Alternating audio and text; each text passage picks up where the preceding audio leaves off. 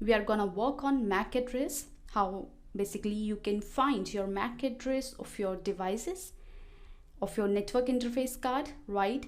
And you are also gonna learn how hackers or attackers can spoof, can change their MAC addresses to maintain their anonymity.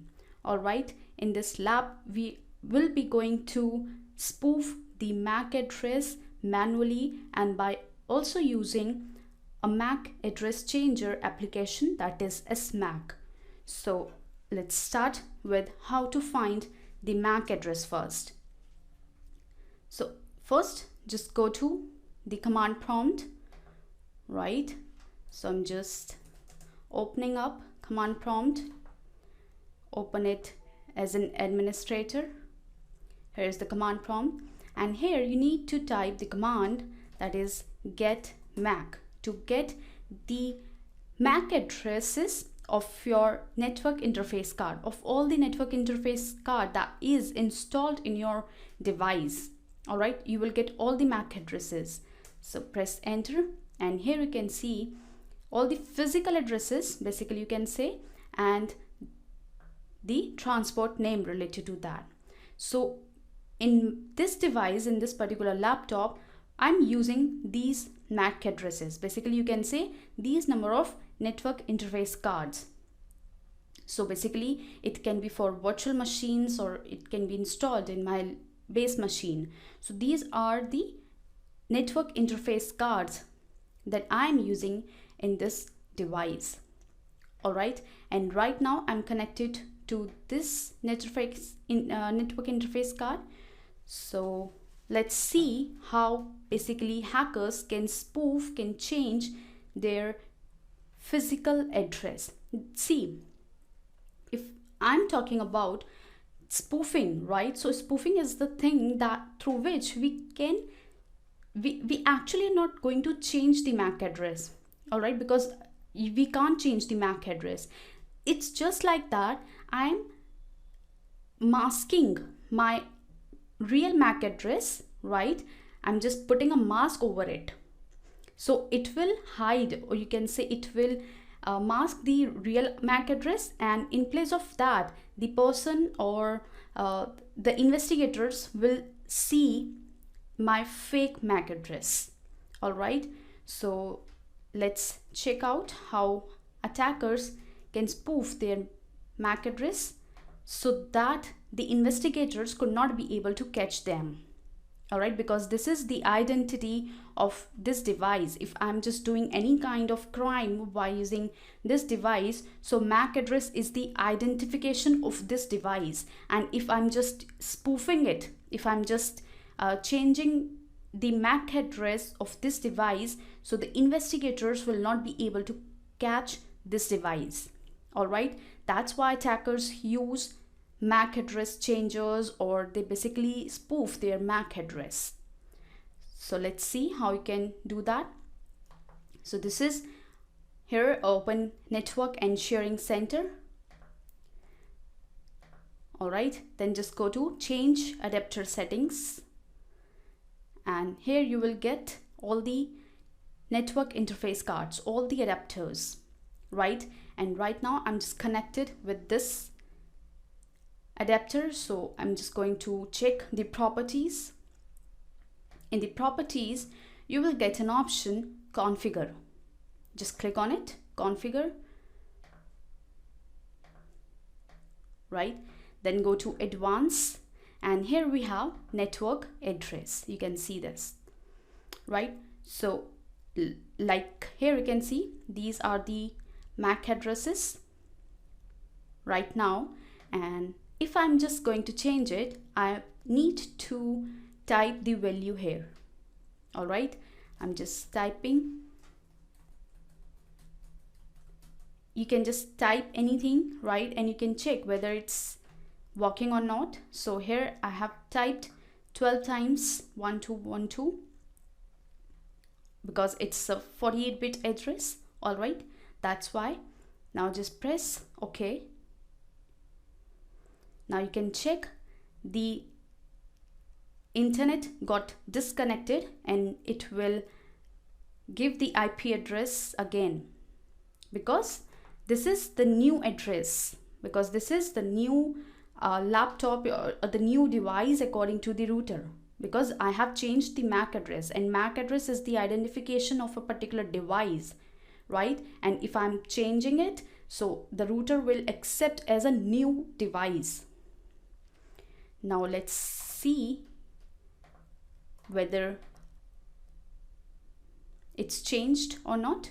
So I'm gonna open command prompt again,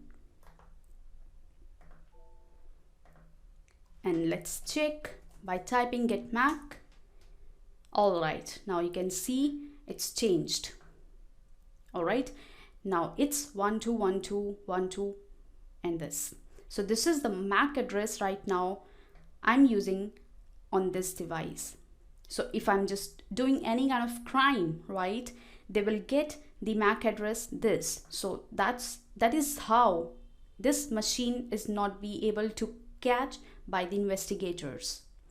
All right, another method we have, if you are not comfortable with this and if there is any issue, you are not able to find the manual adapter settings, so what we can do, we can just go for another application. I'm just going to show you that we have SMAC, MAC address changer.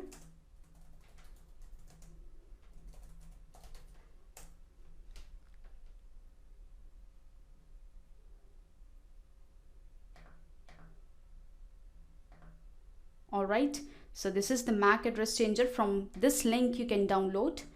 It's MAC address changer. I've already downloaded it, so I'm just going to use it directly. All right, click yes,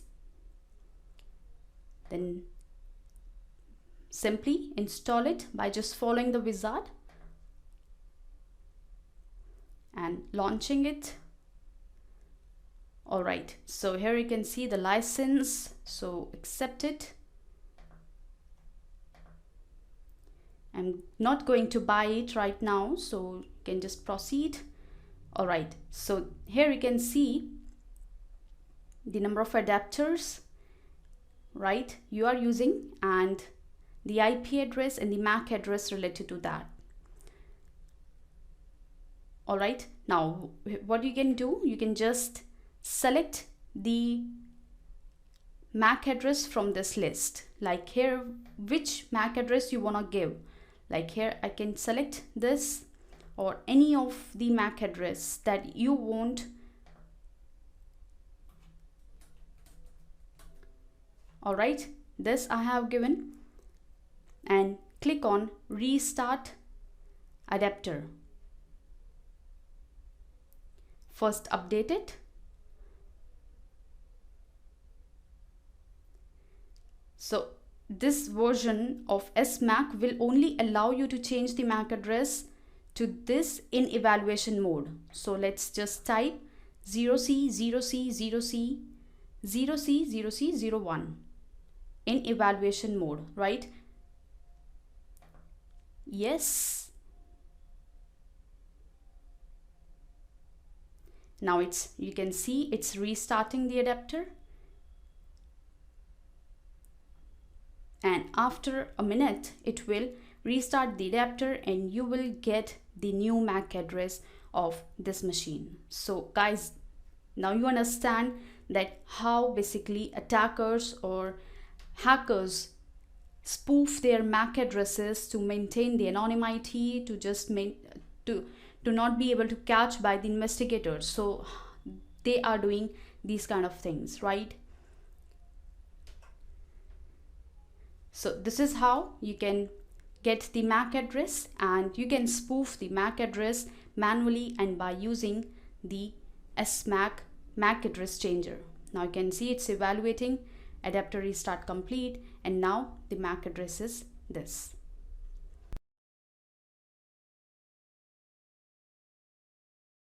So in this lab, we are gonna work on IP address, basically how you can find the IP address, the public IP address and the private IP address or you can say static IP address and the dynamic IP address of your device, and how attackers are able to spoof the IP address manually, right? So let's work on it. To find your IP address, you need to open your command prompt. So just search for command prompt and run it as an admin. This is here your command prompt, and type here ipconfig/all. all right, if you're just pressing /all, in this you will get all the details. Otherwise you can just go for simple IP config also, but here I'm typing /all so that you will be able to get all the details related to IP. Now here you can see the host name, node type, Ethernet adapter 4, I mean all the IP addresses and the physical addresses related to your machine, related to all the adapters that are installed in your device. All right, so right now I'm using this adapter. I'm just connected with this adapter. Right here you can see the IP address, the subnet mask, as we have already discussed in the theory section about subnet mask. So you can see this is the subnet mask. All right, this is the DHCP server, the DHCP protocol I'm using. As I have said that we use DHCP protocol to automatically allocate or assign the IP address to the devices that are being connected to that particular router. All right, so this is the DHCP and this is the default gateway. So default gateway is basically the router address. All right, if you're just going for 192.168.1.1 in your browser, right, you will get the router configuration page. So these are the details, and here I'm gonna discuss about IP address. All right, also you are getting the MAC address or the physical address. So guys, we have IP address. Now this is the IP address that is allocated, that is assigned by the router to your device. Now I'm just talking about, this is known as dynamic IP address. All right, or you can say the private IP address. Now I'm going to show you how you can find your public IP address. All right, to check your public IP address, go for Google and type here, what is my IP? Right, it will show you number of links. So here I'm just going for what is my IP address. Just go for this link and it will give you the details of your public IP address. So here you can see this is your public IP address. All right, and here you can see the details. As I said that you can get city, country, region and all the details by using IP address, right? So these are the details you can see. So this is the IP information. So if you are connected with your IP address, and you can, so anybody can check that where you are located, right? The location, your location details can be easily obtained by using your public IP address, right? This is the public IP address and this is the IP information. All right, now this is the public IP address, or you can say static IP address, that is allocated, that is assigned by the internet service provider to your broadband service. All right, and this is the private IP address.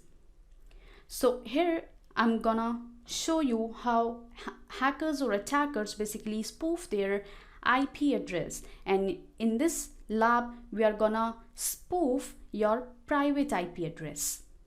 All right, and to spoof your private IP address, you need to check the subnet mask and the default gateway. So to spoof your private IP address, just go for network settings, network and sharing center, right? Change adapter settings, then go for the properties. And here you can see we have IPv4, Internet Protocol version 4. Go for properties, and you can see here we have two options. Either you can go for automatically or either you can give it manually. All right, so I'm going to give it manually. So use the following IP address. So here I'm typing. Now you can check this. The IP address right now I'm using is 192.168.1.11. So here I'm typing one. You need to give the same subnet, right? Because here I'm just spoofing the private IP address. So 192.168.1.20 I'm giving. Subnet mask is 255.255.255.0 and the default gateway is 192.168.1.1. all right, default gateway, you can see this one. And now just press OK, then close, and here you can see it's identifying and it will give you another IP address. It's assigning basically, right? So within 30 seconds or just a couple of minutes you will get the new IP address.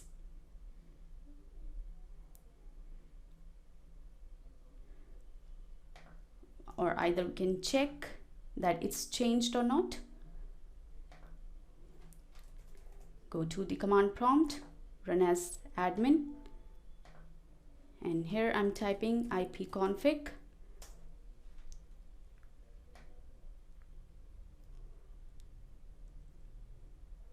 wireless LAN, and here you can see it's changed 192.168.1.20, right? So this is how basically you can spoof your private IP address.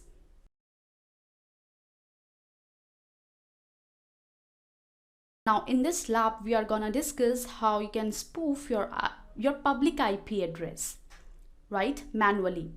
So let's check it out. So first we need to check the IP address. So type here my IP, right? This is the IP address that is assigned to you as the public IP address that is assigned by the ISPs, right? Or for other details you can go for whatismyipaddress.com and you will get the complete IP information like ISP, city, region and country. Now for doing the IP spoofing you need to go to your browser settings. So go for the settings. Basically you need to go for, if you are using your Chrome browser then you will get the proxy settings, or if you are using the Firefox then you will get this option in your network settings. So as per your browser settings you can just check, right? And in this we are going to do LAN settings. So first let's find out the IP address to spoof. For that I'm going to use proxy list. Now here you can see I've just typed proxy. So proxy is basically the server that is used for basically assign the IP addresses that are available, right? And you can use them as a proxy so that you can maintain the anonymity. So you can see hide your IP and surf anonymously. So if you want to maintain your anonymity, or basically if hackers want to hide themselves, right? So what they do, they basically use proxies so that they will not be able to caught by the investigators. So here you can see, just open this list and you can use any of the proxy IP address. Like you can see it's from Pakistan, it's from Russia, it's from China, right? You can use any of the IP address, and this is the IP address, right? And this is the port number. So let's go for this one. I'm just going to use this one. So it's 118.99.99.16, right? First uncheck these and check proxy server settings, right? And also I need to get the port number. So just press the port number here, right? And click OK. Right? Now let's check whether it's assigned or not, whether it's working or not.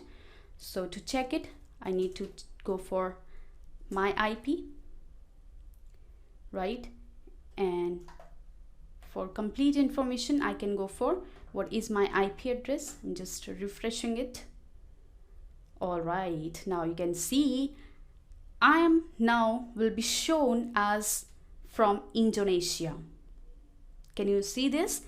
So this is basically how you can maintain your anonymity, how you can hide yourself from being searched by the investigators, right? So this is how, if you want to do any, if basically hackers or attackers are gonna do any kind of crime, so what they do, they maintain or they use IP address spoofing or MAC address spoofing, right? So that they will not be able to catch by the investigators.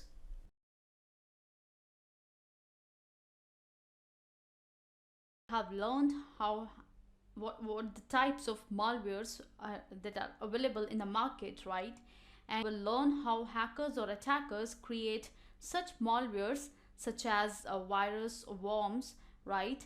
And spread it in the network, right? So basically you can perform network security, right? So if your antivirus program is not working properly, right, it's not fetching those viruses or those malware applications that you have created, that means your antivirus programs are not properly working, right? So by using JPS Virus Maker or some other virus maker applications to prepare or to create number of malwares like virus or worm, right, you can create them in your network, and you can check whether your antivirus applications, anti-malware applications are working properly, efficiently in your network or not, right? So in this video you will learn how you can create a virus program by using JPS Virus Maker. So let's get started with JPS Virus Maker. So search on Google JPS Virus Maker, right? You will get the information about JPS Virus Maker. Open this link. It's asking for potential security risk ahead. You can go to advanced and accept the risk and continue. If it's popping up this kind of issue, you can just go ahead, right? And the downloading link is available here. So by using JPS Virus Maker, you can create a virus and worm too, right? So this is JPS Virus Maker. Here is the application, you can see. All right, this is the download link. So it's available for 32 and 64-bit viruses. So let's create a malware, that is a virus, by using JPS Virus Maker. So as I have already downloaded, so I'm just going to execute it. You don't need to install, it's just executable application, you don't need to install, right? And this is a very small application. So here are some of the options, some of the checkboxes you will get. So by just checking these options, you can enable your virus to work like that. Like if you will check this option, disable registry, then it means your virus application, right, after installing the virus or after executing the virus, in this system your registry, your Windows registry will be disabled. Like we are getting number of viruses in our system, right? So some of the application block those block some features or block some settings in our system or in our network. This is due to like that, right? So this is basically hackers or attackers create those kind of viruses that can block those applications or that can block those settings, that can disable those settings, you can say, right? So same like that, you can create those kind of viruses, right? So these are some of the options, like you can disable registry, you can disable msconfig, right? You can disable Internet Explorer. Sometimes you are getting an error that you can't enable or you can't run your Internet Explorer, right? So this is due to your virus application that has disabled the Internet Explorer at the backend. All right, so this is how you can disable Internet Explorer. You can disable time, disable group policy. So number of settings are here. You can lock mouse and keyboard. You can mute the sound, right? So lots of options are here. Then we have these options, like you want to restart your system, log off or turn off or hibernate or none. So after executing this application, after executing this virus application, your system will be restarted, will be log off, will be turn off, hibernate or none. So as per your choice, as per the hacker's intention, they can create. So if your system is restarting again and again, right, because sometimes we get these kind of errors, our system is restarting again and again, that is due to those kind of viruses that have enabled this option, right? So let's check restart, right? And here are some other settings, like change XP password. If any of the machine using XP systems, then they can change the XP passwords. If this application, if this virus application that will be created after executing, right, after just finishing these settings, we will create a virus. It will create a virus application. So after executing that particular virus in the XP system, it will change the password. So this is basically for XP operating system, Windows XP. Change computer name, change IE homepage, Internet Explorer homepage, right? Because some of the times we are getting some other kind of pages that we have not checked it before, or you can say some of the fake pages we are getting enough home page. So this is due to that. So same like that, hackers can generate the home pages, right? Close custom window or disable custom services. So lots of options are here. And if you want to create it as a worm, it's just a virus, right? But if you want to create it as a worm, then you can enable this setting. So by using JPS Virus Maker, you can not only create a virus, you can also create a worm. You can enable it to work as a worm. So that means worm will automatically execute, right? So after creating this application, this will automatically execute after 1 second or after number of seconds that you will give here.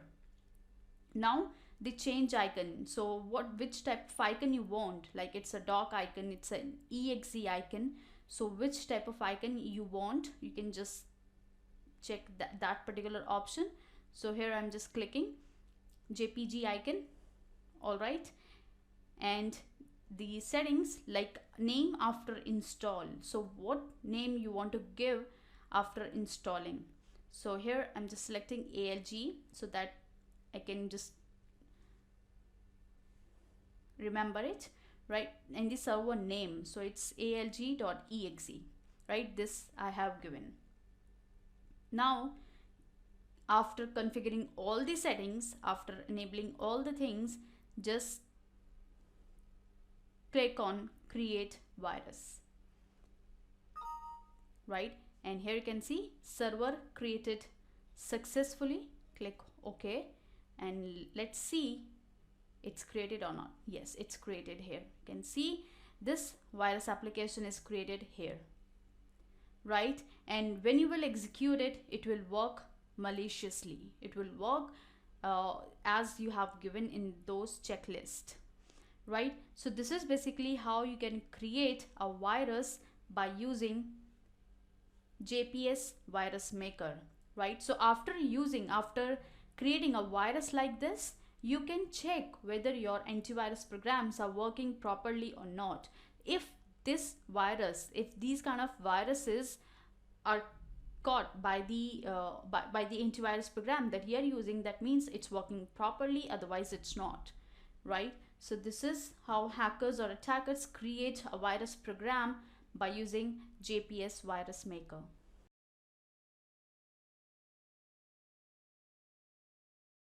Are gonna learn how hackers create HTTP rat Trojan. We'll learn how hackers create HTTP rat. These are the kind of Trojan HTTP rat. This basically used to create on port 80, right? Because HTTP works on port 80, so that's why it's for port 80. These are the kind of Trojan, right?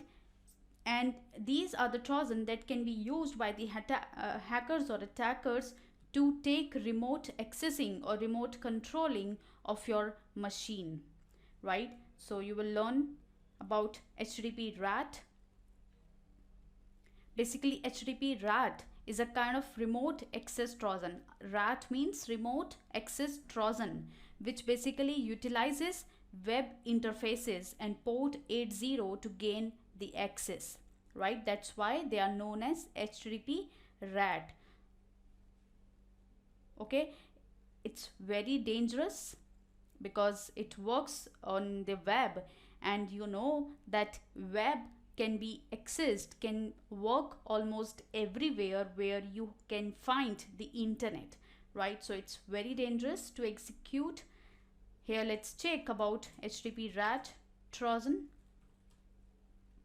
Just type on Google HTTP rat Trojan, and here you will get link of wattpad.com, right? Now click on HTTP rat Trojan download, right? And all the details you will get it here. So rat allows cyber attackers to do everything they can. This type of Trojan is available for download from internet's black market. Also, you can download from there, right? And all other details you will get it here. Also, you can download this application from these links, right? So as I've already downloaded, I'm going to execute it, right? So these are the application. So what you need to do, you need to just run it as an admin, right? And you don't need to configure any other things. Only you can specify your email address if you want to get all the details on your email address, right? Then you can give your email address, otherwise leave it blank, because you can access all the things, all the stuff by using the URL, right? By using only the web, right? So you do not need to configure the email settings exactly. Just click on create, and the server port, you can see it's 80. As I said, we are going to use port 80 because it works on HTTP. So just click create, and you can see HTTP server file has been created, right? This is the server file, and now I'm going to execute it. So basically you can send this malicious file, this Trojan file, to your victim, or hackers or attackers forward these kind of malicious file by using different methods. Like either they can forward it through USB sticks, through number of internet explorers, through fake websites, through emails, right, through instant messengers. So they can use those methods to transfer this malicious file to your computer system. And when you will execute this application, whatever data they want to get, they can retrieve all your stuff that contains in your system. Now I'm going to show you how hackers do that. So basically I'm going to execute it. So when you will execute it, after executing, you need to go to the browser and type the IP address 192.168 of your victim IP address, right? You need to do that. Here I'm just typing the machine IP address.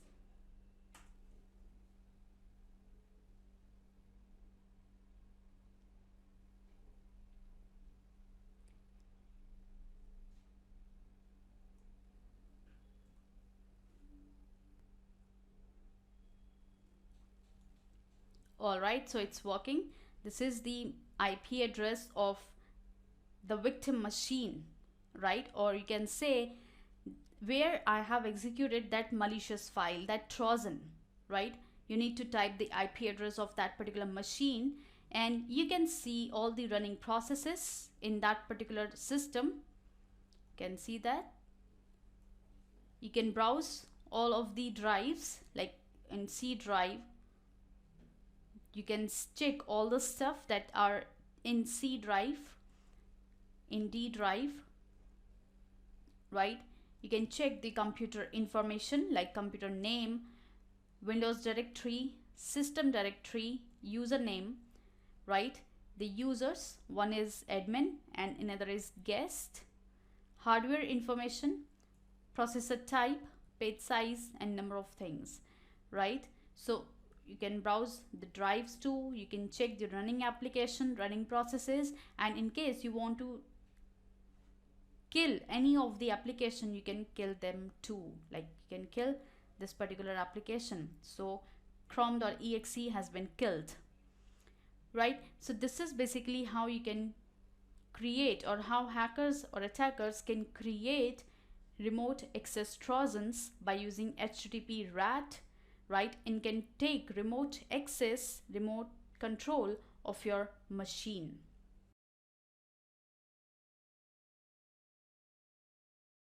We will learn how hackers use Spytech Spyagent for system monitoring and surveillance. Also, as a network security admin, you can use these tools to monitor a particular system or for surveillance, right? So here, Spytech Spyagent. This is a kind of a spyware tool, right? This is from spytech-web.com. So basically, as a network security admin, you can use this tool, right, to monitor your employees' activity in your network, right? What are the things it can perform? Overview for monitoring, right? It can monitor the keystrokes and passwords, application usage, website usage and searches, screenshots, microphone audio, webcam images, social activity emails and chats, computer usage sessions, events timeline, internet activity, file usage and transfer, mouse clicks, and number of things, right? So as a network security admin, you can log Skype, chat messaging, software, all popular web browsers, Facebook, social networking, emails and webmails, and much more. Here are some of the screenshots, right? And for security purpose, you can use it for monitoring invisibly. It can hide and encrypt log files and much more, right? So basically you can be invisible. You can use this application in stealth mode, right? So Spyagent runs invisibly in the background without users knowing. So basically you can install, as a network security admin, you can install this application in the background of each and every employee, and you can monitor the activity of a particular employee. It disables spyware detectors. It's used for monitoring scheduling, optional monitoring notice, password protected. All the information is password protected. Backdates log files, lockdown scheduling, self-destruct uninstall basically. So configure Spyagent to self-destruct and automatically uninstall itself when you want. So it's an amazing feature. Log file encryption, invisible log files, idle timeouts, log archiving and clearing. So it has a great functionality, right? And from here you can download a free trial version. It's available for Windows, Mac and Android. So here I'm going to execute for Windows, right? It's Spyagent. It's real-time spy. It monitor and spy on your computer from anywhere. It's sanitary PC. It's cloud-based monitoring, filtering and access control, right? So here I'm going to execute Spyagent.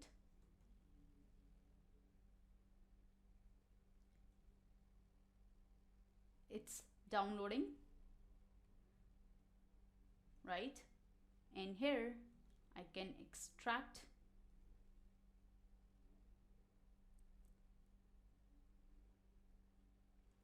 and the password is Spytech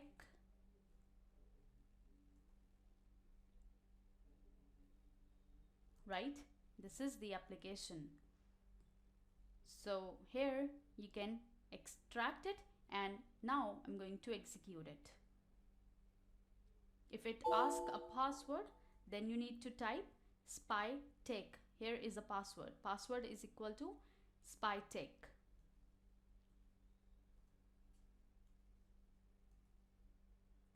And this is the, click the type of setup you prefer, like it's administrator or tester or stealth installation. So when you will click on this, it will be installed as in stealth mode. But right now I'm going to install it as an admin. Then click next. And would you like to include an uninstaller? So right now I don't need that, but if you need that, you can click on yes, right? It's a very easy to use application.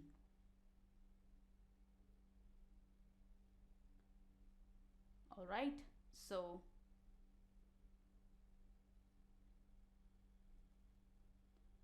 now you can run Spyagent.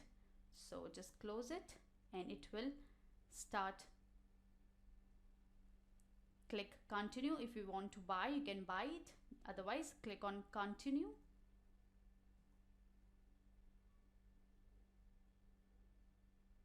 Right? So welcome to Spyagent. It's step 1. So before you can start using Spyagent, you must configure your password that will be used for accessing Spyagent. Alright, do not lose this password as it cannot be reset without a reinstallation of Spyagent. So basically you need to very careful while creating a password, right? So here I'm just creating a password. Then confirm. You need to remember it, right? If you forgot this password, you can't reset it. So be sure that you need you should remember this password very well. Then click OK, right? And then step 2, you will now be presented with easy configuration wizard, right? You can use this wizard to quickly set up Spyagent's most frequently used features, and you can also restart this wizard at any time in the future, right? Then click continue, and this is the setup wizard.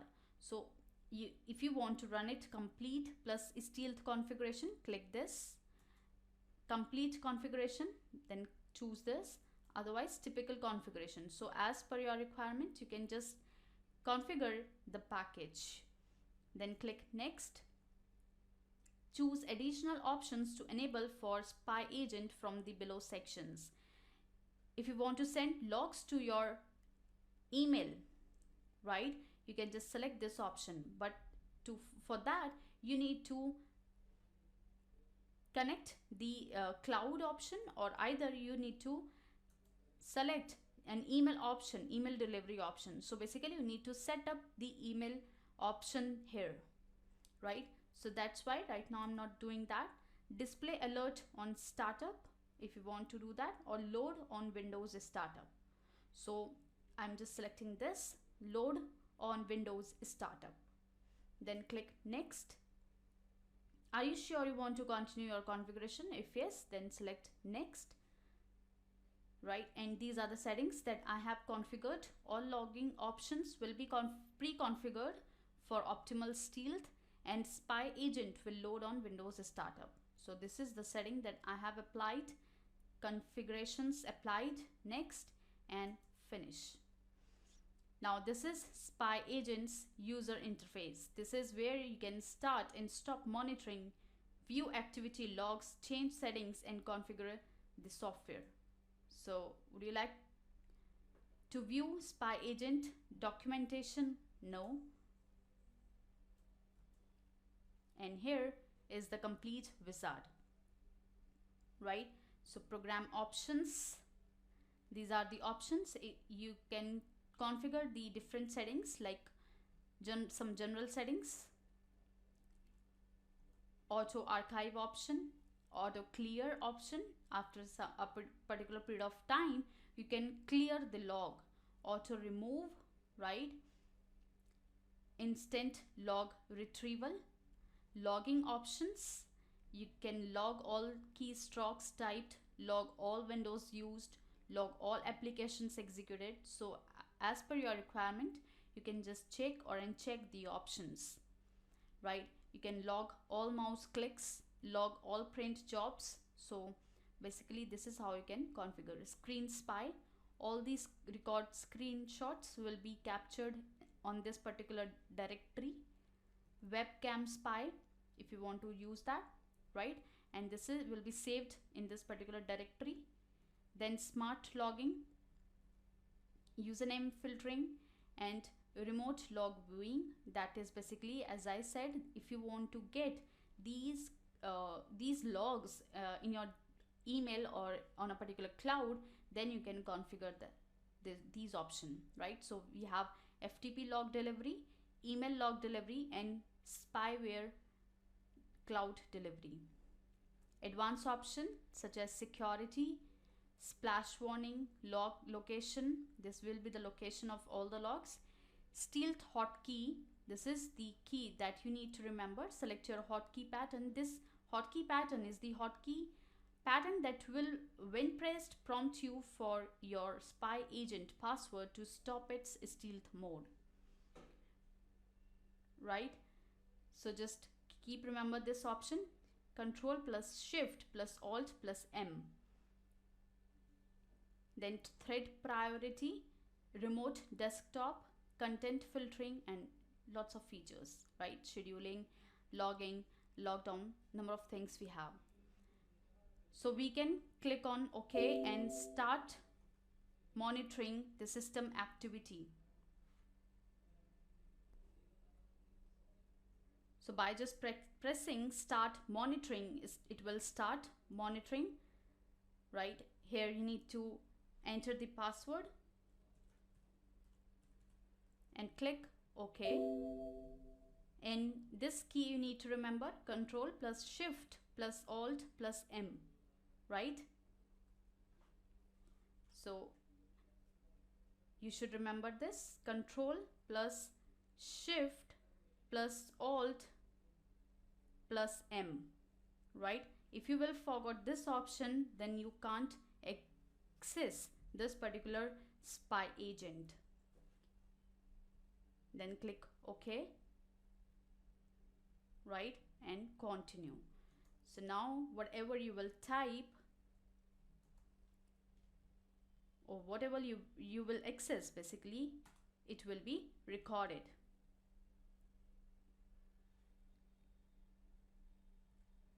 Like here we can type on notepad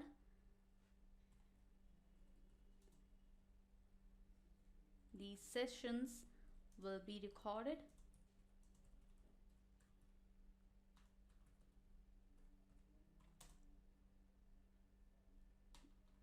If you are using the backspace, it's also been recorded.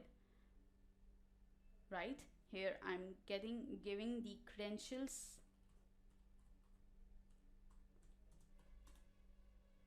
Right, so some of the stuff that you can use. And now I'm going to execute that. So for that, I need to press Ctrl, Alt, Shift and M.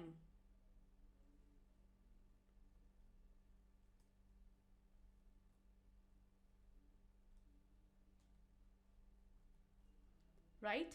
So when you will press the key Ctrl plus Shift plus Alt plus M, it will ask you to enter the password. Now just type the password. And now you can check all the activities that have been performed, like 220 keys last session. This is all the logs you can see. So basically keystrokes with the screenshot. So here you can view, this is the screenshot. I have opened Firefox, Explorer, Notepad, whatever I have typed, right? As I said, even if you will press backspace, it will also be captured, right? This is the on the notepad that I have typed. The Firefox I have executed, Explorer, mouse clicks. These are the left click, right click, right. Windows viewed, application ran, application usage, all screenshots that it has captured, email activity if there is any email activity, right, file usage, documents opened, documents printed, file downloads, uploads, computer usage, mic or webcam, microphone recordings, webcam recordings, emails received or sent, right, internet activity, internet connections, internet traffic, and number of things. So this is basically how Spytech Spyagent work, how basically by using this application you can monitor systems activity, you can monitor any user activity, right? So this is basically can be used by the hackers or attackers for illegal purpose, and also as a network security admin or as a security admin, you can use this application in your systems so that in future you can monitor the activities of your employees or your users basically, right? So it's an amazing tool. You can save all the logs in a different directory, right? And also you can view like this. So this is basically Spytech Spyagent.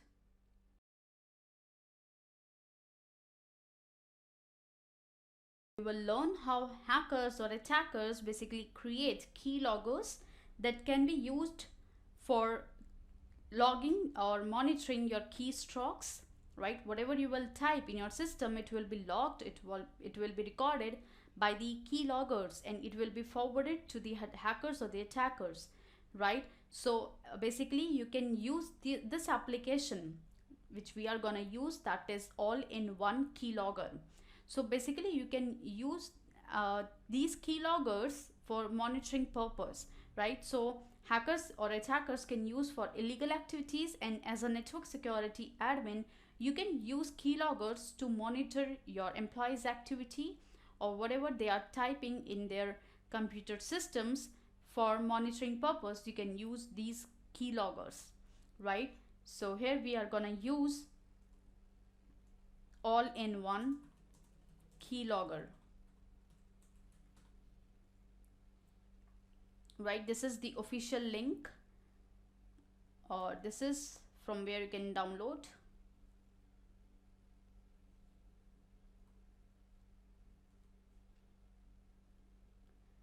So security is at the front end of many users, right? And whatever the reason you may need to consider using a keylogger on your device, you can use this. So it will let you track any keyboard interaction any user has. This is the important thing, right?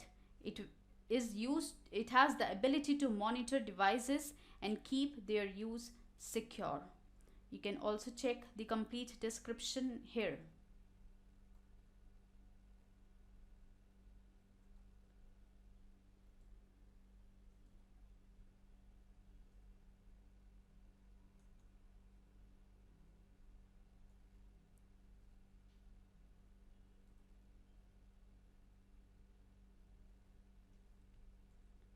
This is the complete screenshot, right? And here are the complete details. While all-in-one keylogger, what does it do? Basically, as I said, it records all the key that is pressed on the keyboard of the device, right? It then stores this information, meaning you can later review the use of any device which the software is installed on. And it doesn't matter how the user is using the device. They could be typing a document, entering web addresses, or chatting on social media.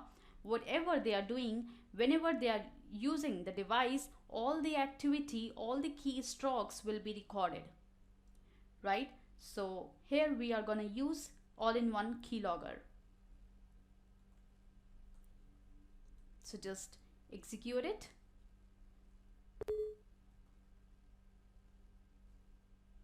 And to install it, just follow the wizard. Click next, accept the agreement. Then next, install.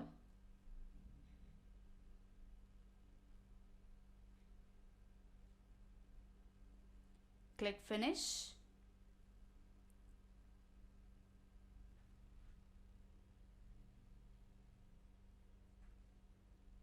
This is the all-in-one keylogger screen, and here first you need to create a password, right? And you need to remember this password so that you can access all-in-one keylogger. If you will forget this password, then you can't be able to execute or to access this application, right? So just remember this password. Here I'm just creating a password. Click save, and typing a password in any application, maybe it's Word, Notepad, Explorer, or even desktop, will display the keylogger main screen, right? So click understood. Now here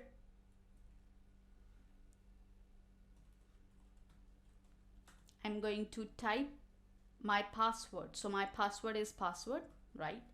So that's why I'm going to execute it, and here it's open up. So it's a keylogger screen here. Now you can configure the settings. So these are some general settings that you can configure, right? Like run window when Windows starts, or hide entry from the Windows startup list. These are the settings that you can configure. Log maintenance, this is the directory where all the records will be saved. Textual settings, visual settings in every 1 second, or you can just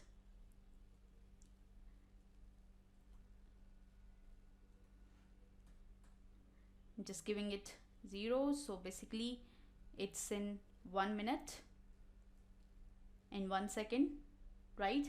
Or capture screen on every mouse click. So this is the better option, capture screen on every mouse click, or enter key, right? Media settings, email settings. If you want to get all these log details on your email, you can configure these settings. So here you need to type the email address, right? Then port, then SMTP server of that particular email server, and login and password. After that, it will be configured with the email, right? And all the logs will be forwarded to your email. FTP settings, if you want to get all the logs to your FTP account, then you can configure this. LAN settings, password, restrictions, miscellaneous and other things. This is Open Log Manager, so you can check all the logs here. The commands stop logging and I pressed hide. So here I'm tapping again. Okay. So this is basically the general settings. Now I'm going to start it. So I'm pressing start logging. Close this. Exit will close the keylogger and cause it to stop logging. If you want to continue with the surveillance in hidden mode, then press on hide button. So just press on hide button. It will be now in hidden mode. Now we can do some stuff, like we can type this session will be recorded.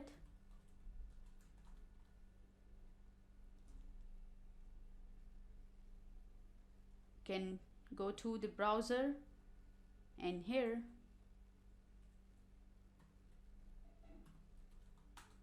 you can type something, right? So now I'm stopping the logging and starting the screen. To start the screen, we need to type the password. So password is this, and now you can see the logs that are captured. So click on open log viewer. Here you will get all the textual logs, right? Whatever I have typed, I have texted. Run, notepad, program manager, untitled, message box, start logging, stop logging, view chat log if any, web log, file, go to visual logs. These are some of the visual logs you can see.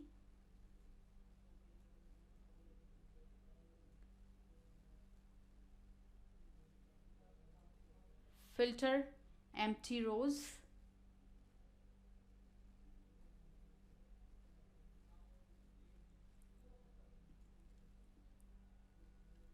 Notepad, right? I have typed this password. Here is the notepad, and whatever I have typed, this session will be recorded, right? Like this. So it's also here. So this is basically all the logs will be saved here.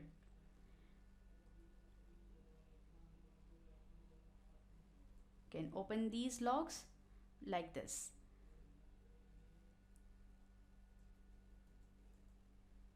Right?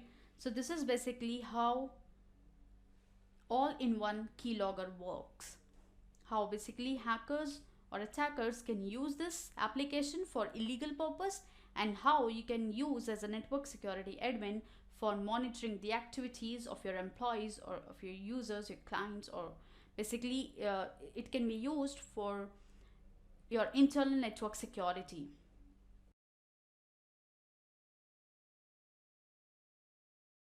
We are gonna perform DOS attack, basically denial of service attack, by using LOIC, right? So we have two applications, LOIC and HOIC. We are gonna use LOIC. So first check what is LOIC. Type on Google LOIC and it will give you the complete information and the download link for LOIC, right? LOIC is basically low orbit ion cannon.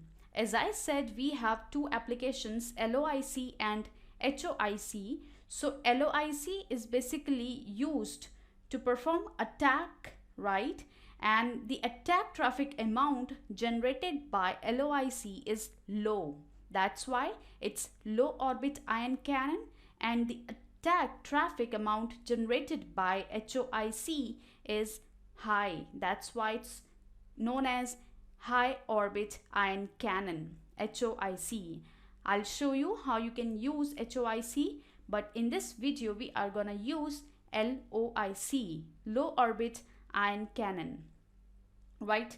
This is the download link. So if you want to download it, you can download from this link, LOIC, right? This is how it looks like, and this is the download link. So as I have already downloaded LOIC, let's execute this application. So just double click on it, right? And it will be executed like this. So you don't need to install, only you need to execute it and it will open up directly. Now here you can see you need to select your target first. So here I have selected my target, a particular machine, right? So here I have installed a virtual machine of Windows 7 operating system, right? And I'm gonna perform DOS attack on this particular machine. Either you can choose IP address or the URL. So if you are going to perform DOS attack on a particular domain, right, then you can use the URL of that particular domain, like it's www.xyz.com. And if you just want to execute on particular system, then you can use the IP address. Also, you can take IP address of the domain, right? So it's all up to you how you are gonna perform. Here I'm just choosing the Windows operating system to perform DOS attack.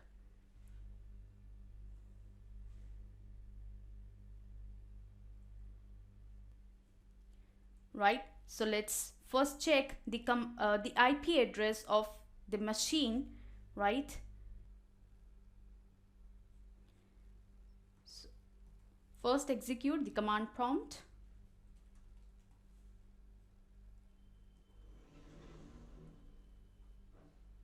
Right, and in the command prompt type ipconfig, right? It's ipconfig, and it will give you the IP address details. So it's 192.168.233.128. all right, so this IP address I'm gonna use here.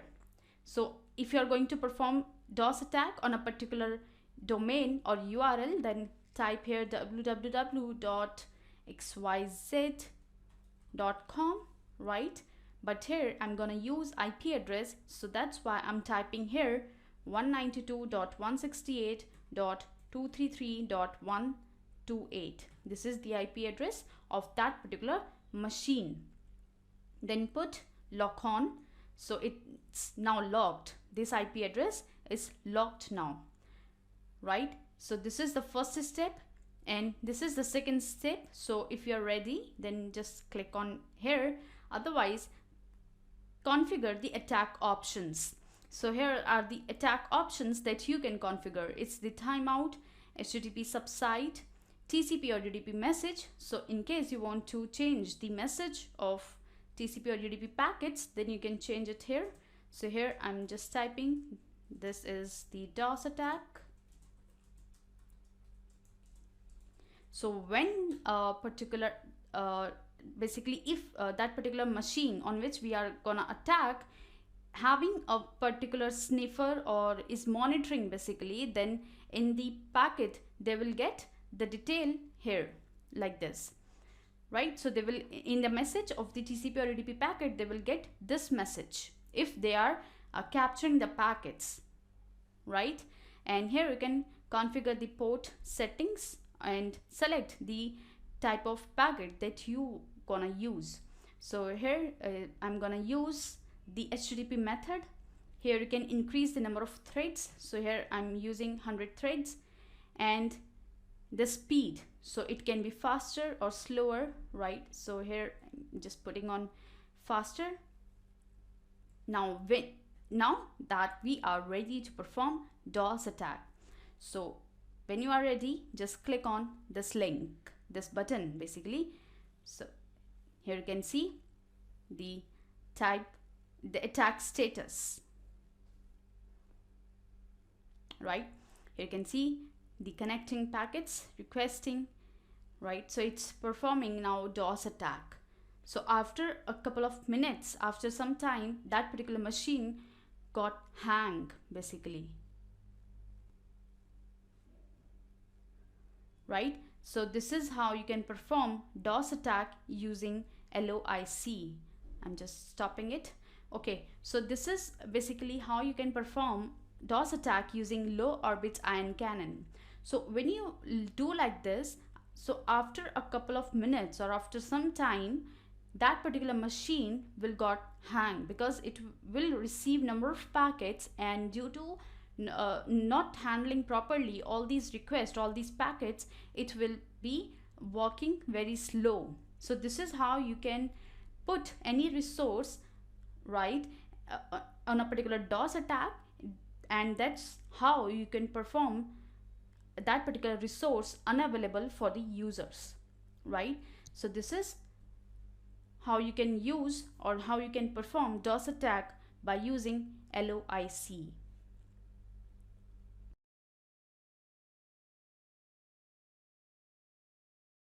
We are gonna perform DOS attack using HOIC, right? About HOIC and LOIC, what is the difference between them, right? So HOIC is basically used for DOS and DDoS attack, right? And the attack traffic amount generated by HOIC is high. That's why it's known as high orbit ion cannon, right?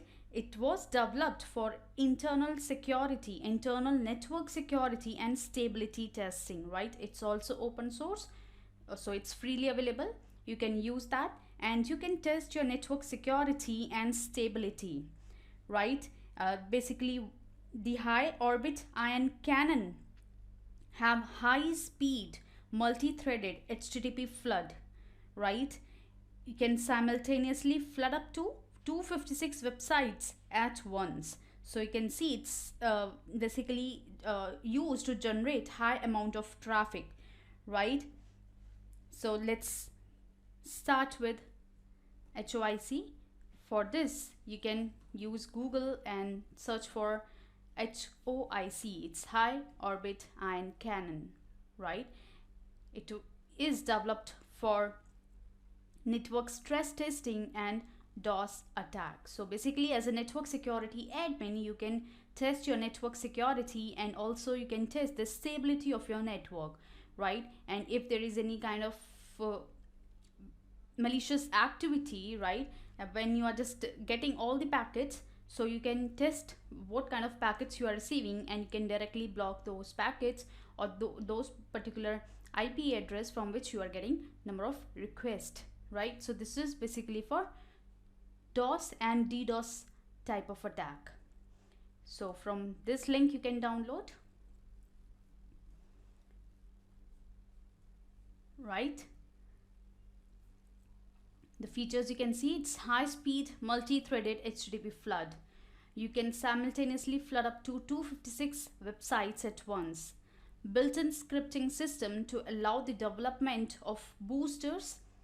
Script designed to thwart DDoS countermeasures and increase DOS output, right? So basically by using HOIC, you can increase the DOS output, right? It's easy to use interface, can be ported over to Linux and Mac with a few bug fixes, right? Ability to select the number of threads in an ongoing attack. Like we have done in LOIC, we have increased the number of threads, right? Ability to throttle attacks individually with 3 settings, low, medium and high. So we have low, medium and high 3 settings. and you can download it from these links, right? As I've already downloaded, so I'm just gonna use it. It's HOIC, right? I'm gonna run it as admin, and it's directly opened up, right? So this is HOIC. Now first we have to select our target. So click on this button, select target. So here you can put any of the URL or the IP address. So here I'm giving the same IP address.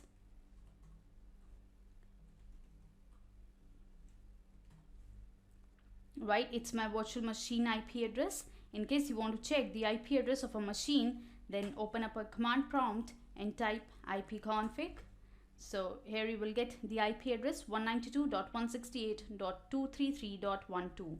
So in place of URL, basically in this field, you can either type the URL or an IP address, right? Then the power settings, it can be low, medium or high. So I'm just putting it on high, right? And the booster. So you can use these extra plugins basically to add or to basically boost it up, right? So, or otherwise you can just leave it blank, right? If you don't know about this.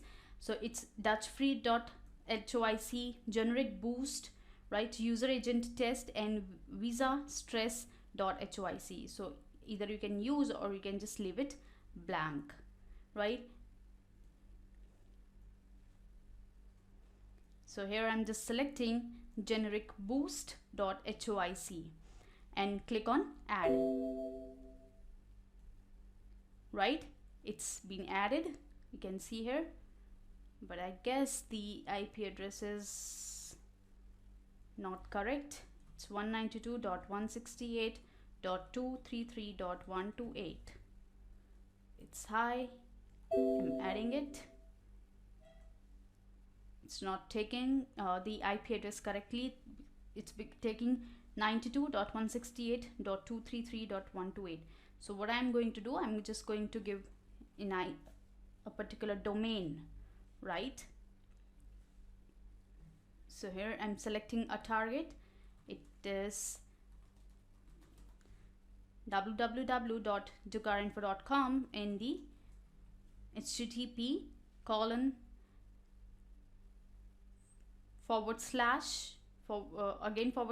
and www.dukarinfo.com. This is the IP, this is the URL that I have taken and put it on high and add, right? Now it's correct, and I'm just going to flood it. But before that, I'm gonna increase the output threads. So you can increase up to the 20. I'm increasing the output, right? And here I'm gonna flood it. So by just clicking on this button, you can flood it. So you can see now the output, you can see, right? So it's basically doing flood, right? And here is the output, you can see. So this is basically after a particular period of time or after a couple of minutes, the system or that particular domain that you have given the target, right? So your target will got hang, or the resources of your target will got down, right? So this is basically you can perform DOS attack using HOIC.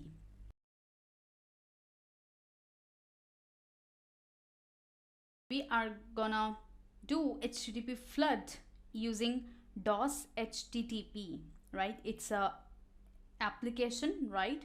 It's easy to use and powerful HTTP flood DOS testing tool for Windows operating system, right? So by using DosHttp, you can flood your HTTP traffic, right? And it includes basically URL verification, HTTP redirection, port designation, and number of features, right? So it's easy to use and powerful tool for HTTP flood. And how you can use that? But before that, from where you can download, so just type on Google DOSHttp and it will give you the link.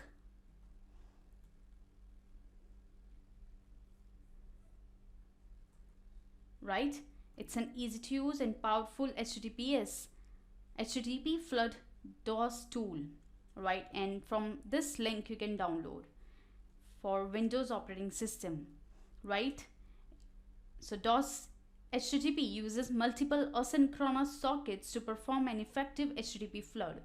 HTTP flood is basically, we are just using HTTP traffic or HTTP type of packet, HTTP method basically, right, to flood our target, right? This is known as HTTP flood, where you are just forwarding number of HTTP kind of request, right? And you are going to jam or going to slow down your target by using HTTP packets, right? DOS HTTP can be simultaneously or on multiple clients to emulate a distributed denial of service attack. So by using DOS HTTP, you can also perform distributed denial of service attack, that is DDoS attack, right? It can also help IT professionals to test web server performance and evaluate web server protection software, right?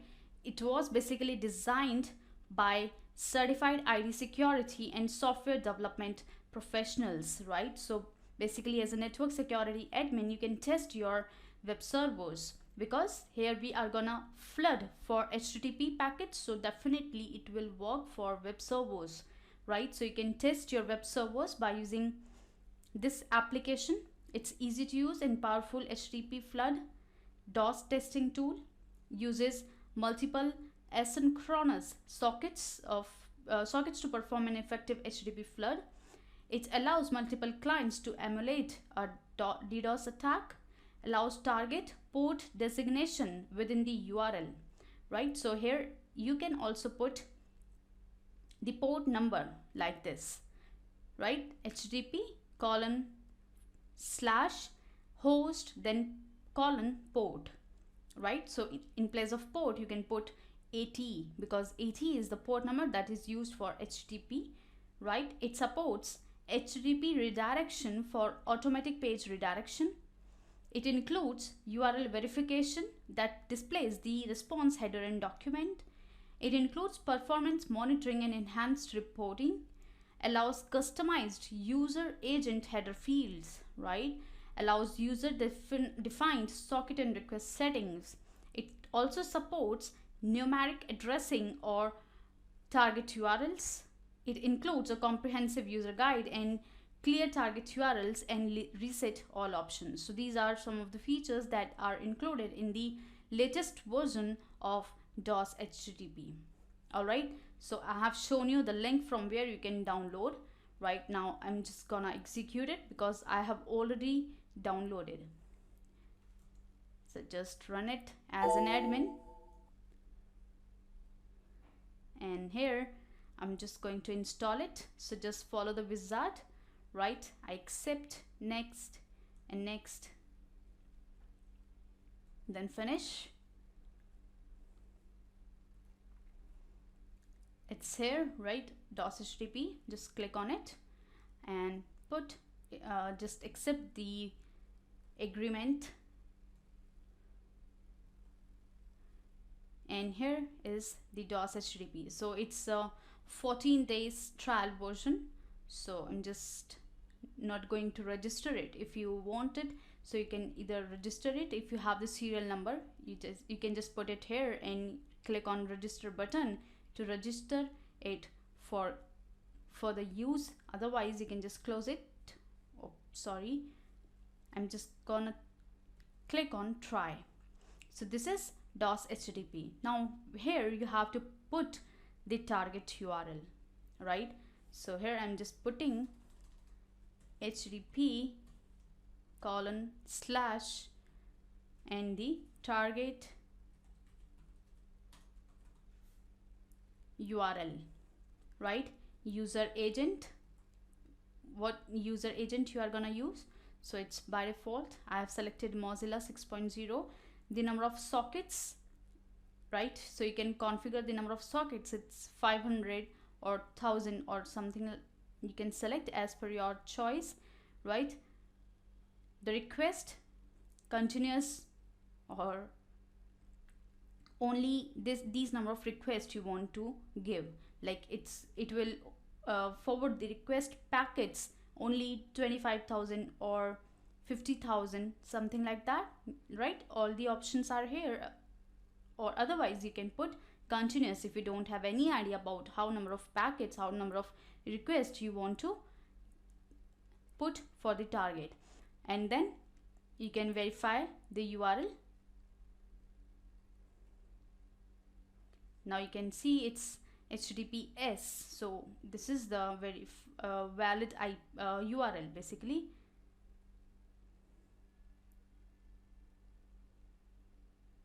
Right, and then just click flood. Valuation mode will only perform a maximum of 10,000 requests per session, right? So it will only flood 10,000 requests, not more than that, because it's not a purchased version, right? So here you can see it's running, number of requests and the responses. You can see in the footer running, it's the status of this application, number of requests and the responses.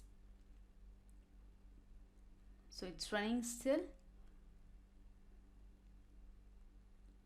right? So this is basically how you can perform HTTP flood by using DOS. The specified target could not found or inaccessible. Why is it so? Let's try it again. Start flood, right? Or either we can select our another target. Here we can give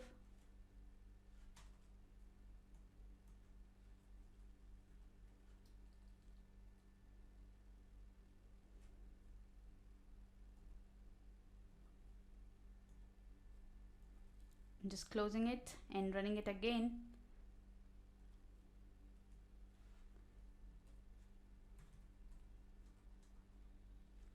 www.google.com, right? And then click start flood, and here you can see the number of sockets. It's increasing, right? Request and the responses. So this is basically how you can perform HTTP flood DOS attack.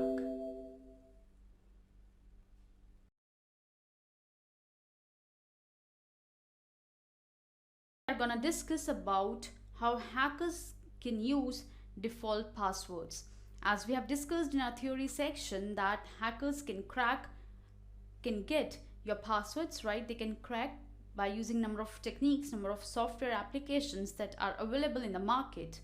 So basically the thing is, if you have configured your default passwords, if you basically have not configured your settings, then we have some default passwords, right? It's basically a standard or pre-configured passwords for a particular device or for a particular application.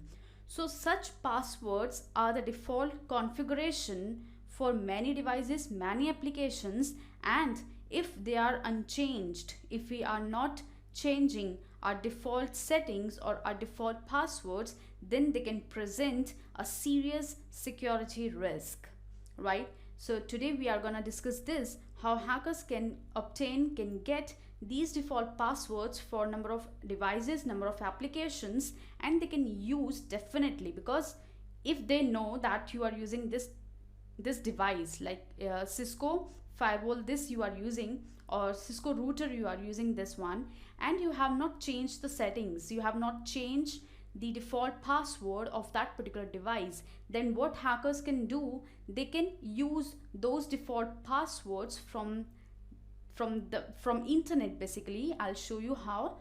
So they can get those default passwords from internet, and they can access your router, your device, right? So that's why I said that we should change the settings as per our requirements. We should configure our settings for our own purpose, for our own organization, right? Now, how hackers can get these default passwords? So just type on Google. You don't need to do anything. Just type simply on Google default passwords, right? And you will get a complete list. You will get basically number of links on which you can get number of default passwords. So these are some of the links. First is cirt.net/passwords. Second is defaultpassword.com. Third one is from GitHub, right? It's from for default credentials, and bestvpn.org/default router passwords.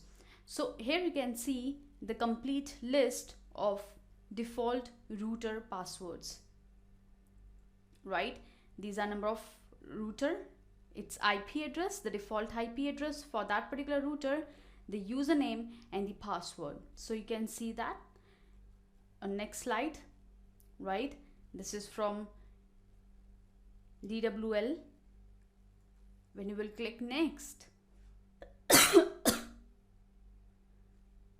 you will get number of passwords, right? So this is the complete list. Now you can see it's 2,354 entries it contains, right? Same like that, when you will go for the GitHub, it will give you the complete list from default passwords, right? Like as I have taken an example of Cisco device or Cisco routers, so you can see the Cisco, and a hacker or an attacker can try these default passwords like administrator, and the password is change me, or default password can be admin, like that, right? So this is the complete list of default passwords from IBM, HP, number of all the technologies that provide some default passwords you can get from this link. Now the thing is, as a network security admin, you must change these default configurations, these default passwords, to protect your devices, your network from password attacks, right? From this list you can also see. So basically what you can do, you can just check your device whether it can be cracked with these default settings or from these default passwords, right? And definitely when you are going to install a particular device in your network, then you should check the default passwords, default configuration at the backend, because in some of the devices we got default password settings at the backend of that particular device. Or either you can go for these default websites, these websites basically from where you can get the default passwords, and you can check whether that particular device works on default passwords or not. And definitely by just going to the settings of that particular router or that particular device, you can change those default passwords, right? So this is basically how hackers can use default passwords, and how as a network security admin you should know that these are the default passwords that are available on internet, and you should change these default passwords to protect your network, your device from password attacks. All right.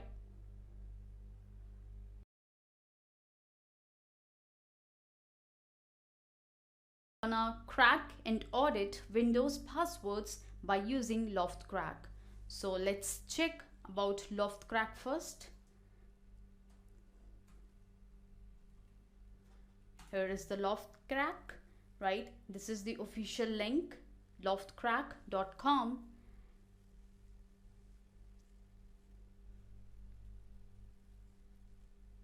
Right? So Loftcrack is basically a password auditing and recovery application that is originally produced by Mute from Lopth Heavy Industries. It is used to test password strength and sometimes to recover lost Windows passwords by using dictionary, brute force, hybrid attacks, and rainbow tables. So these are some of the attacks that we have already discussed in our theory section, right? Like dictionary attacks, brute force attacks, and hybrid is the combination of dictionary, brute force. So these are some of the attacks types of techniques this application use, right? This is the great application. If you forgot the password, then you can then you can use this application to recover your lost passwords. Basically, these are the applications that can also be used by hackers or attackers to crack your Windows passwords, right? So as a network security admin, you must be sure that you are using those passwords which are not crackable by using these applications. So if you're working as a network security admin, just check whether your applications in your network, whether your device in your network are secure with these applications or not, right? By just testing, auditing the passwords by using Lopth crack. So here I'll show you how you can use Lopth crack. This is the latest version of Lopth crack, right? And it has number of features like ultra fast cracking, easy to customize, powerful scheduling, simple password loading, remediation, audit multiple operating systems. So basically it can be used on Windows plus first-rate Linux, BSD and AIX support, extensible hash types and importers through plugins, right? It can fix weak passwords by forcing password resets or locking out accounts, right? So it has number of features. You can use these features by using Lopth crack. Now I'll show you how you can use this.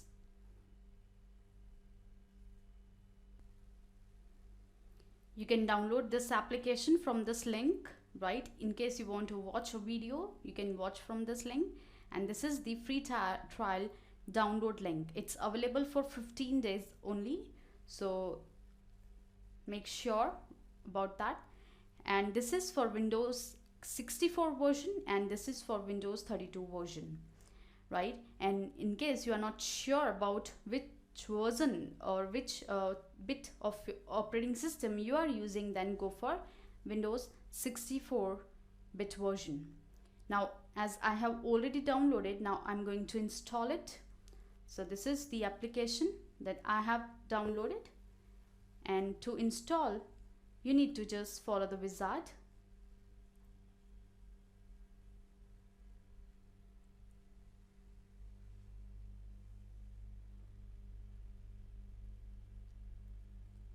It might take a couple of minutes, so it's processing.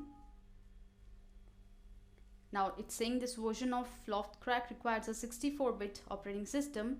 A 32-bit version exists for download though, but you have downloaded this version, so let's just try with 32-bit version.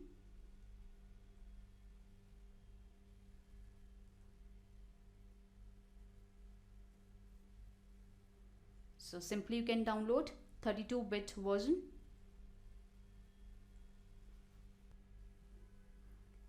It's been downloaded. So let's execute 32-bit version. In case you are facing this kind of issue, so you can resolve like that, right?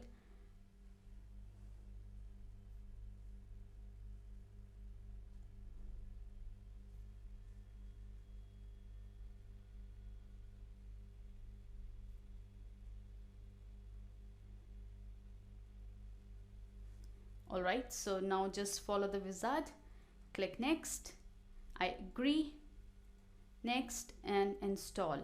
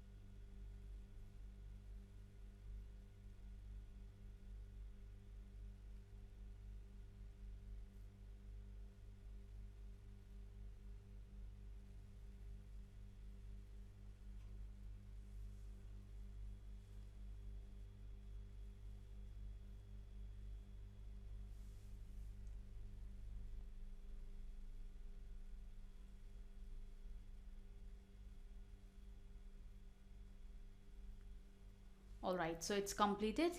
Then click next, and now you can check this option if it's not checked by default, right, to run Lopth crack. Then click finish,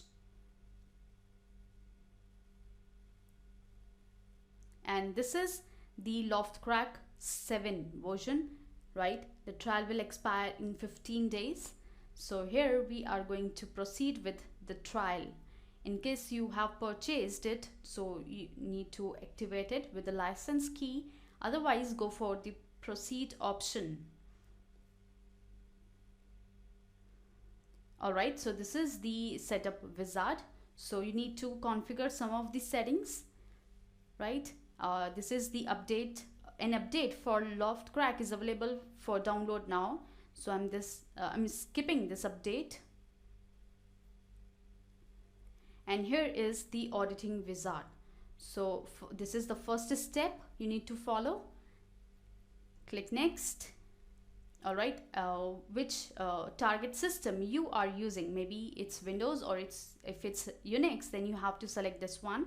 Right now I'm going for Windows. Then click next.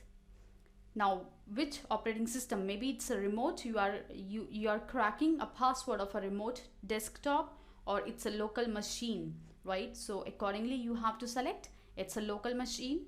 Then next. Then Windows import from local file.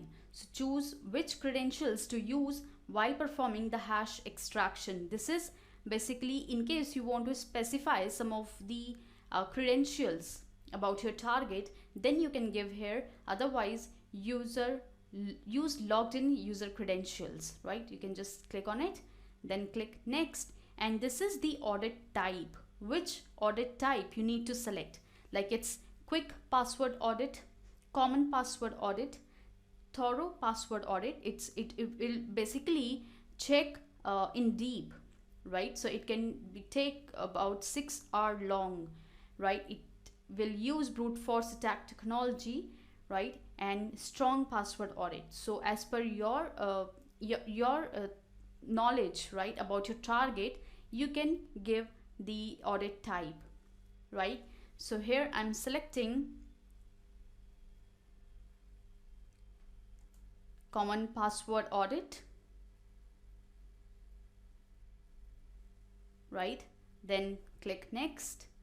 This is reporting options: display passwords when audited, or display encrypted passwords audited hashes, right? So this is the configuration, I mean which reporting option you would choose. Then click next. Job scheduling: run this job immediately, or basically after a certain period of time you want to start this specific job. So you can check if this is and configure the date and time of your target when you want to start this job of cracking the password, right? So I'm going for run this job immediately. Then click next, and this is the summary that you have given about your settings. Then click finish. All right, this is the application that is requiring to be run, and here you can see it's been started, right? And it's performing the process. Here you can see these are the users, administrator, guests, Windows 7. These are the NTLM hashes. These are NTLM passwords. When it will be cracked, it will be shown here. Then NTLM state and user info, right? This is user ID, last changed, when the password was last changed. This is basically some of the details they have processed. Now we need to wait for a particular period of time. After that particular period of time, you will get the passwords here, right?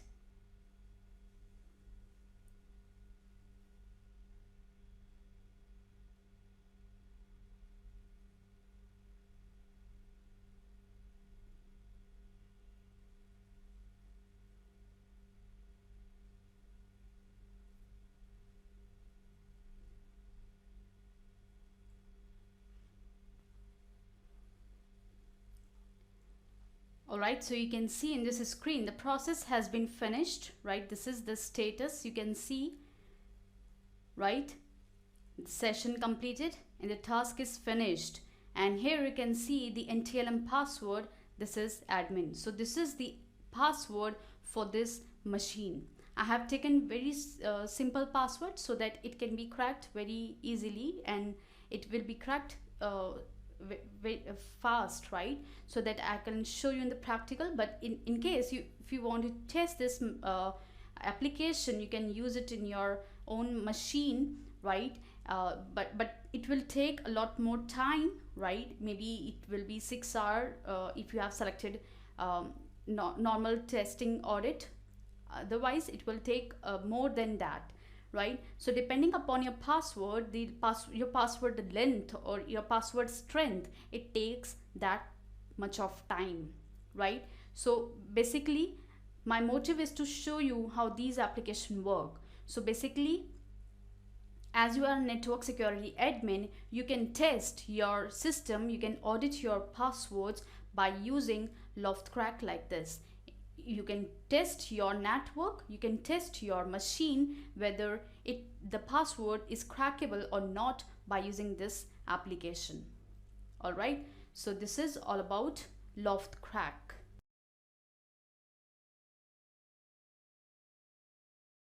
Are gonna learn how you can go for account lockout policy, how can use account lockout policy in your Windows operating system so that you can prevent the unauthorized access in your operating system, right? This account lockout policy basically locks the user's account after a defined number of failed login attempts, after a number of failed password attempts, right? So basically the account lockout prevents the user from logging onto the network for a period of time even if the password correct is entered, right? So basically, as a network security admin, you can configure this setting so that you can protect your network systems from being accessed by the unauthorized persons, right? So by using this this feature, if anyone tries to access that particular account, that particular system, right, so he will not be able to access it after a certain number of defined failed login attempts. Now let's see how you can do that in your Windows operating system. So whether you are using Windows 7, 8 or 10, you can do this setting by just going to the control panel. Go for the control panel, right? Then administrative tools, and here you will get the option local security policy. Just click on it, right? Then account policies. So in account policies basically is used for password and account lockout policies. So just click on it, right? Then you have account lockout policy option here, and here are the settings that you can configure for this particular operating system, right? So account lockout duration, so you can configure it that for a particular particular period of time you want to do this setting. But before that, we need to give the account threshold. So here I'm just giving account will not lock out after a number of failed login attempts or after an invalid login attempt. So I can give it's maybe 3, right? So after 3 invalid login attempts, this account will be locked. So it will be locked for a certain period of time, right? And we need to configure that time too.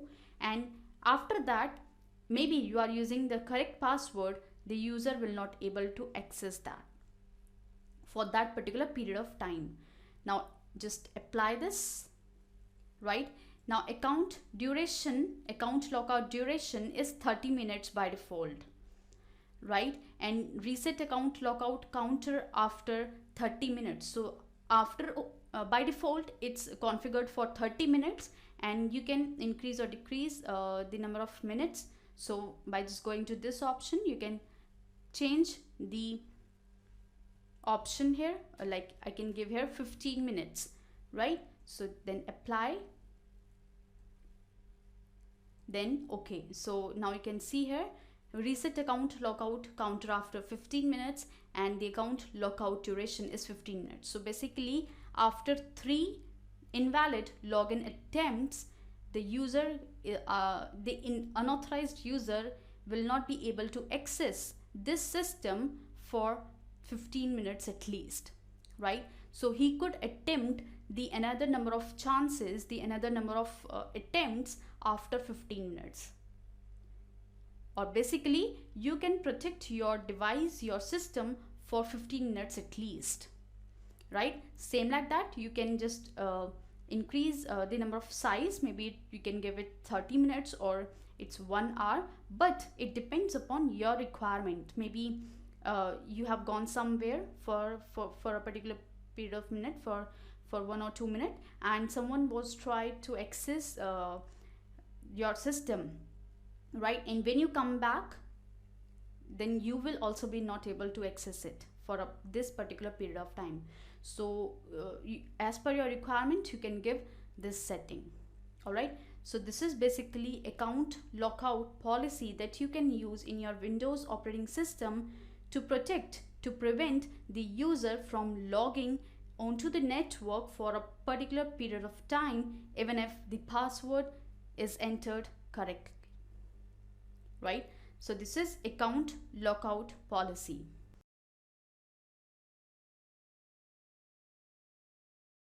Are gonna do data encryption and decryption using advanced encryption package. Basically, we have discussed in our theory section about what is cryptography, what is encryption and decryption, right? So in this video, we are gonna learn how we can do that. So let's go for Google and search for advanced encryption package.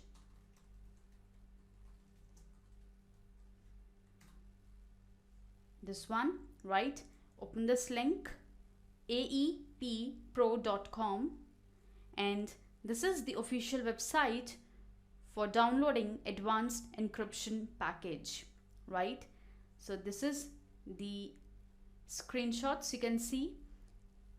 It basically provides strong and proven algorithms to protect your sensitive documents. Basically, what you can do by using this application, you can encrypt and decrypt your data by using advanced encryption package.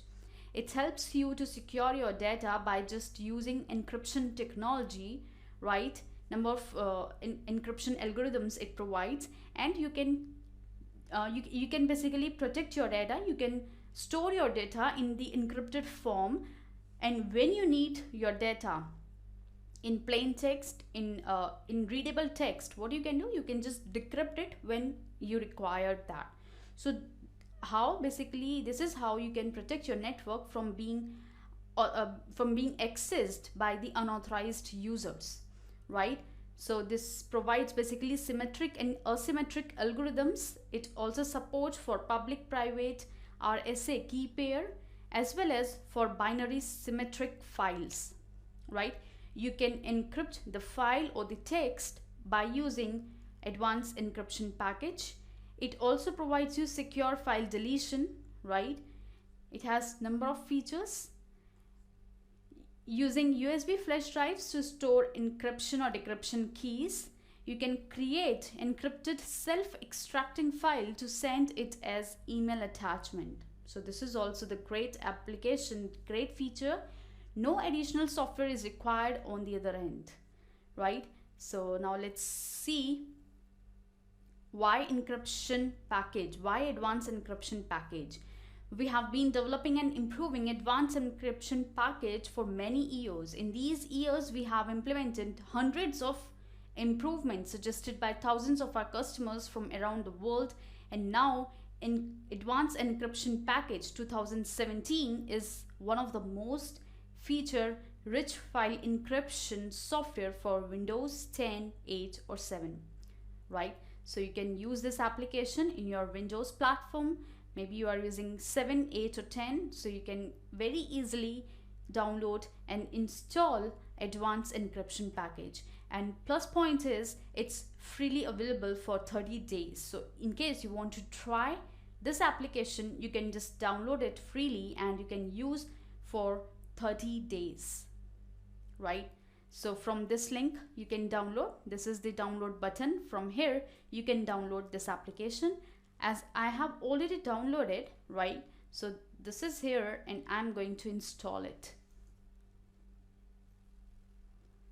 What you need to do, you need to just follow the wizard to install it in your Windows operating system.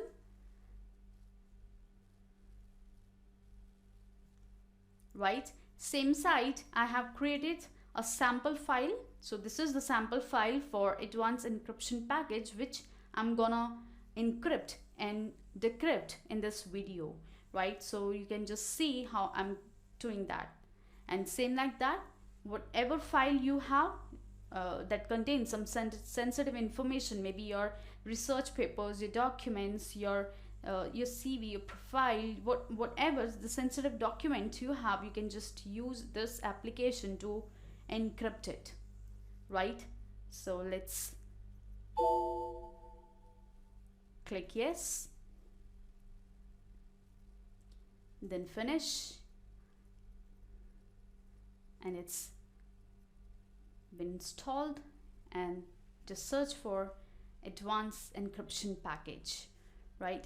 This is the 2014 version I'm using, but you can go for the latest version. As I said, it contains number of features, advanced features, right? So it's 30-day free trial. Then next, and succeed, yes, next. And this is some details that you want to give, if in case, like product, license type, license to, number of seats and all. Then click finish. Now here you can see this is the application, right? Now we are gonna encrypt this file, right, by using this application. So let's get started. First I need to go to that particular location where that file resides. Downloads, advanced encryption package, and this is the sample file, right? So just click on it, just select that particular file which you are gonna encrypt, or what you can do, you can just go for any multiple files in case you want to encrypt multiple files, right? So this is the only file that I'm going to encrypt right now. Then click on encrypt. This is the encrypt button you can see here, right? Encrypt. Then here is the algorithm that you want to use. So here are a number of algorithms through which you can select and it will encrypt accordingly, like AES, triple DES, RC2, diamond 2, 3-way, square, and number of algorithms, right? If in case you are using the latest version, so maybe the algorithms are different, right? Maybe they have updated number of algorithms. So definitely you can use the best one. Here I'm going to use AES encryption, right, for 256-bit key, and then you need to give the password.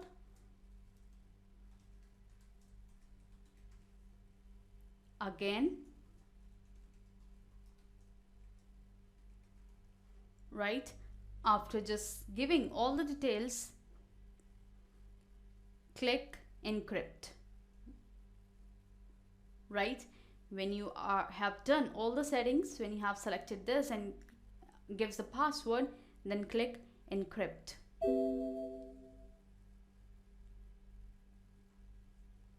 Sorry, just a second.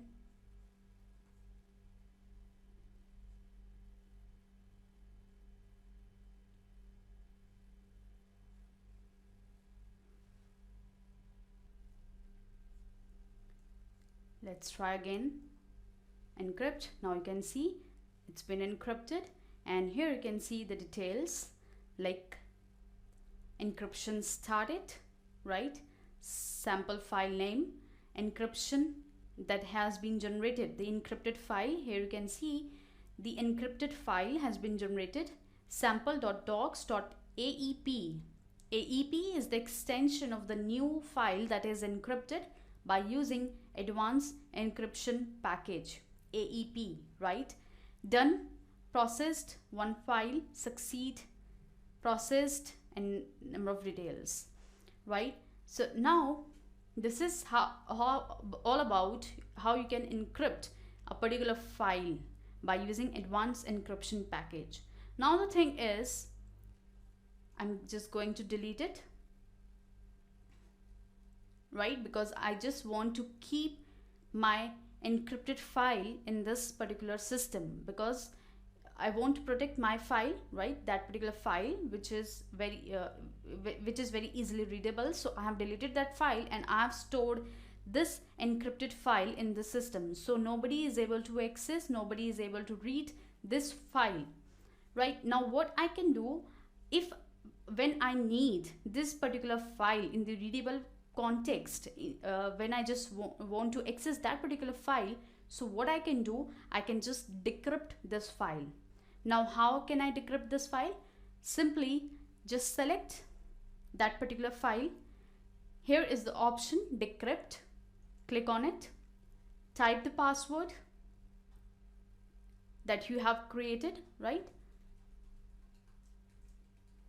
Let me check. Okay, and click on that file, and after that, here is the button decrypt now, right? So just press on it, and here you will see the file.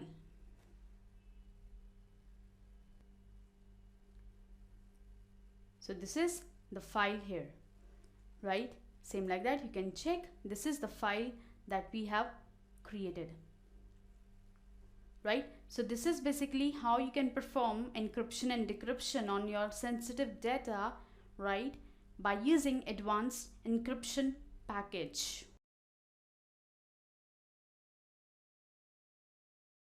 We're gonna learn how you can dump and crack SAM hashes.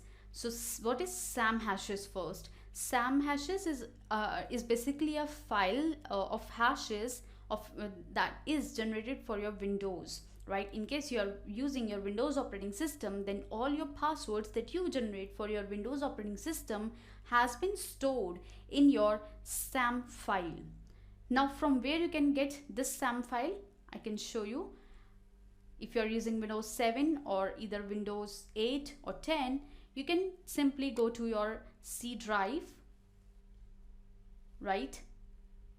Then Windows, then System32, then config. It will require your permission, continue. And here is the SAM file, right? So SAM is basically the file, it's logged. You can see that this is logged. You can't access it, right? So this is basically the SAM file which stores all your Windows passwords. Now our goal of this lab is to dump and crack these SAM hashes. Now how can you do that? By using PWDump. So PWDump, type on Google PWDump 7. This is the application, right? And this is the official site. So this is PWDump. It's a command line tool, right? PWDump is also able to extract passwords offline by selecting the target file. Now you can just go for this download button. So I'm going to download it. Okay.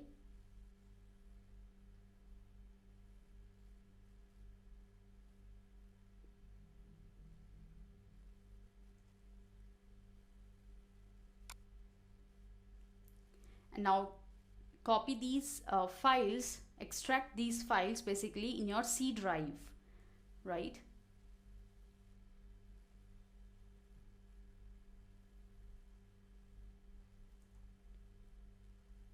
Continue. Now you can see I got these files in my C drive.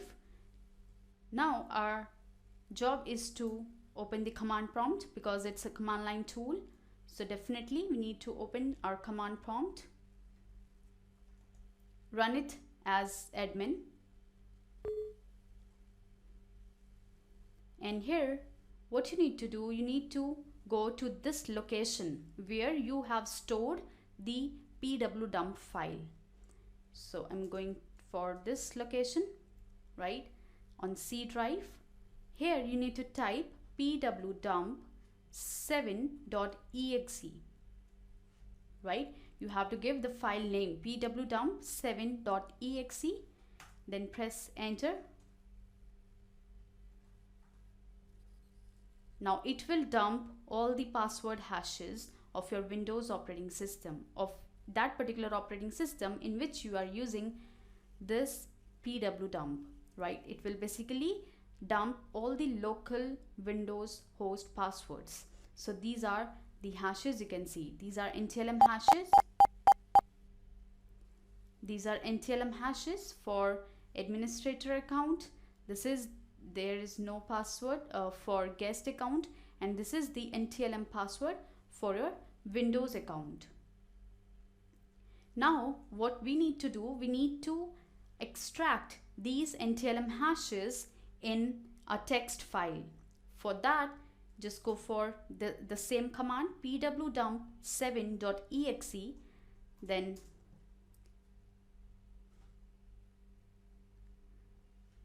type here hash.txt, or you can give any name to this particular file, right, and press enter.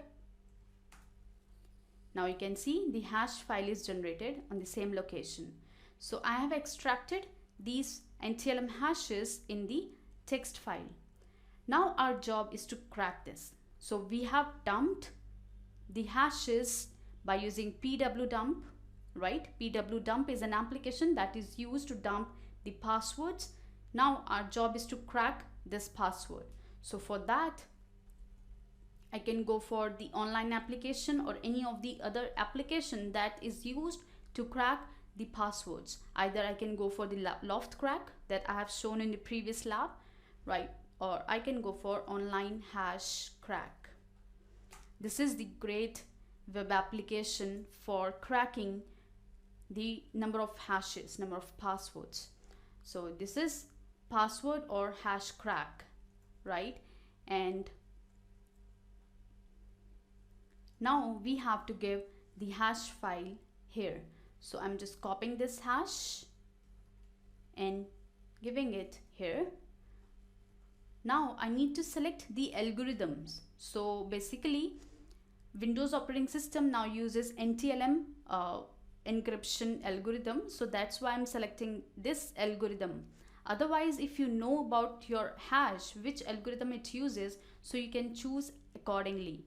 Now you can see it basically gives you the functionality or the algorithm types like LM, NTLM, Citrix, FortiGate, Cisco, Juniper, MD4, MD5, SHA, SHA-256. So number of hashing algorithms it provides, right? So this is the amazing application for you to crack your passwords, to crack your hashes, right? So here I'm selecting NTLM, and here you need to provide the email address. So here I'm giving teachpacks1@gmail.com, and you will get the notification on your Gmail about the password cracking when it will be cracked, because it takes a couple of minutes, or basically depending upon the strength of your password, it takes a time, right? So after cracking the password, it will notify you on your Gmail account which you have provided. And this is for robot. Okay, verify this and click submit. right? And here you can see the process is in progress. Algorithm, we have taken NTLM,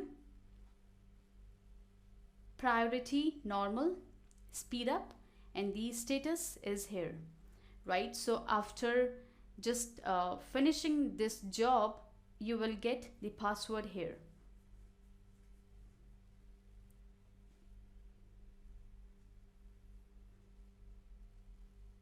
It might take a couple of minutes, so you need to wait for that.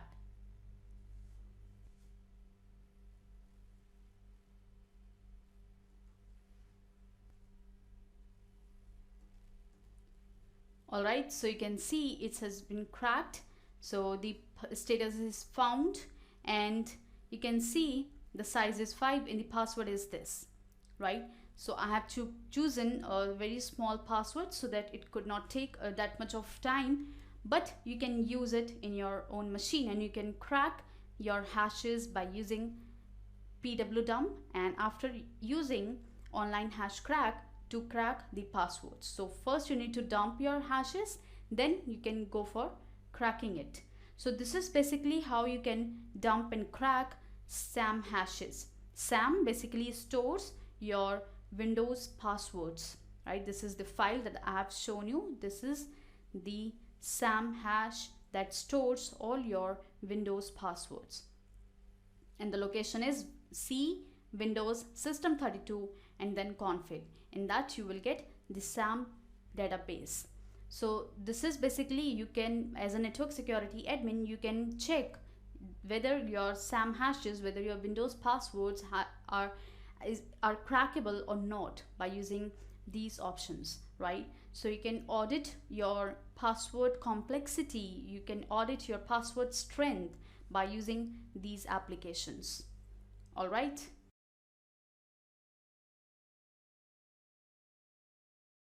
We're gonna discuss about steganography, right? So as we have discussed in our theory section, the difference between cryptography and steganography. So as I said, cryptography is basically to convert our data into unreadable text, into unreadable content, right? And steganography is basically to hide our sensitive data in some other format.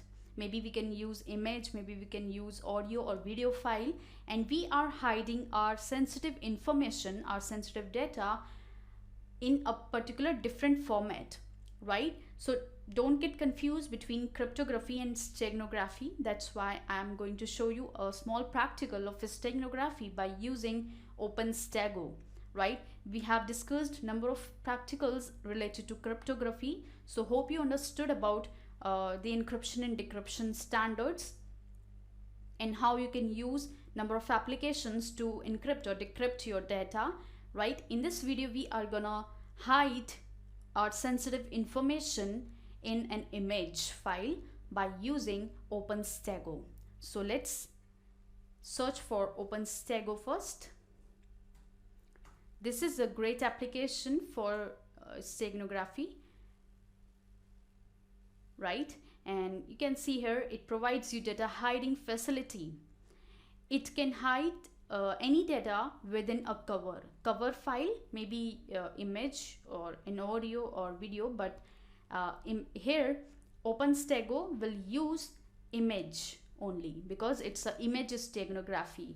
In case you want to hide your data in a particular audio or video file, then definitely you have to use another application, particular application for that particular cover file basically. So here OpenStego only uses cover file image, and it provides you the functionality of watermarking. So watermarking files with an invisible signature, it can be used to detect unauthorized file copying, right? OpenStego is basically used for data hiding and watermarking, and this is basically the screenshot of this application. Now we are going to use this. So from where you can download, this is the download button, and you can download OpenStego from this link, right? These are the versions that are available, and here, as I've already downloaded, so I'm going to install it, right? And for this practical, I have chosen one image file and one text file. So this sensitive information, this is visa and the PIN, I'm going to hide in this particular image. Alright, so let's see how it works. First, just install this application, click I agree. It requires Java runtime installation version 1.50 or above to run properly, right? Would you like to download it? Please restart this installer after installing Java. So it requires this Java runtime environment. Click yes. After just installing Java runtime environment, you need to again install it, right? After installing, just close.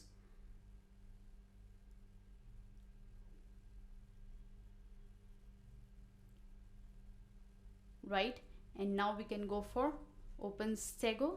So just search for this and run OpenStego. So this is the application.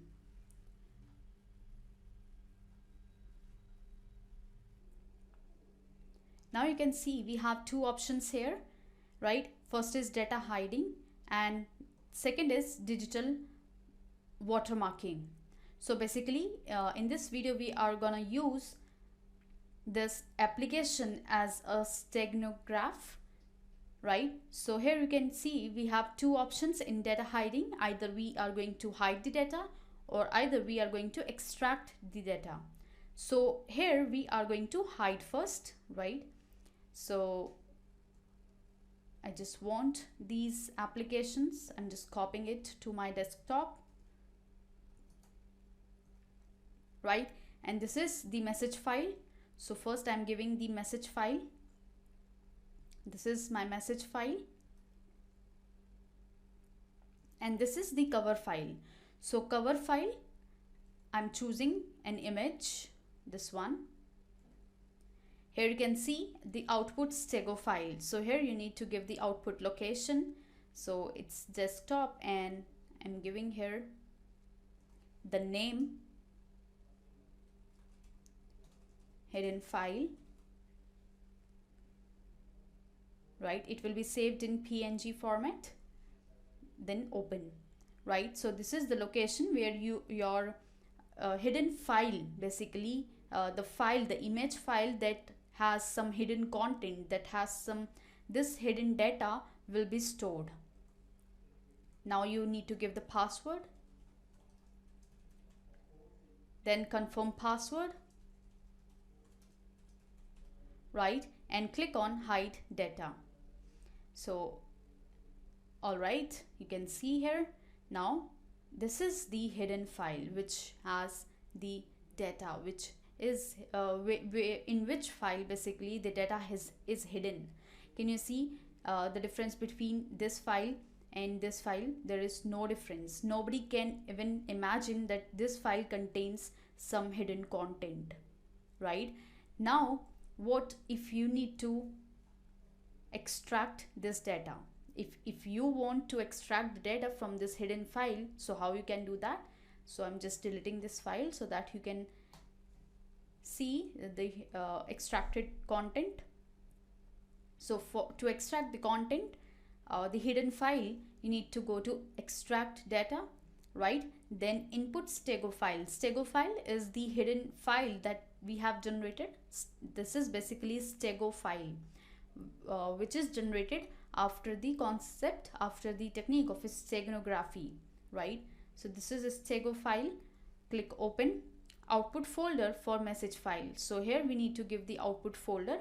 So here I'm giving the desktop, open, and enter your password that you have created while creating the stegno image, then extract data, right? So here the data is extracted, and here you can see this is the file that we have hide in this image, right? So this is basically the concept of steganography. Now here we have not encrypted the content, we have just hide the sensitive information in a particular file, right? So this is the difference between cryptography and steganography.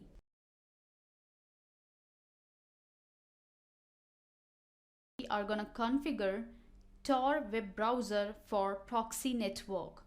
So as we have discussed number of security devices that you can implement in your network, right? So most of the organizations use proxy servers in between the communication so that they can hide their real identity, right? Proxy server or proxy is like a method through which you can hide your identity, and it works basically in between the client and the server, right? So in this video we are gonna work on Tor web browser that works as a proxy. Let's get started. So first search on Google about Tor browser, right? So this is from where you can download the Tor.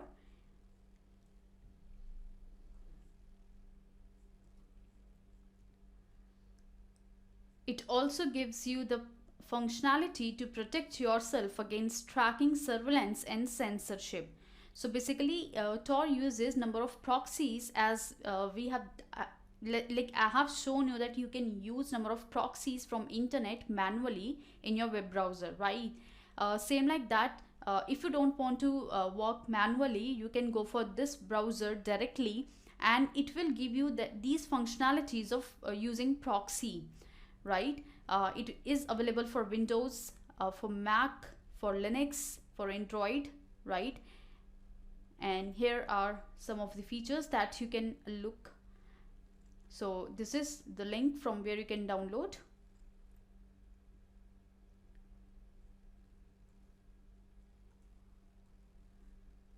This is for Windows.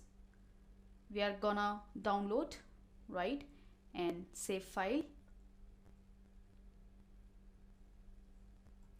Okay, see, we want to know more about Tor, then you can go for this link. Yeah, it's basically provide you onion routing. So the goal of onion routing was to have a way to use the internet with as much privacy as possible, and the idea was to route the traffic through multiple servers and encrypt it each step of the way. So this is basically the concept of onion routing. Onion routing means as you have seen the onion, it has multiple layers.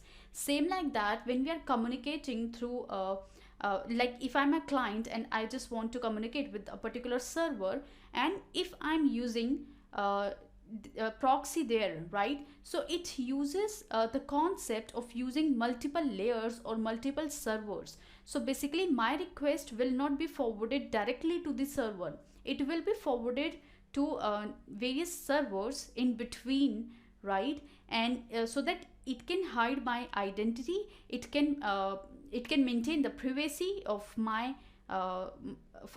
system, or you can say of my network, right? So it basically works on onion routing, which has multiple layers. So when see, if you are a hacker, right? In case of hacker's perspective, they can use this concept of using Tor to hide their identity. If they want to do some illegal stuff, they want to do some crime, then they can hide their identity. So when the investigator will backtrack the things, so they will not be able to fetch the real criminal, right? What they will get the details of the IP address of the last proxy.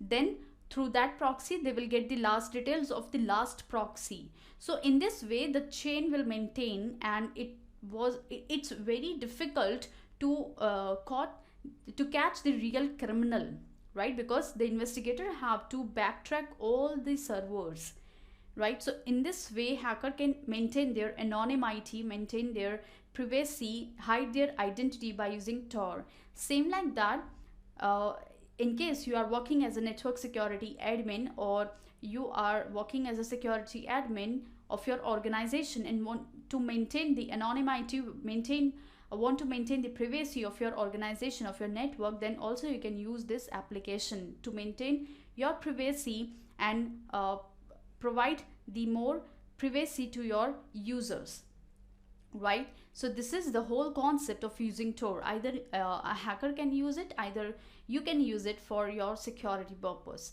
Right now I'll show you how we can use this. So as we have already downloaded, now we can install it. Okay, then install it. It gives you the separate web browser, so it's very easy to use, to install, right?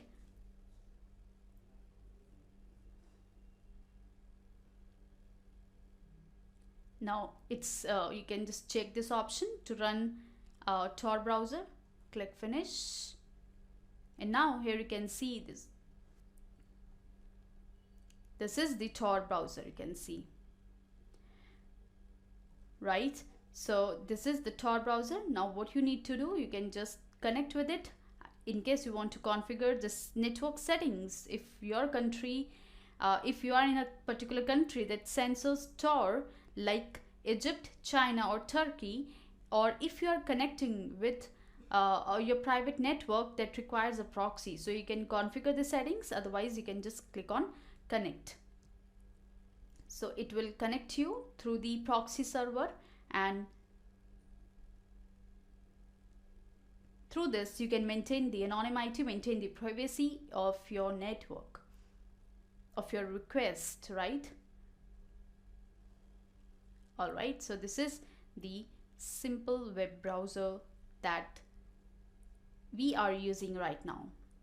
Right now you can check on this particular web browser. I can go for my IP.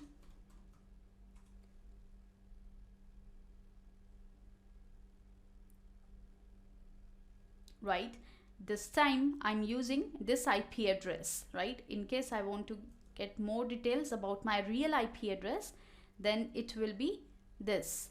This is my real IP address, 122.161.234.68, right? And it's showing the country India, right? The city is New Delhi. And if I'm just going to use the Tor web browser, so let's see what it's showing.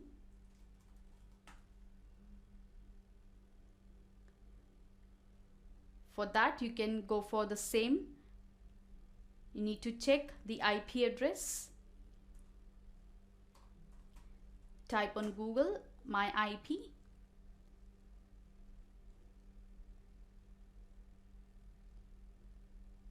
It asks you to detect your identity.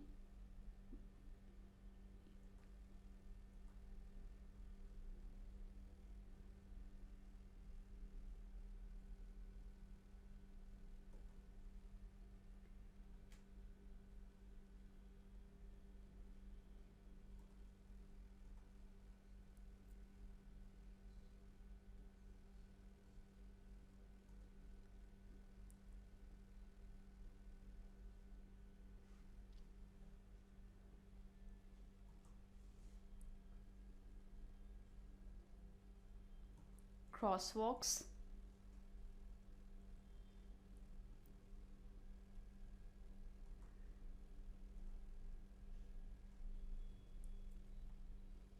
Just select all the crosswalks till you are not getting those images and click on verify.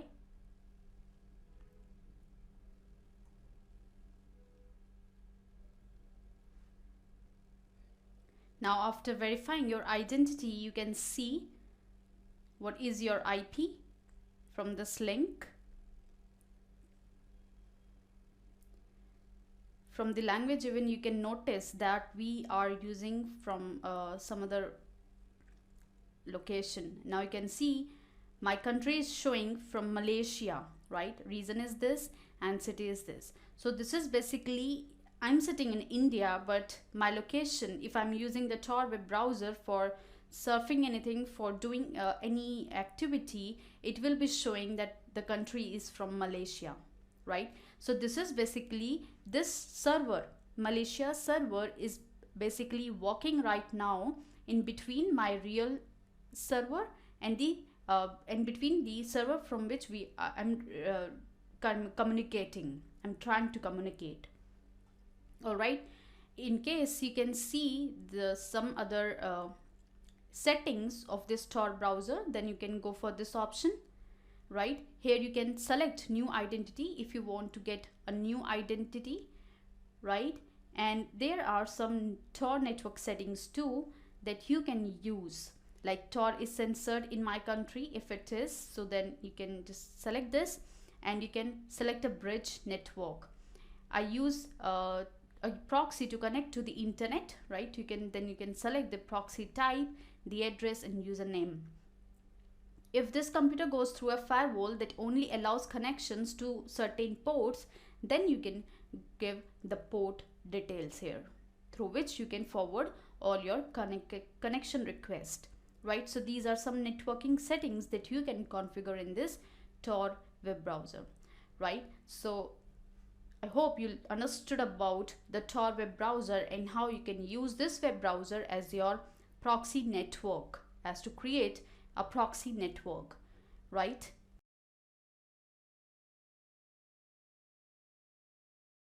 Are gonna work with PRTG network protocol analyzer.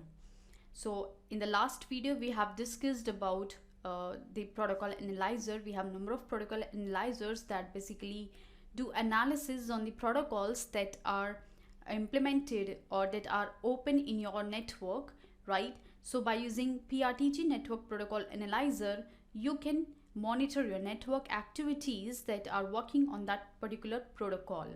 So let's go for that. Search on Google PRTG network protocol analyzer.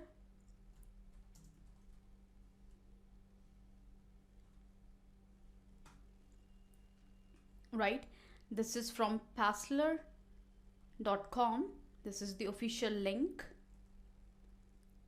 right? It's protocol analyzer. It's work for logging network traffic, and PRTG powerful monitoring engine is capable of monitoring several thousands of sensors simultaneously. Each sensor can be tagged along for easy navigation through a long list of sensors. Network and bandwidth monitoring data generated by PRTG network monitor can be accessed via a web-based front end. A Windows application or iPhone or other mobile devices, extensive data filtering can be applied for NetFlow, SFlow, JFlow and packet sniffing based on monitoring preferences, right?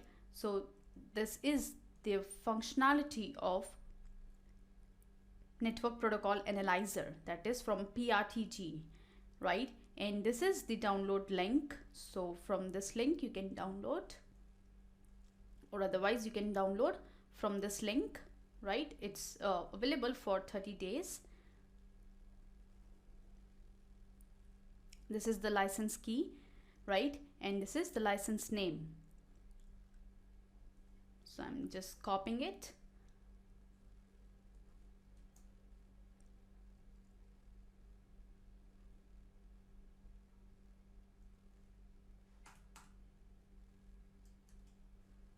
The license key,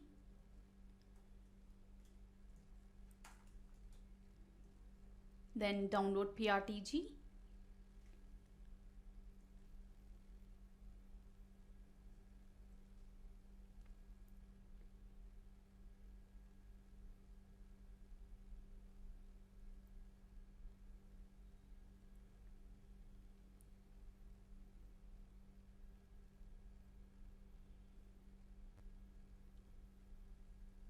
so it's almost downloaded. Now I'm going to install it.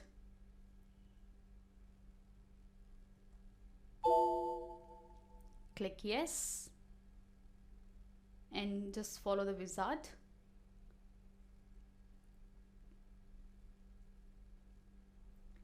Accept the agreement.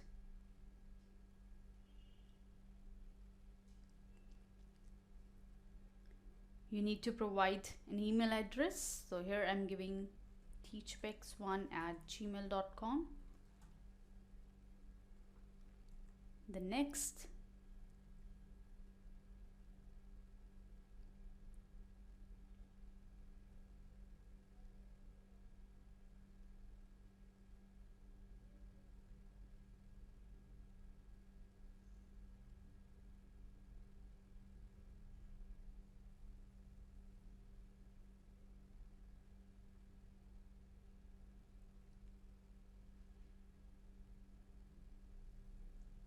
It's extracting the files and it will be installed within a couple of minutes.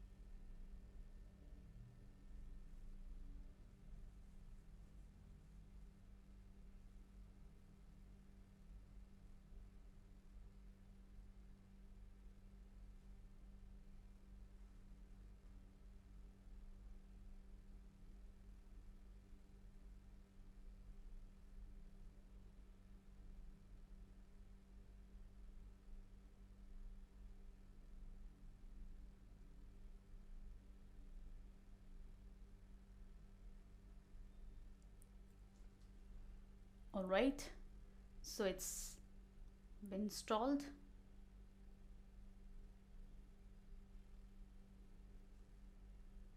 Now it's installing npcap that helps to capture the packets that are traveling in your network.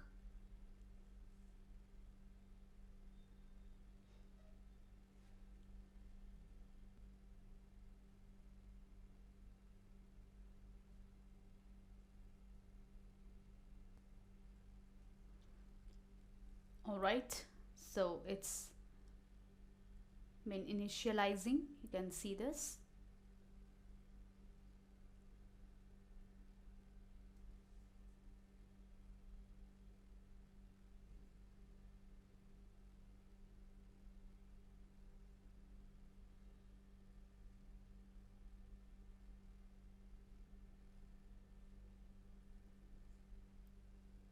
Okay, so this is by default login name and password for this application. Click login. And here you can see the complete network monitoring settings.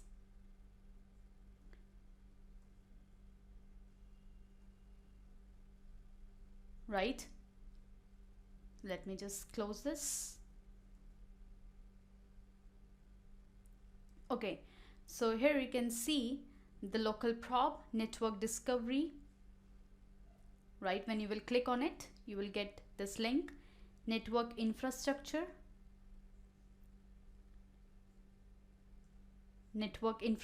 internet, and this is the complete overview.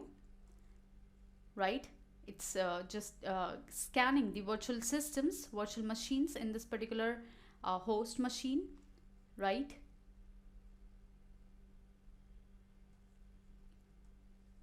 it's for 2 days, last 2 days monitoring details.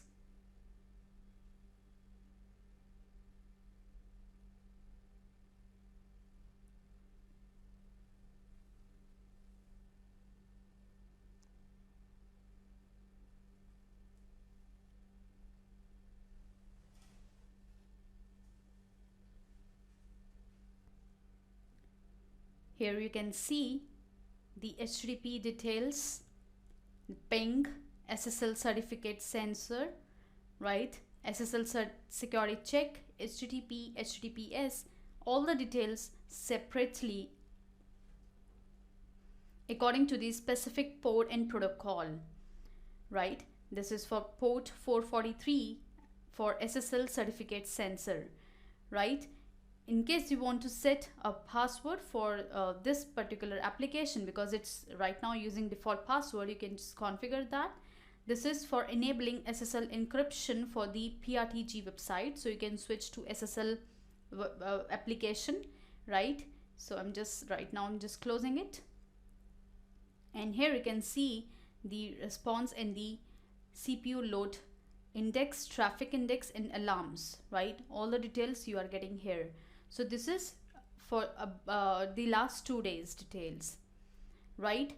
Here are the alarms that have been generated, logs, management, settings, and all these details. When you will click on home, you will be redirected to this.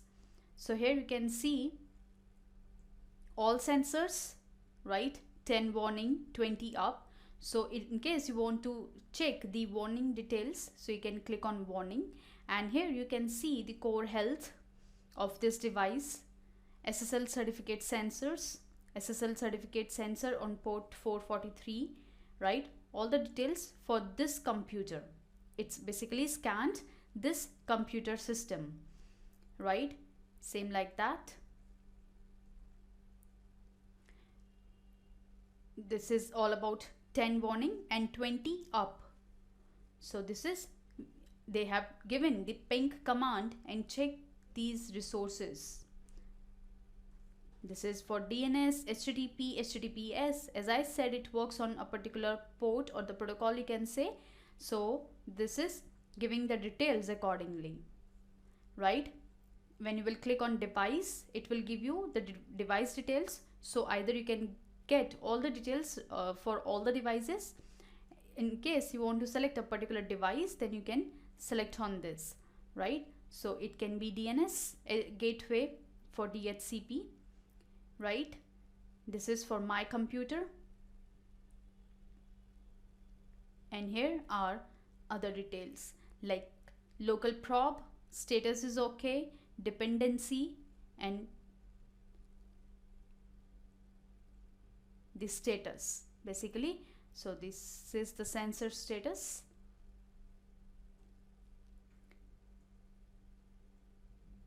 right? So this is a great application that you can use to monitor your network completely, and it will give you the detail like this, right? Your PRTG, in case you want to view the results, can go for view result,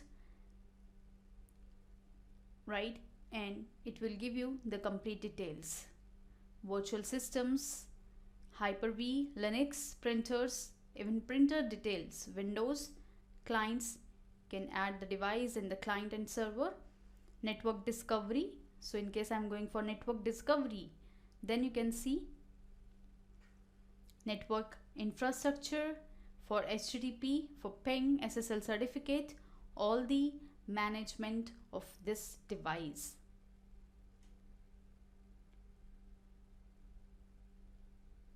Right?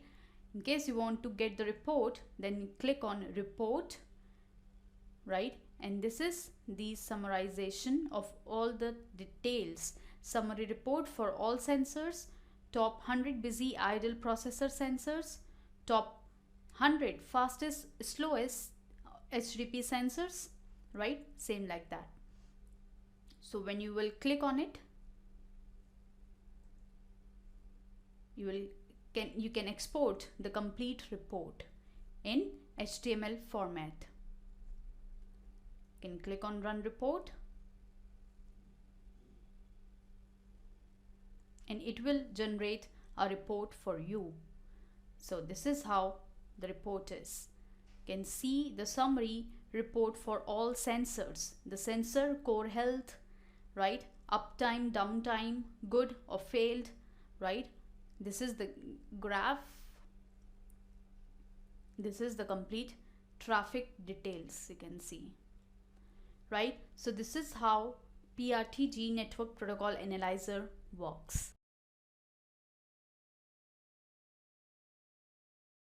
Are gonna detect intrusions by using SNORT IDS, right? So let's first go for your browser to check for SNORT IDS. Here we are using Backtrack, Linux based operating system, to use a SNORT. In case you don't have Backtrack, then also you can install SNORT in Windows operating system. Alright, so SNORT will work on Linux based operating system and Linux Windows based operating system 2. So search on Google SNORT IDS.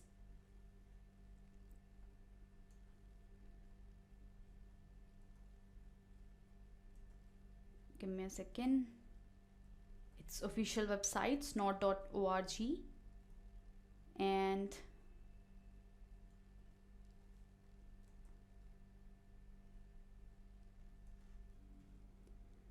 so this is snort.org, right? And here you can see it's a you can, from where you can download the rules. This is get started. This is the complete documentation file, right? And the latest version SNORT 3.0 beta available. Here are the complete guide to step 1, step 2, step 3 to step 4, right?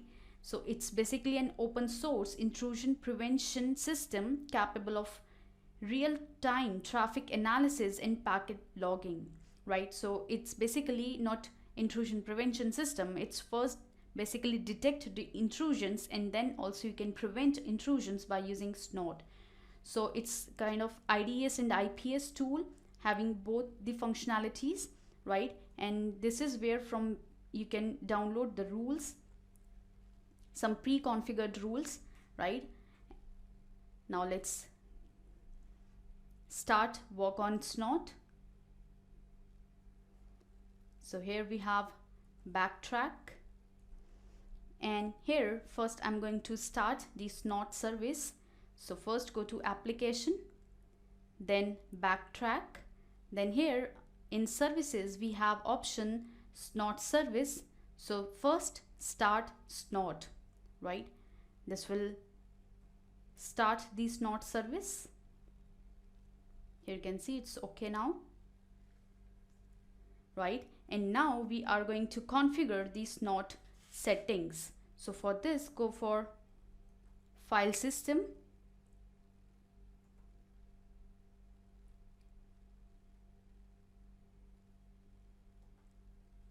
then go to etc,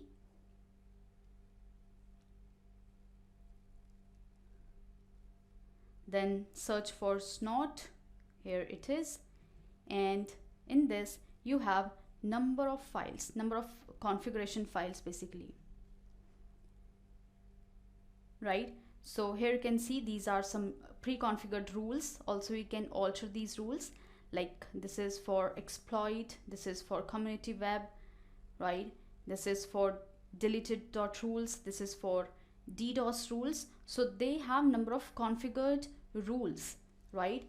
You can use them, or either you can alter them, or you can create some other rules as per your network security requirement, right? And this is the format to create a rule. Basically first is alert. Basically you want to alert on this particular rule. So when this rule matches, you will get an alert. All right, so alert on ICMP is the protocol, external net is the external network, any means any of the IP address. They have not specified a particular IP address. So if you need to give any, and it means basically it will alert you with any of the IP address, whether it's from anywhere, right? Then this is the sign. This basically gives you the direction.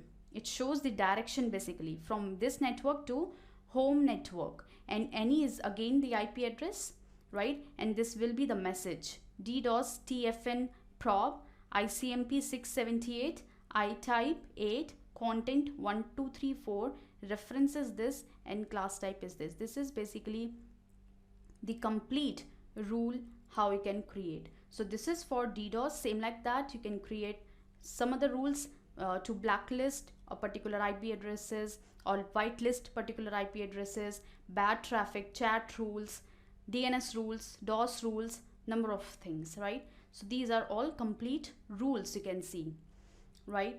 And then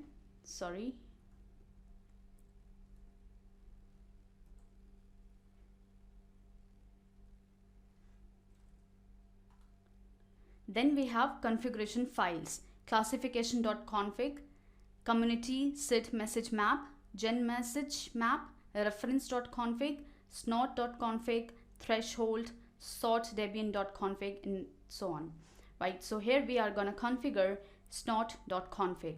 So just open it, and here you can see these are the 6 settings. You have 6 configuration settings, right? So here we are going to configure, first set the variables for your network. So here we are gonna set our network. So in place of here where home net any this is particular IP address, so here we are going to give our system IP address where we are using an IDS or IPS, right? So here let's check the IP address. It's 192.168.233.239.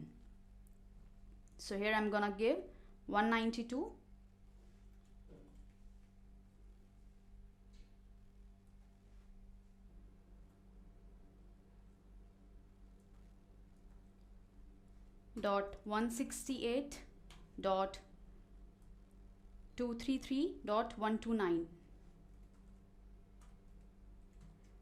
right? This is for home network, basically where you are getting the number of requests. So basically it's your local machine address where you are just sniffing the network traffic, right? Then here we have if sort is enabled on this, so here we need to remove this hash basically, so that we can enable this option, we can enable this setting. Then we have IP where homenet 10.1.1.0 so here I'm also giving 192.168.233.129, right? And also removing this. Then we are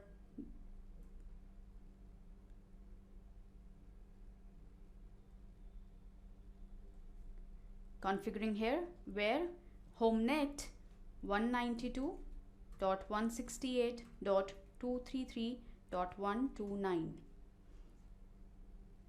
all right, and this is external net from any of the IP address, so leave it like this.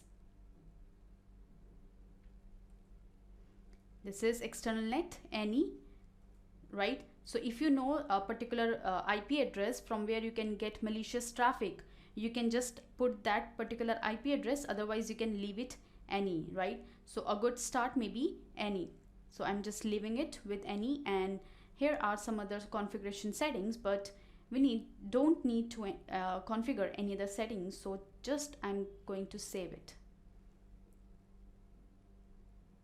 All right, now it's saved, and now I'm going to restart the SNORT service.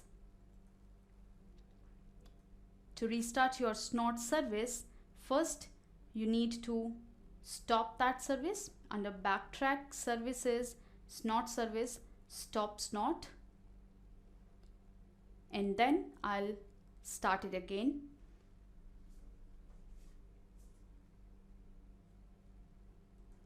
Application, backtrack services, SNORT service, SNORT start.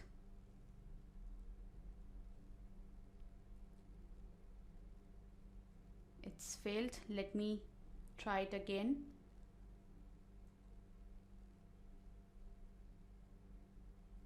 It's giving an error.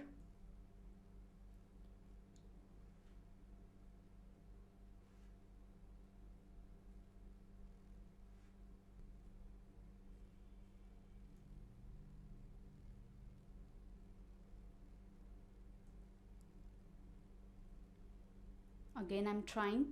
All right, so it's okay now, right? It's working.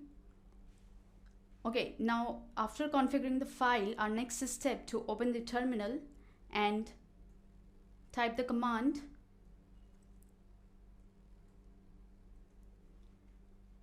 in case you want to look the configuration file on this screen in the terminal basically. So you can type vim etc and the directory of this snort.config file, it will show you all the configuration settings here, and also you can edit the settings from this option.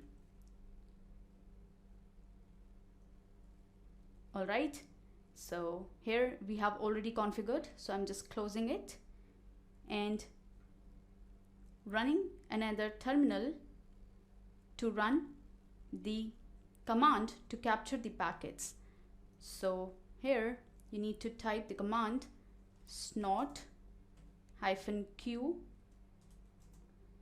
then -a, then console, because we want to get all the packets on this console, then -i, and after that you need to put the interface. So to check your interface, you need to go for ifconfig, and here you can see it's ETH0. So here you need to put ETH0 after -i and -c and the directory. So it's etc snort and snort.conf.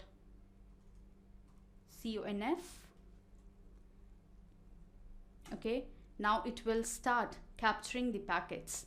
So let's do some activity so that we can get number of packets here. So for this, I'm gonna use HOIC. Right, this is the HOIC. So here I'm gonna do DOS attack on that particular machine. So just putting the IP address of that machine, 233.129. Okay, hi, this is the IP address where I have used IDS. Then add, and then some of the packets. We need to put some DOS attack.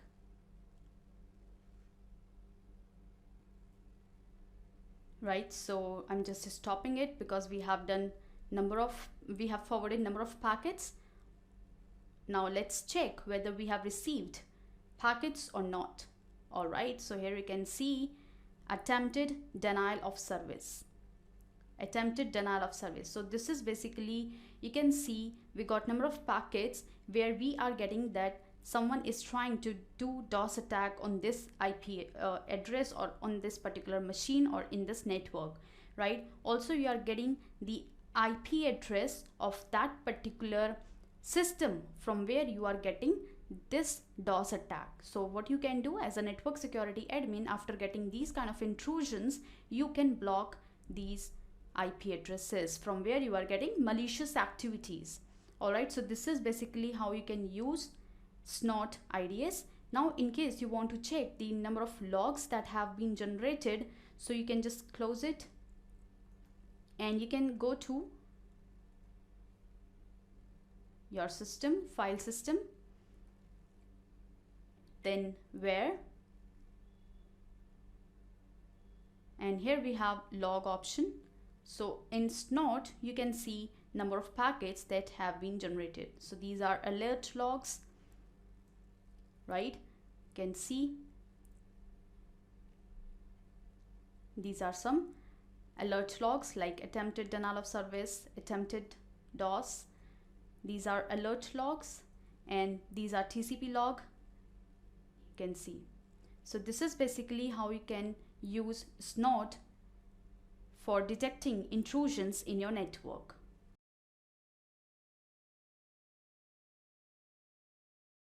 You are gonna learn how you can turn on or off firewall in Windows operating system. All right, so let's get started. First, either you are using Windows 8 operating system, Windows 7, Windows 10, whatever Windows operating system you are using, just go to the control panel settings, right? So I'm just going for control panel. Here is the settings and here is control panel, right? Go to the control panel settings, then here you will get an option Windows Firewall. All right, just click on it. Now here you can see So if you're getting this option, like it's in red color, that means your firewall is in off state, right? And if you're getting it's green, then it's basically on, right? So here you can see it's off, right? Here you can also see the state, Windows Firewall is off, right? For private networks and also for guest or public networks, right? So what we can do, we can just on it by going for this setting. Here you can see turn Windows Firewall on or off, right? So just click on it. Now you can turn on Windows Firewall, right, for your public networks and also for your private network, right? So if you want to just turn on Windows Firewall only for your private network, then you can just click on it, right? And here you will get two options: block all incoming connections, including those in the list of allowed apps. So this is basically the allowed apps that you can configure, right, in your firewall basically. So if you want to allow an app in Windows Firewall, then also you can configure those settings. I'll show you in the next video, but here we are gonna block all incoming connections, including those in the list of allowed apps. And here, notify me when Windows Firewall blocks a new app. So both the settings you are getting, right? So either you can check or uncheck as per your own requirements. All right. So this is basically for private networks and this is for public network. So if in case you want to just turn on for your public network too, then just click on it, right? But in public network, I'm just saying notify me when Windows Firewall blocks a new app. All right. And after configuring all the settings, just go for OK. So just press OK, and here you can see you are getting private networks and guest networks. Windows Firewall state is on now, right? So this is basically how you can turn on or off Windows Firewall. Same like that, if you want to turn it off, then just go for this setting again and click here turn off, right? So here I'm just turning off the firewall for my private network, right? And for public network it's on. Then click OK, and here you can see the status. All right, so this is basically how you can turn on and off in your Windows operating system. So either whatever operating system, either it's XP, it's 7, 8 or 10, whatever operating system, Windows operating system you are using, you can just turn it on or off like this.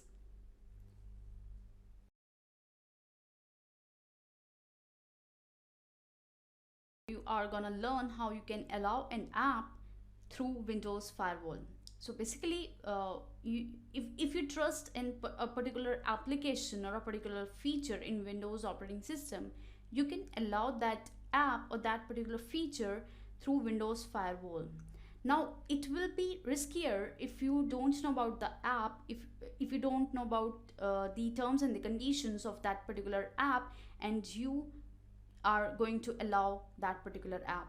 So if you don't know about that particular app, don't allow through Windows Firewall, right? So it will create a risk, or it will create a vulnerability in your operating system if you don't know about that particular app, because it can be a malicious one. All right, so before allowing an app, you must know about that particular app or feature. Now how you can allow, let me show you. Just go to the control panel settings, right? Then Windows Firewall, and here you can see an option, allow an app or feature through Windows Firewall. So just click on it. Now to add, change or remove allowed apps or ports, click change settings, right? So by just clicking this button, you can change the settings. Here you can see what are the risks of allowing an app to communicate. So to know more, you can just click on this link And you can see these are two ways. There are two ways basically to allow a desktop app through a firewall. Both of them are risky. Both of them could create a risk, could create a vulnerability, a loophole in your operating system, right? So add an app to the list, less risky, and open a port, more risky. I'll show you how you can create your own rule, right, for your port settings. So when you add an app to the list of allowed apps in the firewall, sometimes called unblocking, or when you open up firewall port, you allow a specific app to send into or from your PC through the firewall, right? So if you are going to allow an app in your Windows firewall through your Windows firewall, basically it's called unblocking, right? So it's like you are unblocking that particular app and it will not be checked by that particular firewall. Basically you are creating a rule, you can say, for that particular firewall, for that particular app, right? And it will be allowed to work or to execute in your network, in your computer system, right? So just allow only those apps or those features that are not risky, or that you know about that this app is for this, right? So as though you drilled a hole in the firewall, this makes your PC less secure and might create opportunities for hackers or malware to use one of those openings to get your files or your PC to spread malware to other PCs, right? So as I said, it will basically create a rule, right, in your firewall, and it will allow that particular app. And if that particular app or feature is malicious, then it will be helpful for the hackers, right? So basically only allow the safer apps. Now let's check how you can do that. So basically right now these are the apps that are allowed in the network, in private network and in public network, right? So you can just configure that either for public network or for private network, right? So these are the applications or the features that are allowed right now, right? Here you can see this is the complete list. Now I'm going to change the setting. So when you just click on change settings, it will enable these options, right? Now you can change the settings. So here I'm just going to allow a particular app for remote desktop, right? Here I'm just allowing this in private and public network, in private and in public network. All right, so after just clicking or checking all the options, all the apps or the features that you want to allow from this list, right, in private or in public network, you can click OK, right? So when I will check, here you can see now this option is enabled. All right, now here I'm just gonna allow another app, right? So just click on allow another app which is not in this list, basically you can say, right? So here I'm just adding this app, Audacity, right? Click add, and now you can see it's added in this list, and now you can allow this app through Windows Firewall, right? Then just click OK and it will work. Now this is the thing how you can allow an app. Now if you just want to disallow, or if you want to not allow or reject this particular app or a feature in Windows Firewall, then how you can do that? Just unclick that particular feature. Here you can see edit a port. Use this setting to open a port through Windows Firewall. Choose a meaningful name. You will remember to find the port number and protocol, consult the documentation and all, right? So it's suggesting you the name and the port number for this, right? So here I'm just rejecting this application in private network, right? Also you can go for another option, like if I just want to disallow this app, right? So this is how basically you can do. Now just click OK, and now your new rules will work. If you just want to remove this app or feature, so how you can do that? Click on remove. By just selecting the option, click remove, right? So if you remove this from the exceptions list, some apps might stop working properly.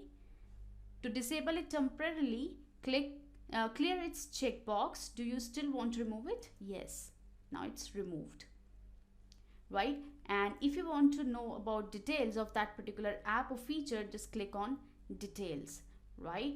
So you can allow communication with this app from any computer, including those on the internet or just from computers on your network, right? So this is basically about an app. If I just want to remove this too, I can click on it and remove, right? Then click OK, and it will work now for those apps that you have allowed in your network or that you have rejected in your network, right? So this is basically how you can allow an app or a feature through Windows Firewall.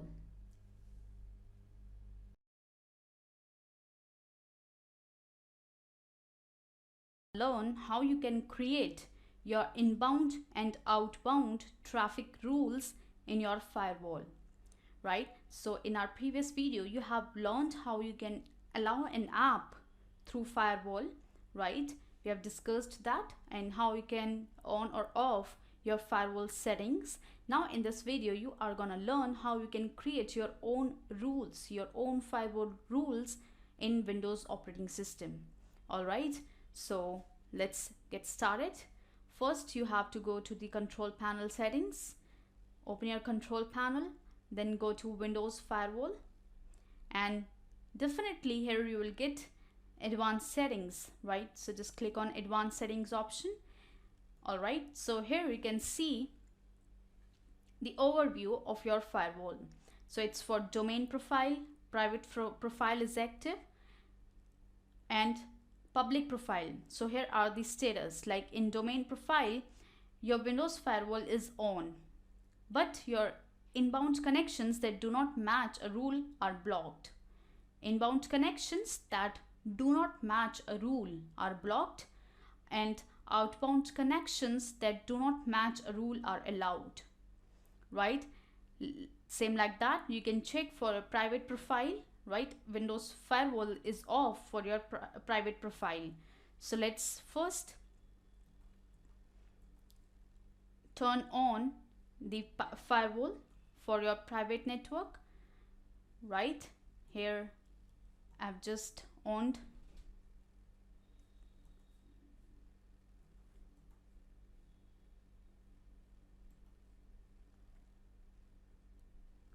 Right, and then I'm going for advanced settings. So now here you can see the settings are changed for private profile. So now Windows Firewall is on for your private profile. All inbound connections are blocked, and outbound connections that do not match a rule are allowed, right? And for public profile, you can see the settings. So this is basically the setting, the firewall status you can check, right? And here are Windows Firewall properties, right? So this is basically for domain profile. Firewall state is on, right? You can put it off if you just want, right? All incoming connections or inbound connections are blocked, or you can block all connections. You can allow them. So as per your requirement, you can change the firewall settings from here. Outbound connections, you can put it for block. So outbound connections should be in allow state, and inbound connections block all connections, right? Protected network connections you can also customize from here, right? So only for Wi-Fi settings I just want it, so just click on Wi-Fi and click OK, right? Then settings, specify settings that control Windows firewall behavior. So you can also customize this, like display a notification. If you want to put yes, then yes, otherwise no, right? So yes, we want it to display a notification. Unicast response, allow unicast response to multicast or broadcast network traffic. So I'm just putting it no, right? And this is rule merging, it's by default yes, right? Then click OK. This is basically for domain profile. Same like that, you can configure for your private profile, for your public profile, right? Then IPsec settings. So IPsec is basically IP security or internet protocol security, right? So you can specify settings used by IPsec to establish secure connections. You can customize it, right?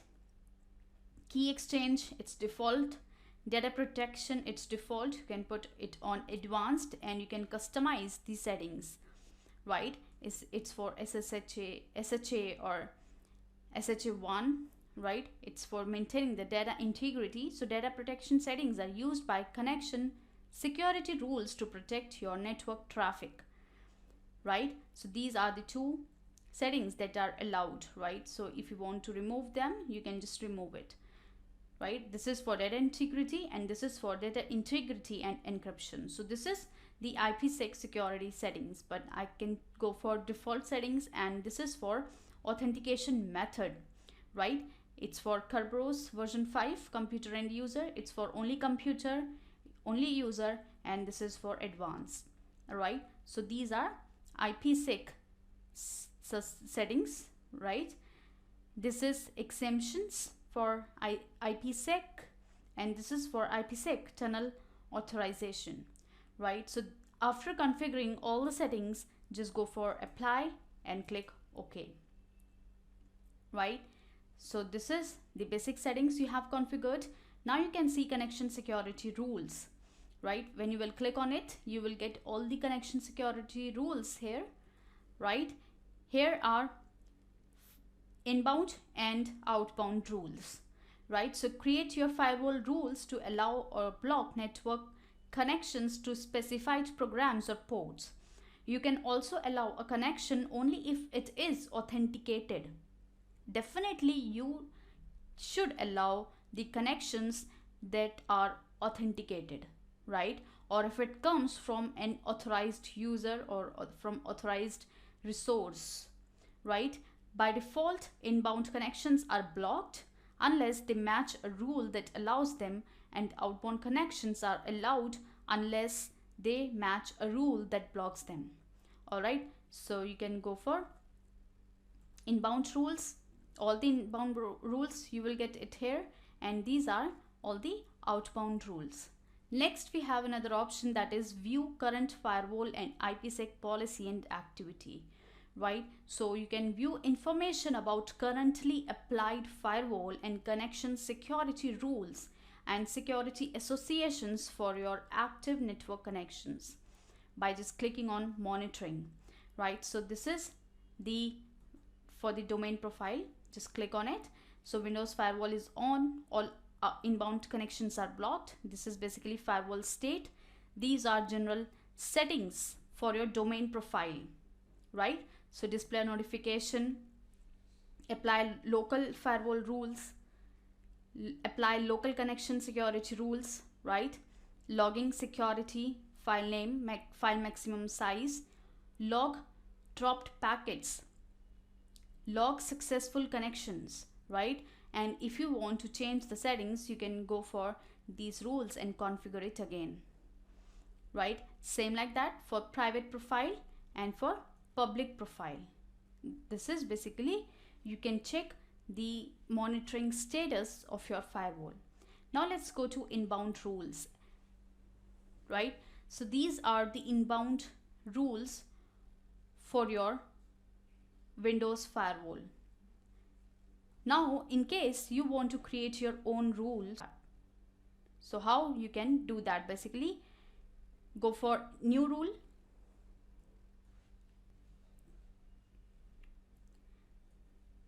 This is basically what type of rule would you like to create. It can be a program or port or predefined or custom, right? So basically, if you will select a program, that means rule that controls connections for a program.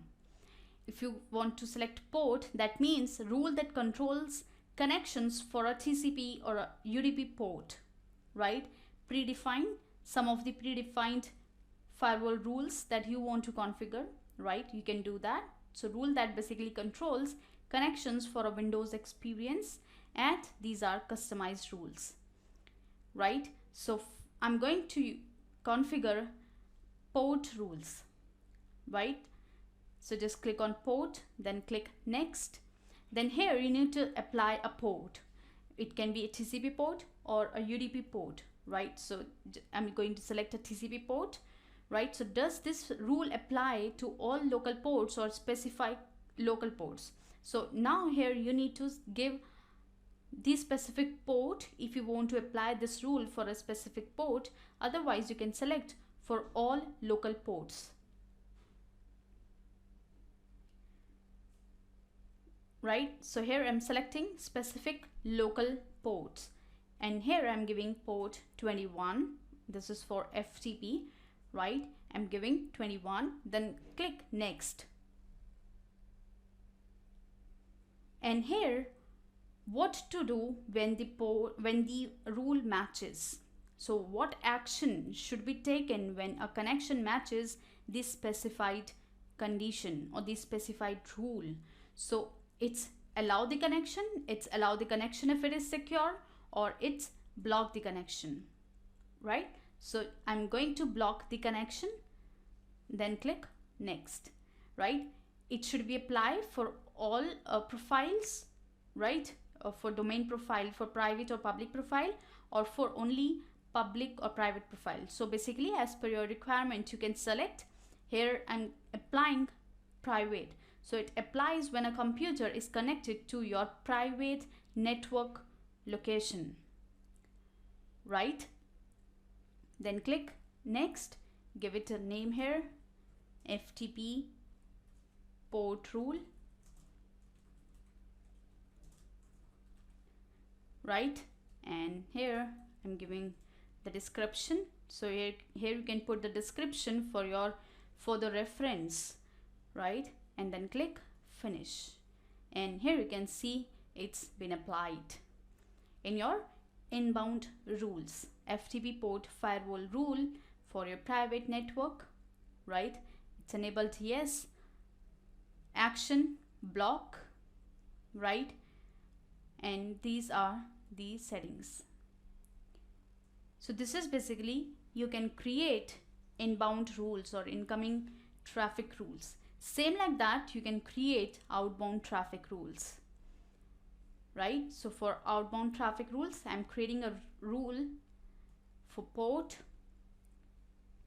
for a specific port for TCP. Here I'm giving the same port number, right? And here I'm allowing the connection for my outgoing traffic, right? So this basically includes connections that are protected with IPsec as well as those or not, right? So here I'm allowing the connection, then click next for my old profiles, then click next. Here I'm giving FTP port firewall rule. Here I'm just specifying allow so that it's recognizable, right? Then click finish. So here you can see the rule has been added. All right, so this is basically you can create your own inbound and outbound firewall rules. Now what you can other things do in your firewall. So basically you can filter by firewall domain rules, right? For private profile, for your public profile, right? This is how you can just filter it out. You can filter by state, if it's enabled or disabled, right? You can filter by group, show all, or show only, filter by branch, or specific rule you can show. Then you can clear all filters. If you will click on clear all filters, it will clear all the filters. Right here I'm just selecting again show all. Okay, so if I will click filter, right, I can filter it by profile, state and group. We can view, add or remove columns, can refresh it, and the most important feature in this rule in this firewall is that export list. So basically you can export the firewall settings by using this option, export list. On desktop I'm just exporting the firewall rules in the text format, right? Either you can save it in .csv format or .text. So here I'm selecting .text and click save. So basically it will export all the firewall rules, and you can apply these rules in your some other application, some other firewall, or in a particular or in another system, right? If you want to apply the same rules in another system, then you can apply it, right? And same like that you can import also. So if you want to import the firewall rules, you can import the rules by using your firewall.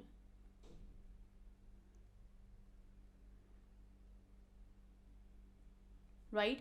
If you want to cut or copy a firewall rule, then you can configure it from here. You can show up the properties. When you will click on a particular firewall rule, it will show the properties of that particular rule here, right? And you can enable rule, you can cut, copy or paste or delete or check the properties, right? So this is basically in this video. Video we have learned how you can create your own inbound and outbound firewall rules, right?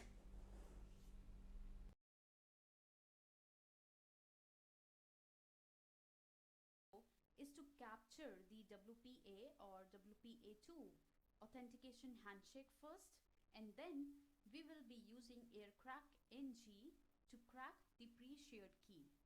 All right, here we are using Kali Linux platform. So first let's open the terminal. This is the terminal, right?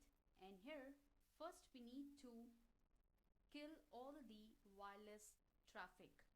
For that, type here airmon -ng, then check and kill, right? So this is the complete command. Press enter. Now you can see we got disconnected with the network, and so that it has killed this process. The process ID is 909 and this is the process name. Okay, so here we have stopped our connectivity with the internet. Now we are gonna use -ng and WLAN 0, right? So it will display the BSS IDs that are connected, right? The channel details are here. You can see this is the BSS ID, the channel details. Okay, for this SSID, so this is the SSID, like the name of the network. So here I will be using Dukara, right? The channel number is 9. You can see this is 9 and BSS ID is this. Okay, so I'll be using this. That's why I'm just copying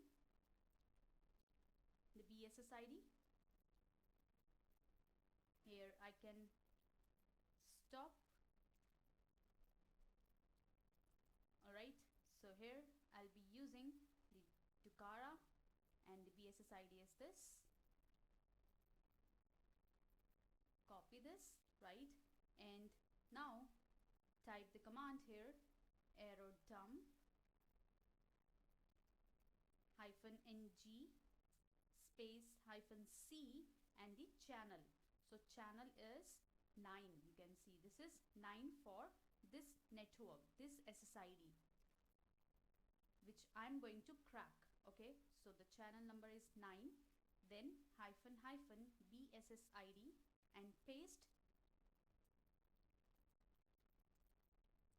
that BSSID that I have copied. So I'm just pasting it, then space -w, then PSK and WLAN 0.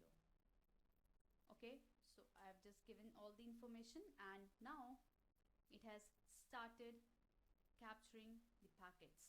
Here are the frames. You can see that it's capturing on this particular BSSID, and all these stations that are connected through this BSSID are listed here, right? All these sessions, or you can say stations, or the basically the MAC addresses or the systems MAC addresses that are connected with this BSSID are listed here, and the frames are here.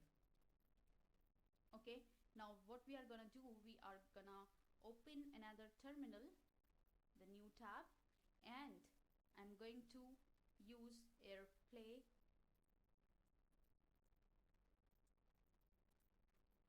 -ng, right, then -0 1 -a, then paste that BSSID,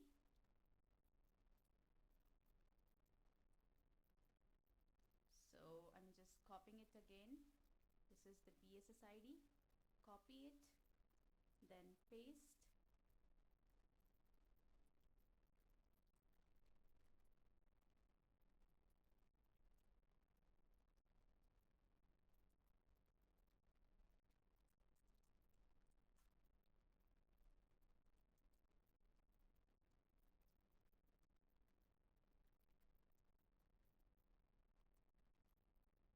alright. After pasting the BSSID, then -c and the channel or the station ID. So here I'm gonna use this station ID is this C4. Basically you can use any of these station ID, right? But here I'm using this station because it's receiving a number of packets, the more number of packets. That's why I'm using this. Then paste it here after -c, right, and type WLAN 0. All right,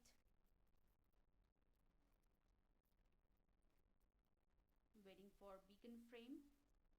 Right now it has captured number of packets. So what I'm going to do, I'm going to just crack it, Aircrack-ng at last, because now we are going to crack it.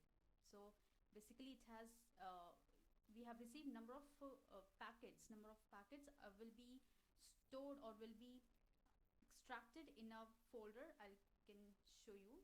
Let me. Here you can see these are the captured packets that are stored, right? So I'm going to use this Aircrack-ng, then in documents folder we have number of packets and the dictionary of to crack those packets. All right, so here we will be using this dictionary, roq.txt, then -b, and then paste the BSSID. So again I need to copy that BSSID. This is the one.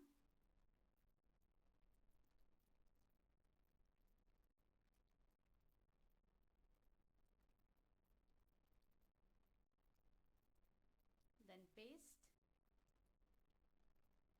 and after that you have to give the document basically the directory where you saved all those captured files. So here I'm gonna use documents, then I have psk-02.cap. Let's check it again. Here you can see psk-02.cap.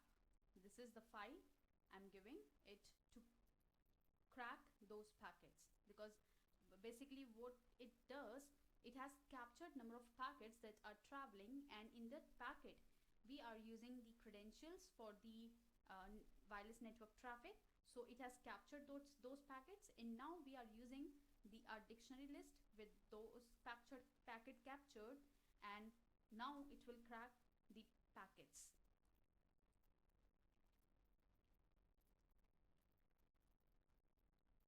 It's opening documents psk-02.pcap,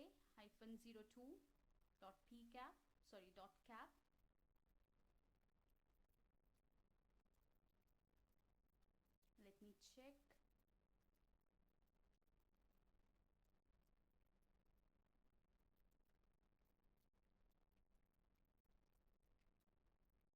It's one step is missing. Aircrack-ng, then here we need to type -w. It's showing please specify a dictionary -w. So basically I forgot to add -w. Then you need to give documents and basically the directory of your dictionary list, then -b and the BSSID.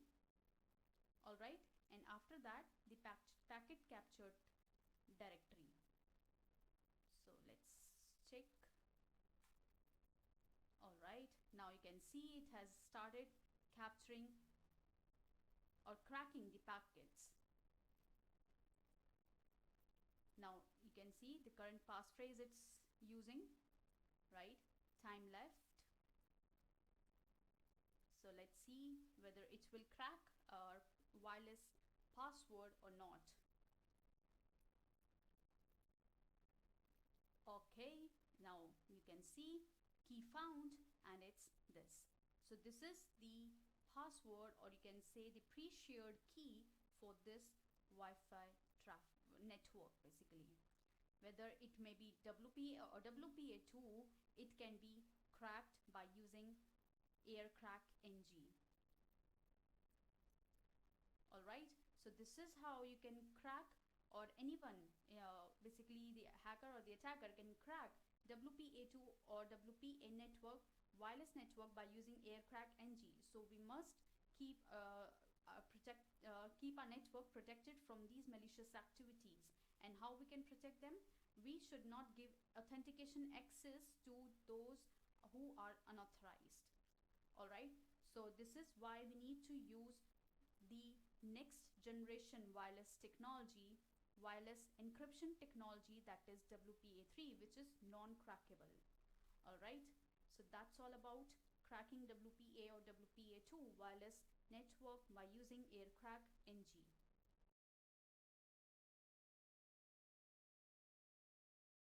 We are gonna learn how you can sniff wireless traffic using Omni network analyzer.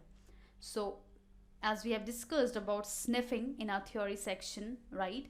What is the sniffing and what are the benefits if you are sniffing your network, or basically you are monitoring your network, right? So basically in sniffing you will get number of packets that are traveling in your network, and you can examine, you can analyze the activities that your users, that your employees are doing in your organization on that particular network, right? And if there is any kind of malicious activity going on in your network, then you can block those activities, right? So that's why as a network security admin, you should understand what is the sniffing and how you can perform sniffing, or basically how you can use a number of sniffers in your network to examine, to analyze your network traffic, right? So today in this video we are gonna learn how you can use Omni network analyzer.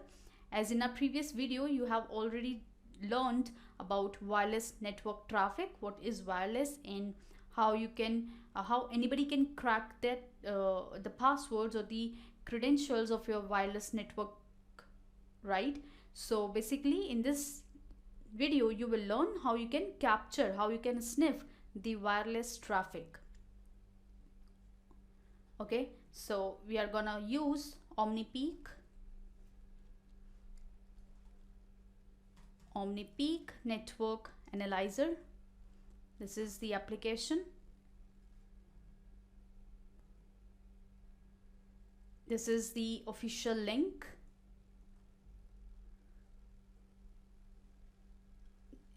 This one is the official link from Savius.com. It's available for 30-day trial period. Right, you can see OmniPeak is basically a software developed by Savius that you can use to monitor your network, internet networking basically.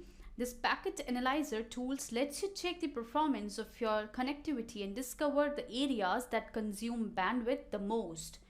Data about wireless access points, protocols, and more are also easily extracted using this software. Okay, this tool can be used to analyze traffic and development plans for internet use, so you can be certain of just how much data you should consume. Report making is now very easier with the visual aid it provides, and you can put the data and statistics into graphs for presentation too. Right, so this is an amazing tool that you can see in this picture also, but we are going to download it. Right, and to download this application you need to fill this form. So as I have already downloaded, I'm going to install it.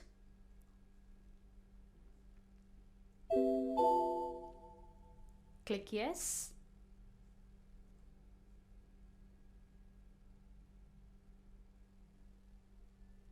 Then next, accept the agreement and just follow the wizard.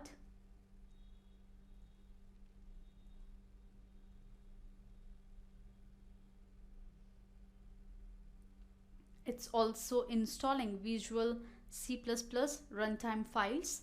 Okay, so if you already not have C++ runtime files, then it will install automatically.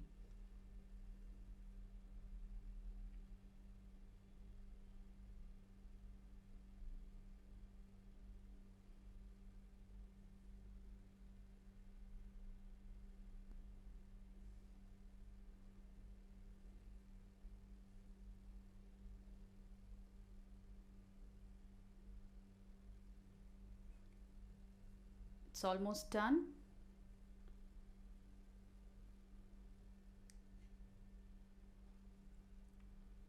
And here we have checkboxes. So I'm just going to launch the demo version of OmniPeak.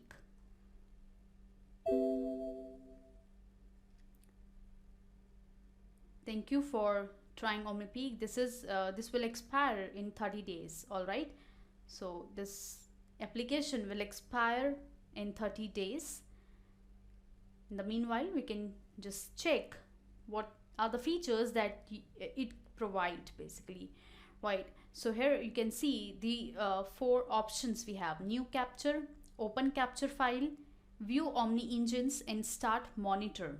So it also provides you monitoring capability, and also you can capture the network traffic by using this option.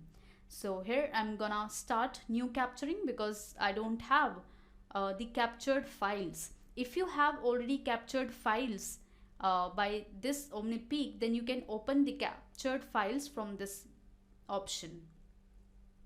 Alright, so I'm capturing the new files, and this is, as I have told you, that we are going to capture the wireless traffic in this lab. So that's why I'm going to select Wi-Fi, right? Otherwise, you can select any of the adapter that you are working on. So here I'm selecting Wi-Fi, then click OK, and it will start capturing. Here you can see.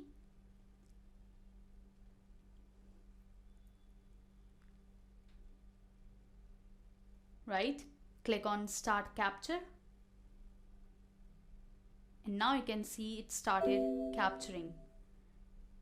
This is only the demo version, so this version is limited to a maximum of 2000 packets or 5 minutes of capture. So sorry for that, because we are only working on how you can use this application, right? So I hope you understood that how you can use this application. Now we got some traffic, so let's check what are the details it contain. So here you can see this is the network utilization for within 2 minutes window size, right? And this is the current activity. These are the logs. So for logs, for warning, captured started, this is the IP address, expert, ICMP port unreachable, capture stopped, right? This is the information, capture started, ICMP port unreachable, expert, IP load time, TCP retransmission, and capture stop, right? In case you want to get all the packets, then select all and it will show you all the captured network traffic,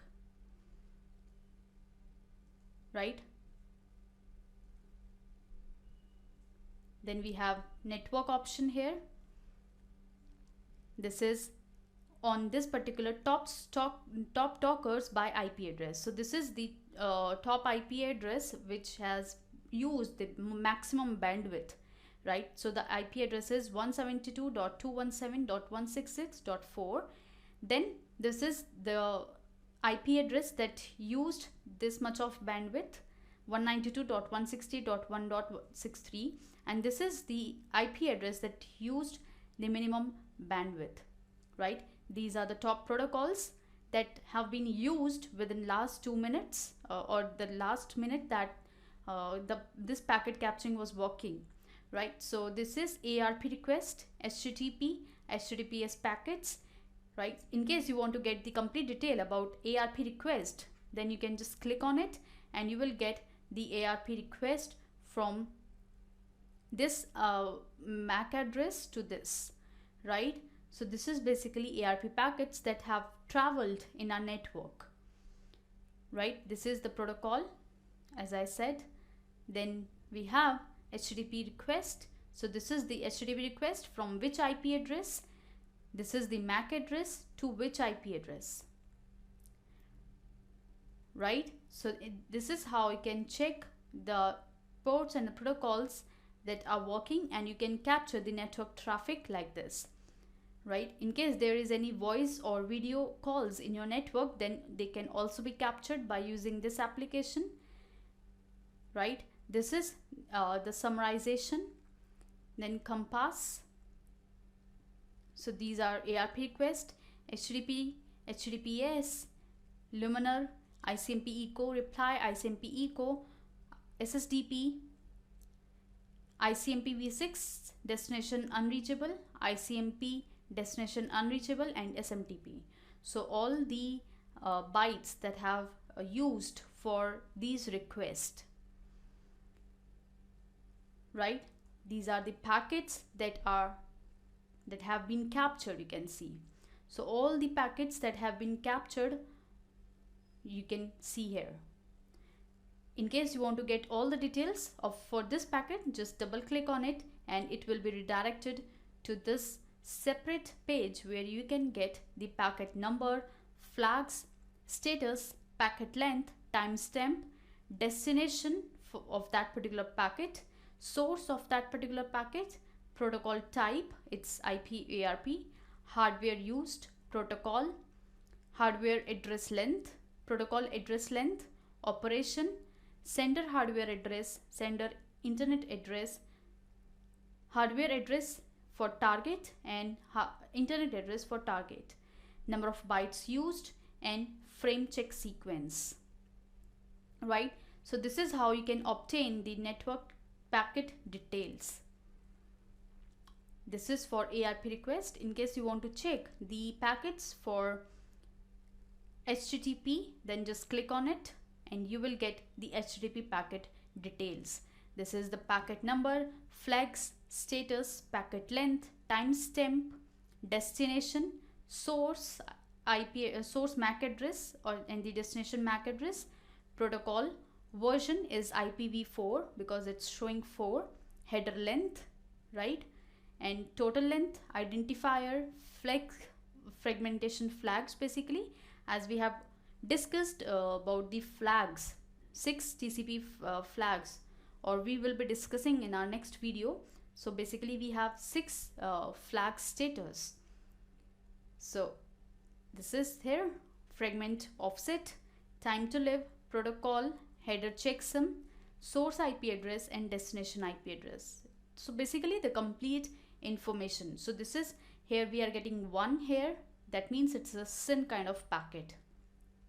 We'll be discussing about these TCP flags in our next videos, so don't worry about that. But this is basically how you can use Omni Peak network analyzer for sniffing your wireless network traffic.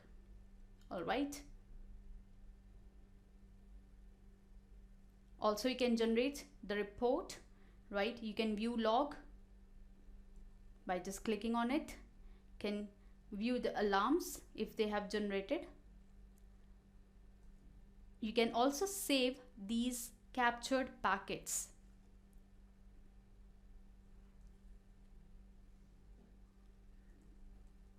These are the packets, and you can save from this option. So basically it's a demo version, that's why we are not able to save this.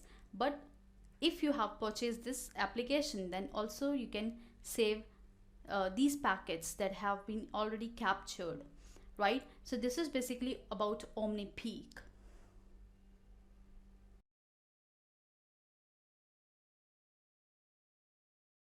We are gonna sniff network traffic by using TCPDump. All right, so let's get started. So we will be using here Kali Linux machine to sniff the network traffic by using TCPDump. As I've already told you, TCPDump is an application that we can use in our Linux based platform, right? So this is the Linux machine, and here we have the terminal.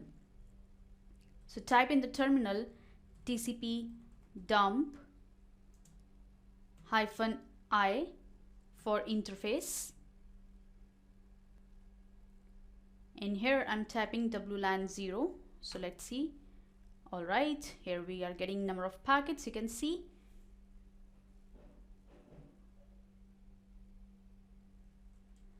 So we can stop this command and can see how many number of packets we received.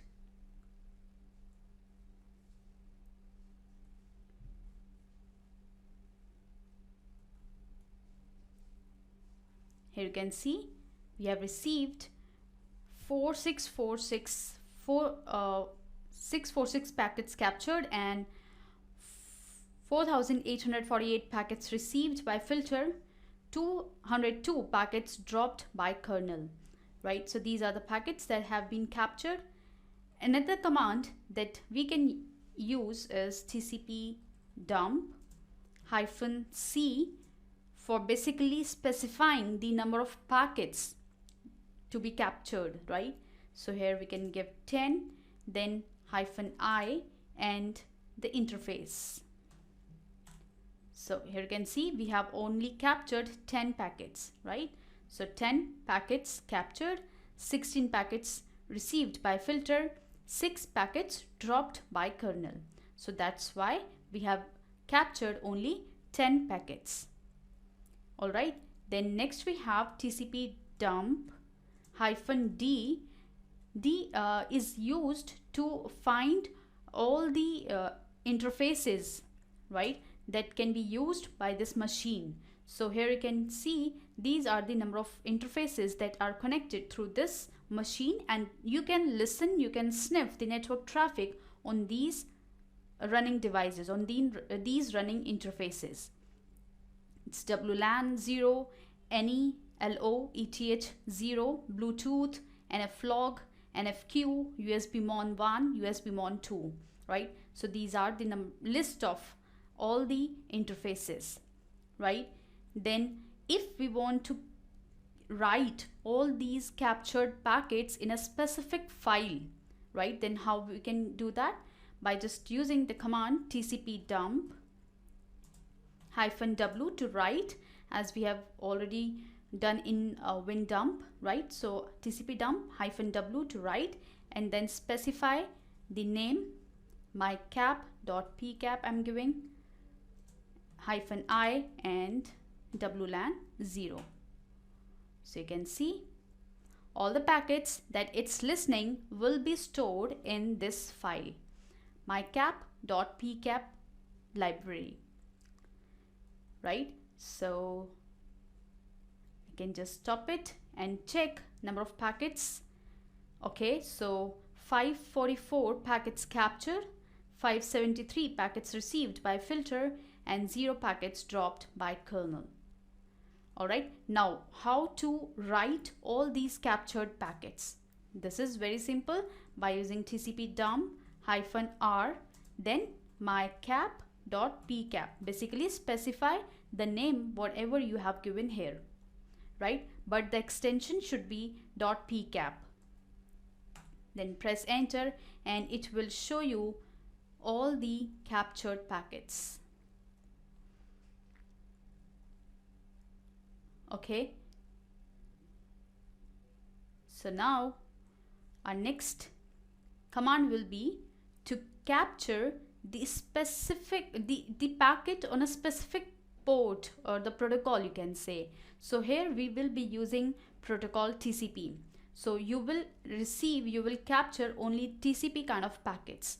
So for this, type TCPDump -i WLAN 0 and only TCP kind of packets. So here I have written TCP. If you want to capture only HTTP kind of packet, then you can type here HTTP. Alright, so here are only TCP packets that are basically traveling in your network. Alright, so 9 packets captured. And if you want to capture only HTTP packets, then you can use that.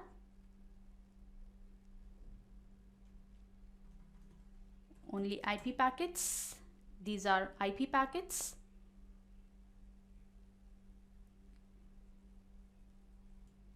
Okay, 2982 packets captured. And now if you want to capture packets of a specific port, right? So here I'm gonna use TCPDump -i WLAN 0, right? Then port 22 I'm giving. So let's see whether there is any communication going on this port.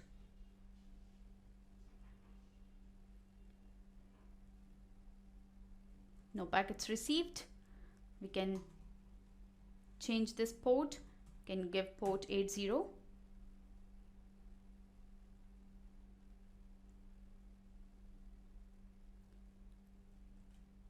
Still, you can see here 4 packets received by filter, right?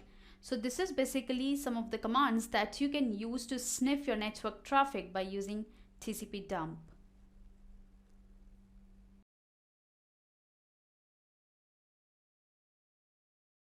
We are gonna work with WinDump, so we'll sniff the network traffic by using WinDump, right? So let's open your browser and search for WinDump.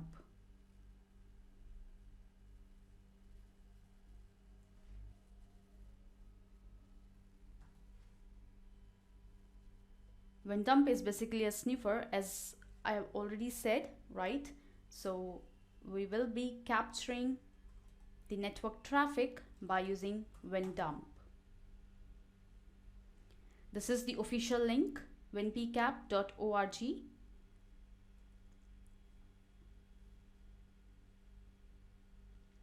So here you can see WinDump is the Windows version of TCPDump, the command line network analyzer for Unix, right? So as we have already discussed in our previous videos, that WinDump and TCPDump are the 2 applications that can be used for sniffing the network traffic, right? And TCPDump is the command line application, command line network analyzer for Unix based operating systems, and WinDump is the command line network analyzer for Windows operating system. So WinDump is fully compatible with TCPDump and can be used to watch, diagnose, and save the disk network traffic according to various complex rules. It can run under Windows 95, 98, NT, 2000, XP, 2003, Vista, 7, right? So basically WinDump captures using the WinPCap library and drivers, right? So this you have to install first. This is the library that helps you to capture the network traffic, right? So basically this is the thing. If you are using Sniffer in Windows operating system, you need to install WinPCap library, right? And if you are using Linux based operating systems to sniff the network traffic, then you need to install libpcap library, right? Here you can see this basically WinPCap has been recognized as the industry standard tool for link layer network access in Windows environments, allowing applications to capture and transmit network packets, bypassing the protocol stack and including kernel level packet filtering, a network statistics engine, and support for remote packet capture, right? So this is basically the application that helps you to capture the network traffic. So first we are gonna install this application. This is installer for Windows, and just install it. If you already have, then you don't need to install it again, right? But if you don't have this application, then you have to install it first. All right, so it's been installed, and now we are gonna install WinDump.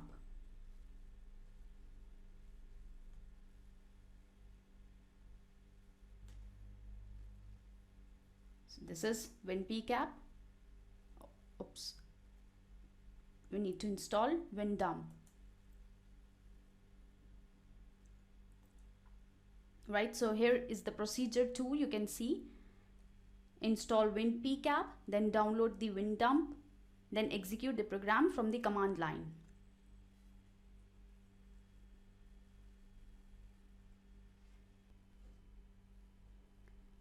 So first let's check. Yeah, it's working, right? So this is listening. So what we are gonna do first, I'm going to save it in the C drive.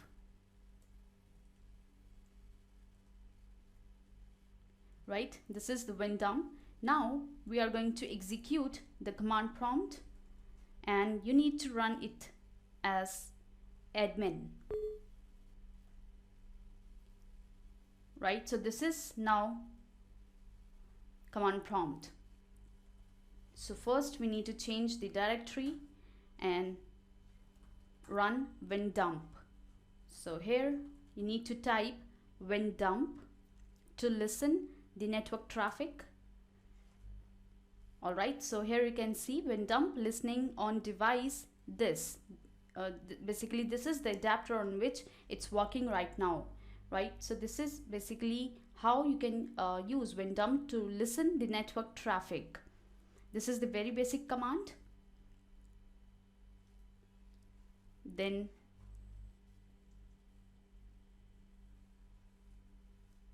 so it's started. If there is any kind of traffic,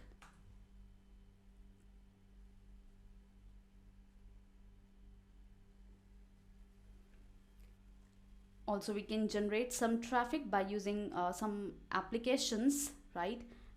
Now I'm going to show you how you can run multiple interfaces.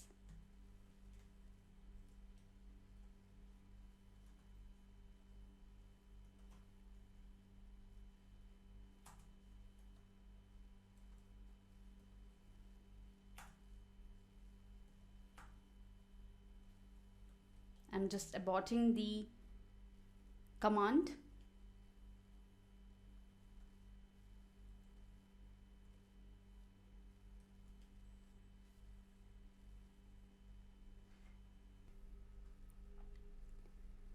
So I've aborted the command, right? And right now you can see here we have 0 packets captured, 0 received packet filter, and 0 packets dropped by kernel. So no packets were captured. Now what we can do, we can just change the adapter to capture the packets from a particular adapter on which you are connected, right? So to change the adapter, or to choose basically the adapter through which you are connected, you can type the command WinDump -d, right? This will basically show you all the adapters that through which your device is connected.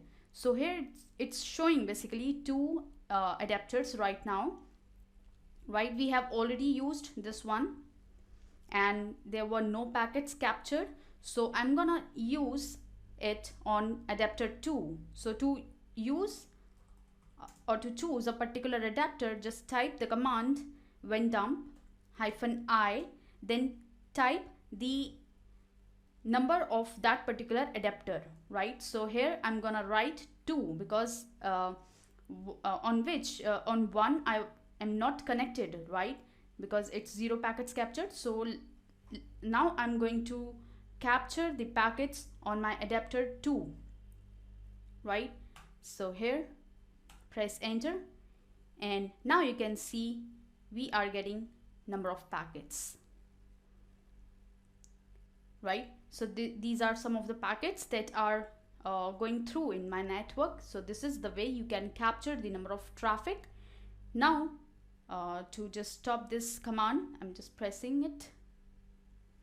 Here you can see number of packets have been captured, and I'm aborting this command. So this is the way you can see we have now captured 82 packets, right?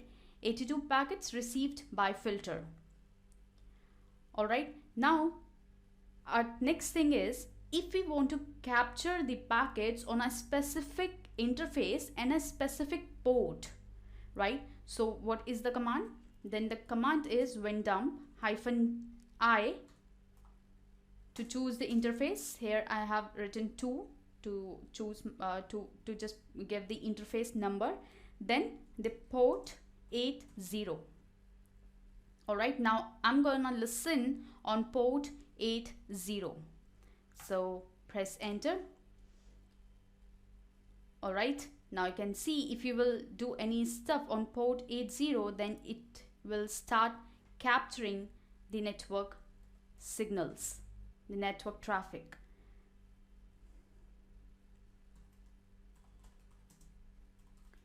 Let's do some activity.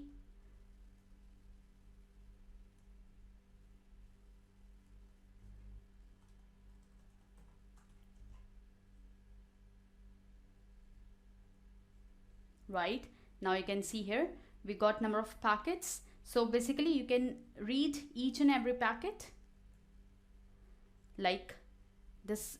This is basically listening on this device, the IP address, this is the particular time, this is the port number, right? IP, this is the system details, and this is basically the source and the destination. All right, so this is, I'm aborting it.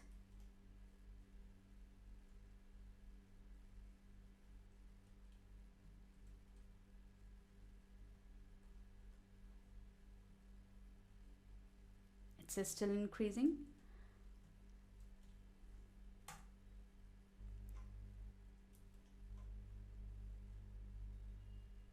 Now what will be the command that you can use to write all these packets in a particular file, right? If you want to extract, if you want to save these packets in a particular file, in a particular library, then how you can do that? I'm going to show you.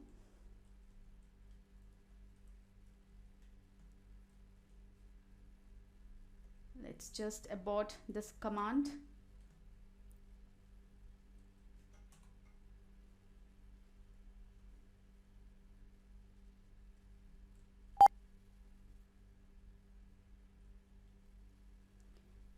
What we can do, otherwise we can just open another command prompt. right? Then again C drive, then run the command to save or to write all these packets that are capturing in a particular file, right? So let's create a folder first, right? This is for testing, and here I'm giving the command WinDump -I, then interface, then -w to write the packets, and then the location. So here I'm just saving all these files in C drive. Testing is the folder, and then I'm giving the name for this file. So my cap.pcap, this is the extension that you have to give, right? You can choose any name, you can give any name. At the end, put this extension .pcap. So .pcap is the file that will be saved here.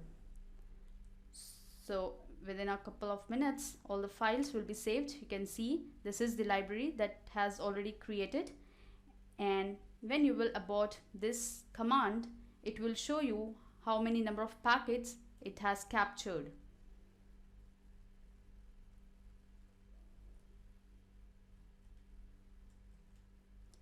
Alright, so here you can see these are the number of packets that have been captured. 108 packets that have been captured, 111 packets received by filter, right? Now what will be the command if you want to read all these packets? So to read all these packets, type WinDump -r to read those packets, right? And then the location. So it's C drive, then testing, then your file name. So it will show you all the packets that are in that particular file, right? Here you can see these are the number of packets.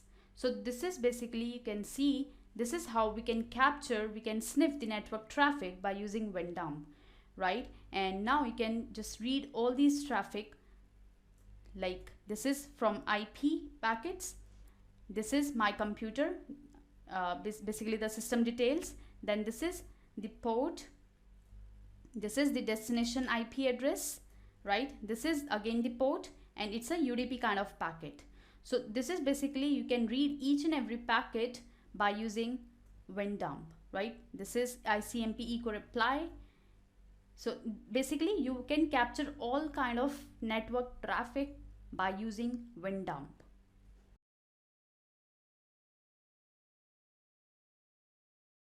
We are gonna sniff credentials using Wireshark. So as we have already discussed about Wireshark, right? What basically Wireshark is, it's basically used for capturing or sniffing the network traffic, and you can analyze the network traffic by using Wireshark, right? So in this video, we are gonna sniff the network, in which we are gonna try to sniff the credentials, right, of basically any application, right? We'll sniff the network credentials and we'll try to get that. So first, go for Wireshark. This is the Wireshark, right? It's a great application, and the main functionality is it's open source, right?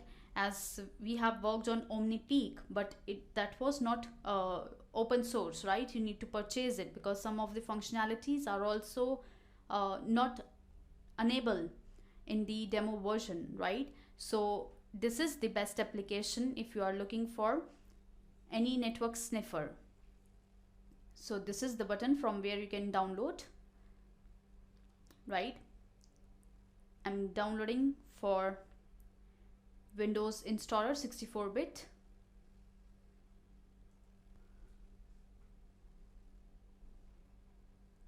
In case you want to get the complete guide for this, you can go for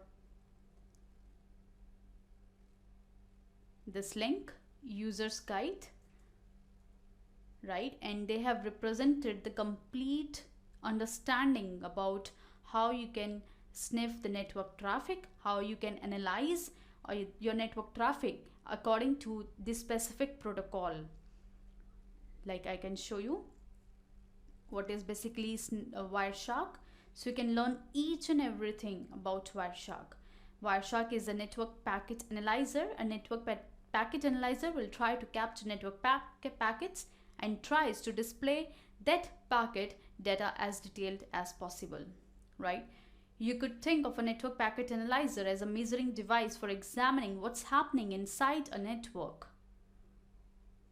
All right, so these are some of the purposes, features. You can see this is the complete system requirements, where to get Wireshark, building and installing Wireshark, how you can build and install the Wireshark, building from source under Windows, for Mac, for Unix, user interface, right? The menu, capturing live network data, all the details, each and everything you can get. This is basically TCP analysis. So basically you can analyze each and every protocol, right? Time zones, packet reassembly, name resolution, checksums, statistics, you can see. Telephonic conversation, if anybody is doing call on over internet, right, over your network, then also you can capture those packets, and even you can listen the conversation that is going on your network, right? So this is telephony calls, wireless network traffic, customizing Wireshark, each and everything you can get from this link, right? So here we have just downloaded.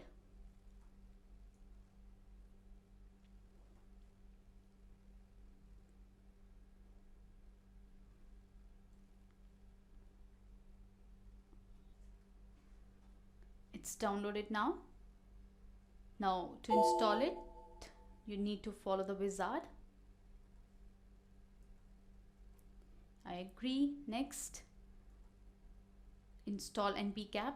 As I've told you that we need some libraries to capture the packets, right? In case you want to capture Windows traffic or packets, you can say, then you need to install WinPcap library, right? In case you want to capture Linux packets, then you need to install libpcap library, right?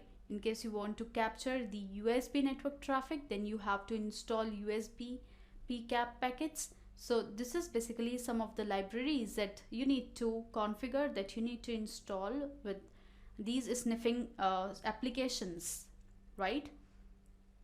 This is about npcap, right? You can see here npcap is a Windows packet sniffing driver in library, right? So if you are not installing it, then you are not able to capture the network traffic. So make sure that you are installing this too.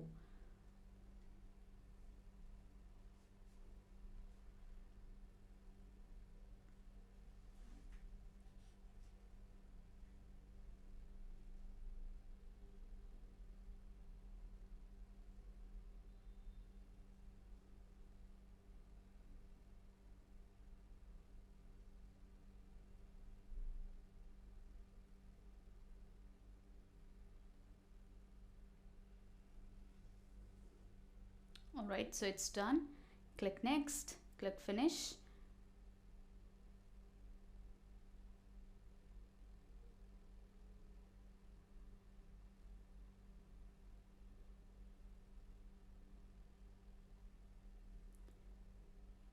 Click next, and it's asking for reboot, so I want to manually reboot later. Then click finish.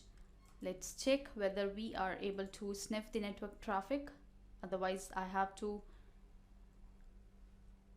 restart my machine.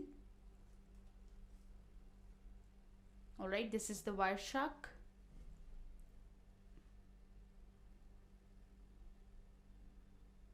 Okay, so from this page, you can select the interface from which you are connected.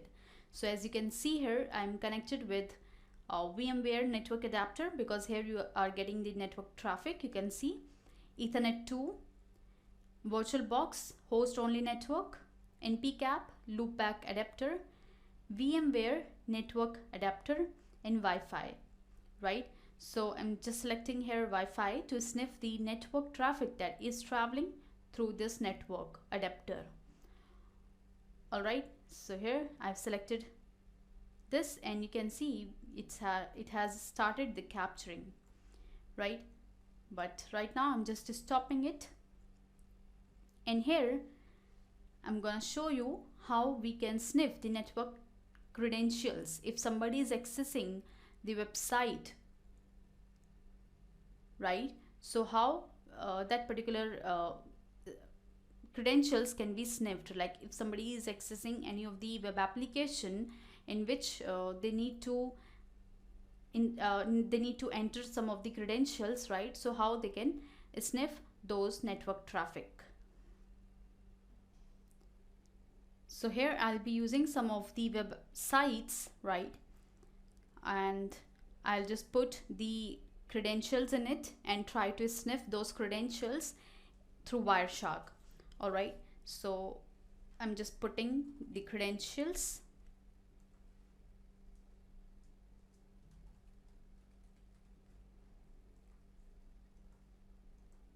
In both of these sites.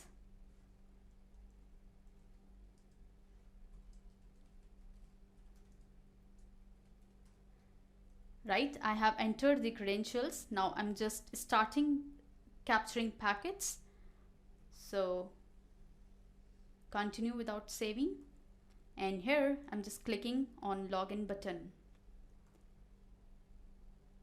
Okay, so now I'm stopping the capturing, and let's check whether we got the credentials in our network traffic or not. So as we know that we have two type of request, get and post methods, right? And the credentials you will get in the post method. So for that you can use this filter option to get the post type of packet, right? Either you can go for filtering the post type of packet, otherwise you can go for HTTP kind of packet, because here we have used the HTTP site to capture the credentials. All right, so here I'm going to filter HTTP traffic, and here in the post packets, this one is the post packet and this is another post packet. So here I'm just gonna extract the information, and here you can see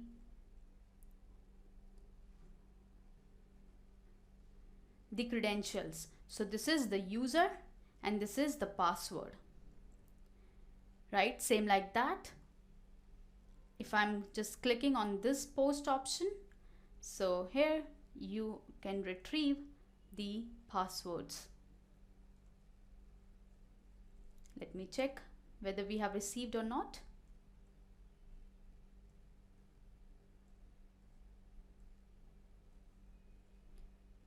This is admin,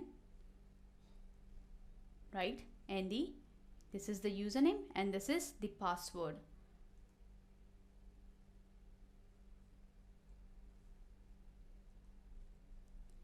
Right? So this is how basically hackers can sniff your password, your credentials in your network if they are using sniffing, any kind of a sniffer in your network. So as a network security admin, you should make sure that your passwords or your content should not be able to sniff, right? So for that you can use some secure protocols. As I said that we have sniffed the network traffic on protocol HTTP. That is not secure.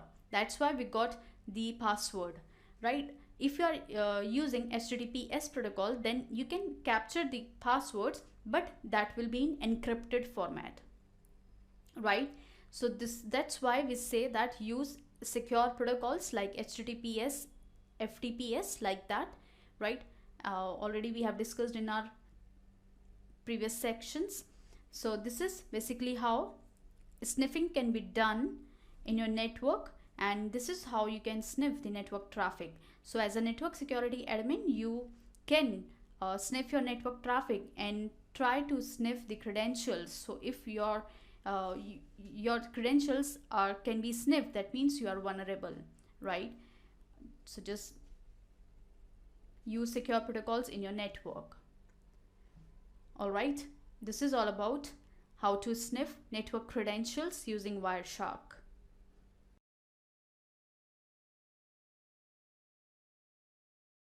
To do analysis about how you can get the IP address or the source IP address and the destination IP address of those packets, what kind of packet it is. So basically how you can do analysis, right?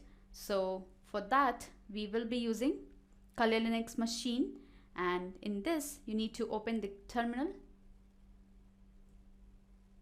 right? Then here I'm gonna use the command TCPDump. Then I'm going to capture the specific packets on my interface WLAN 0, and I'm gonna capture IP packets. All right, so here you can see. All right, so 1515 packets captured, and now you can see the details of these packets. So here we have, it's listening on WLAN 0 as we have specified the interface, link type, Ethernet, captured packets, captured size 262144 bytes, right? And this is the time, right? This is IP, the type of packet, IP. This is from which machine, and this is the port number. This is the destination IP address to, this is the port number. The type of packet is UDP, and the length of the packet is this. Are you getting my point? This is also the IP kind of packet from this machine on this port to this machine. All right, so this is basically the source details, and this is basically the destination details. Same like that, you can see here. This is also the IP kind of packet.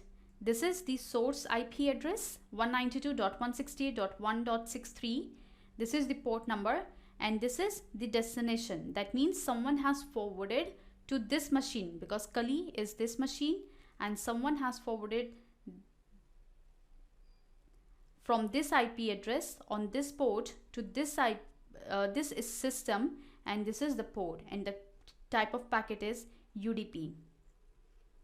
All right, same like that, you can just check each and every packet, and if there is any kind of malicious activity, you can just block this IP address. Like if there is any kind of malicious activity happening with this IP address, so what you can do, you can just block this IP address. All right, now let's see.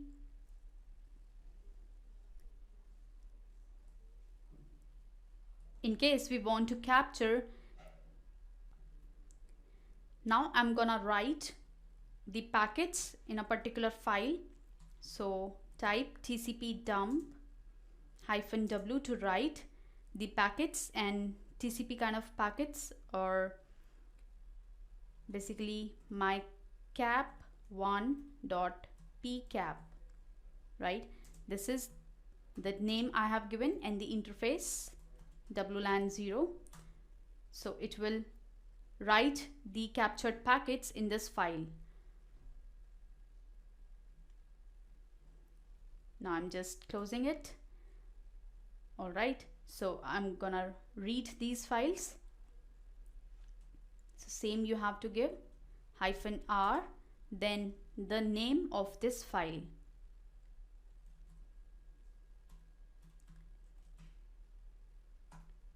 Sorry, it's 1.pcap, right? So these are the packets that we have already captured and read in this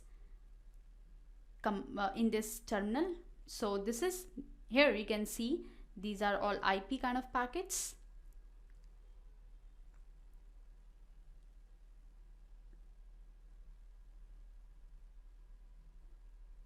There are only IP packets in the network, you can see. So what we can do, we can just try to sniff the packets by using another tool, and we are gonna use LOIC for this, right? So this is for DOS attack, I have already shown you. So here we will be using LOIC to attack on that particular machine, and will be capturing all these packets, right? So open the LOIC, and here we need to give the IP address of our target machine, right? So let's just check the IP address of this Kali Linux machine. Here we need to type ifconfig, and the IP address is 192.168.1.79. So here we will be giving 192.168.1.79. Lock this IP address, and here I'm gonna use TCP kind of packets, right? So let's type the command here, TCPDump, right, -I interface, then what kind of packets we want to capture. So we are capturing here TCP packets. So let's start the command, and here same side I'm gonna do flood. So here you can see it's gradually increasing, you can see here, right? So as it's doing flooding, it's the packet number of packets are increasing, right? I'm just stopping it and closing it, right? And now here you can see all the packets that it has captured. So just close it. So it has captured 84 packets, 85 packets received by filter, 1 packet is dropped, and here you can see the TCP kind of packets. So the details will be given in this list. This is from which machine to which machine, the flags, right, sequence number, acknowledgement number, window size, options, length, each and every detail, right? From which IP address, on which port, to which system, or the IP address, sequence number, window size, options, and all the details, right? Here you are getting acknowledgement number, in this you are getting sequence number. So basically this is how you can do analysis, and if there is any kind of request, sudden request you are getting, that means it's a DOS attack. And if it is a DOS attack, then definitely you need to block that IP address, or you need to increase the bandwidth size of your network, right? So this is basically how you can do analysis on the sniffed packets, on the captured packets, by using TCPDump.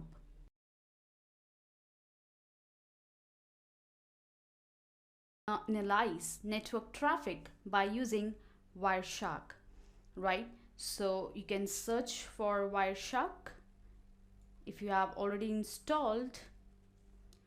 If you don't have installed Wireshark, then you can go to your web browser, right, and search on Google Wireshark. This is an amazing application for sniffing network traffic, right? It's a free and open source packet analyzer and gives you multiple functionalities, right? So basically you can download from this link for Windows operating system, Mac operating system, right? And this is the source code. It's open source, so definitely you can modify it as per your requirement. And this is the documentation guides, right? So let's start with capturing network traffic, and then we'll analyze the network traffic. So here you can see we have number of adapters it's showing. So I'm gonna sniff network traffic on Wi-Fi adapter. So here you can see the address, IP address of these adapters. Address of this particular adapter interface, you can say, or the IP address. So here basically I'm gonna capture on this interface Wi-Fi, right? So here you can see we have started capturing number of packets. So basically if there is any kind of malicious activities going on in this network, so Wireshark will capture all the traffic. Maybe it's malicious one or it's not malicious, it will capture all the packets, right? So basically the thing is, as a network security admin, you should know how to use these network sniffers, right? So that you can monitor your network traffic. Now you can see here it's started monitoring. So it's like a monitoring, it's not in graphical interface. I know that you are not getting multiple graphs and all, but still it's capturing all the packets. Maybe anyone is doing any kind of malicious activity, right? Maybe you're getting DOS attack, or someone is trying to hijack the session, someone is sniffing, and someone is trying to access your ARP protocols, your any of the protocol, he is communicating on any of the protocol, it will capture all those packets. So it's an amazing one. And if there is you found any kind of malicious activity in this, so definitely you can capture, you can get the complete details about that packet, and then you can go for next step. Like you can block that particular IP address, you can block those packets on that particular protocol if your network don't require that. So basically as per your organization rules, your policies, you can develop or you can update your policies, right, of your network security. So this is here, you can see it's capturing number of packets, right? So let's just stop capturing and then we'll see about the details of these packets. So let's start from here. It's a file option, right? So basically you can save these captured packets, right, like this. It will be saved by using these formats.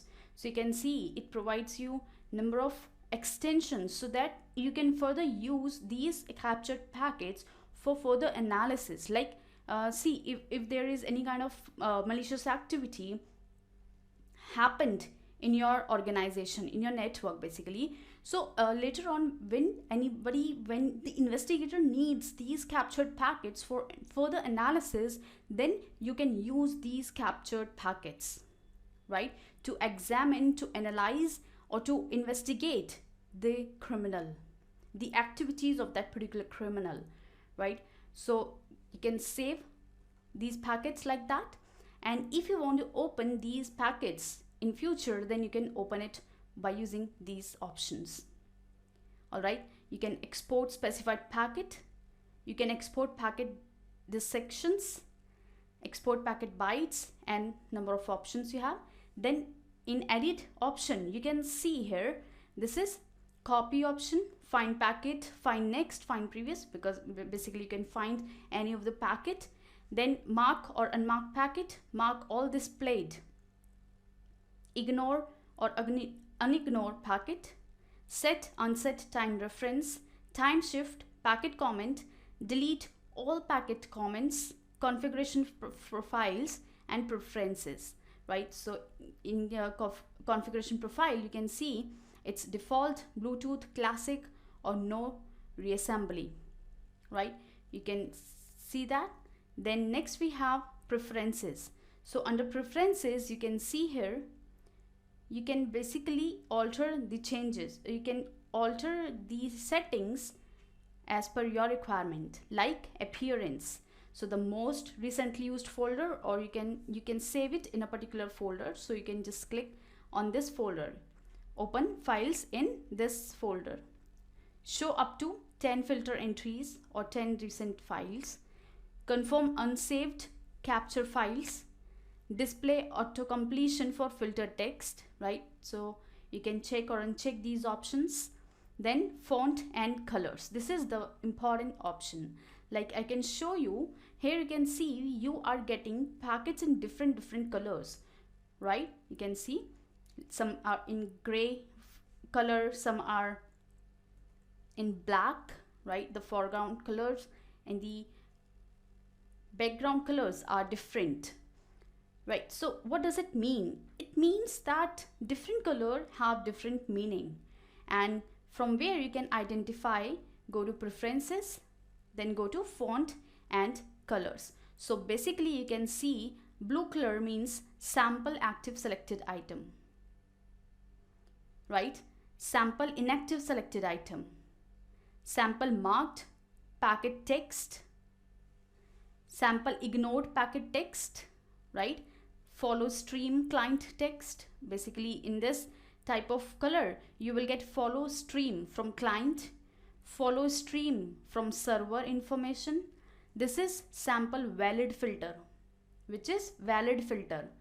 This is invalid filter, and this is warning filter, right? So different color have some different meaning. You can change the style of these colors too. You can see the layout, right? Packets like how you want, pane 1, pane 2, pane 3. These are the pane. This is first pane, this is second pane, in which you are getting the information of that particular packet in decoded format, and this is hexadecimal editor, or the third pane you can say. So we have basically 3 panes in this.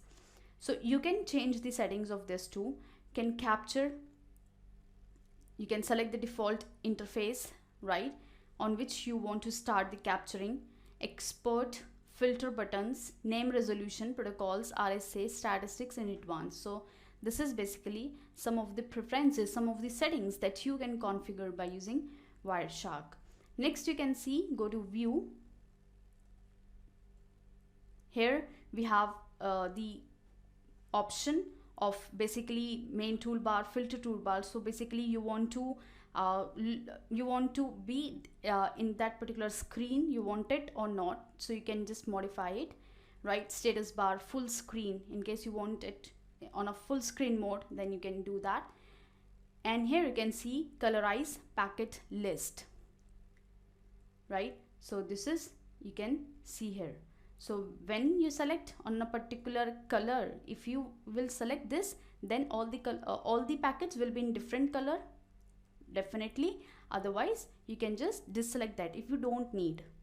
Then you can see here coloring rules. So this is the rule. Basically you can see why we are getting these colors and what meaning they have. So this is basically bad TCP. If you are getting black background and this foreground, this is pink color and this is foreground. So if you're getting this, then that means it's a bad TCP request. Then you can see if the foreground color is this yellow and background color is black, then it means HSRP state change, right? So basically you can see different color have different meaning. This is spanning tree topology change, OSPF state change, ICMP errors. So if you are getting ICMP errors, then the color format green is foreground and black is background. ARP request, black foreground and pink background, right? TCP reset, SCTP abort, TTL low, checksum errors, SMB, HTTP, right? TCP, UDP, broadcast, system event. So this is the way you can change, or you can also change these coloring settings, right? You can also add or delete new coloring rules. So it's a very great methodology. It's a very great method to basically separate the packets based on their criteria, right? So if there are number of bad TCP requests, then they will be easily recognizable. You don't need to check each and every packet. It will be in different colors. So definitely you need to check only those packets if there is any bad TCP request, right? So let's check if any of the packet we got from bad TCP request. So just cancel it, right? And here you can see in this we have bad TCP request, right? So you don't need to check each and every packet. Only you need to go to this packet and you can analyze it. So here you can see we are getting the frame bytes of that particular packet, right? Wired or captured on interface, interface ID, encapsulation type, arrival time, time shift for this packet, epoch time, frame number, frame length, captured length, right? All these details, coloring rule string, coloring rule name, it's a bad TCP, right? Here you will get the destination MAC address, source MAC address. If you will click on it, you will get more details, right? Ethernet protocol 4, Internet protocol 4, basically IP version 4. So it's source IP address, it's destination IP address, the total length, identification number, flags, header checksum status, right? Transmission control protocol. Here you can see the port number, source port, destination port, acknowledgement number, serial number, sequence number, all these details are here, right? So you can see its acknowledgement number, and here you can see the flags. So it's one here, so definitely it's a acknowledgement kind of flag. Then here, sequence acknowledgement analysis, TCP flag analysis, and the data. So this is basically, they have divided the complete packet in different sections. Frame, Ethernet address, IP version 4 address, TCP, and data, right? So this is the way you can see each and every detail in the decoded format. And here we have the hexadecimal format of that particular packet, right? So this is the way you can check, you can analyze each and every request from where it's coming, or the source or the destination, the port, the protocol, each and everything what's going on in your network, right? Then you can see here colorized conversation.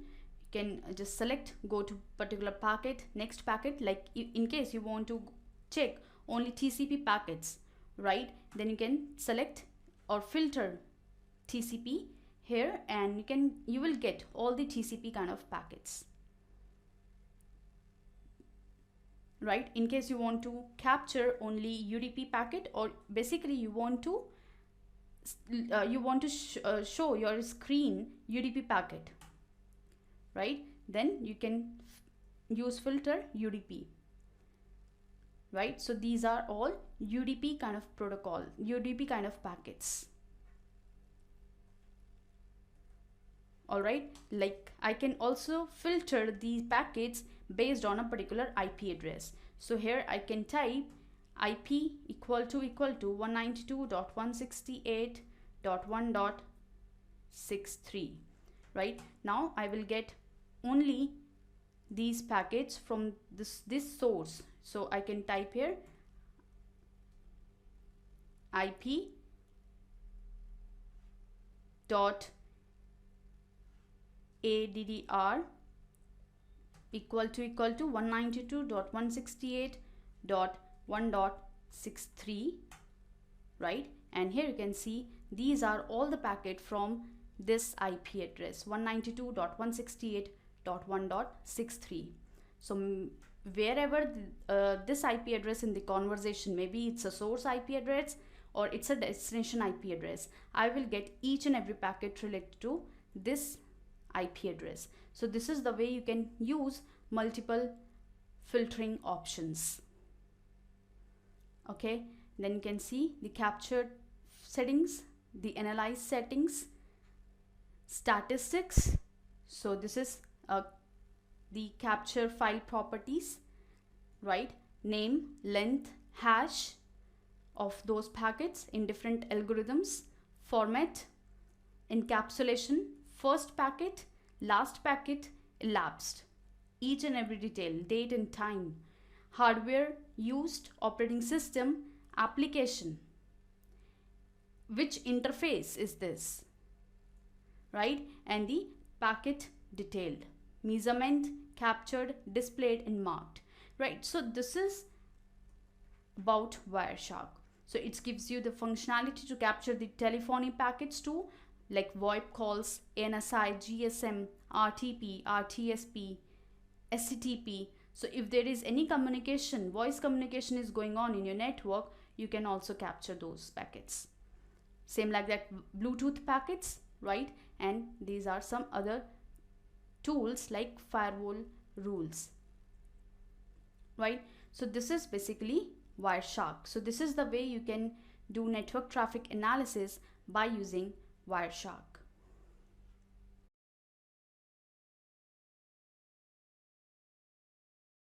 Learn how you can create custom packets by using Colasoft Packet Builder, right? As we have already discussed about Colasoft Packet Builder in our previous video. So let's create some packets, right? This is the official website, colasoft.com.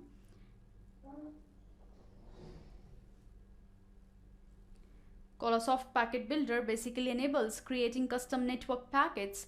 Users can use this tool to check their network protection against attacks and intruders, right?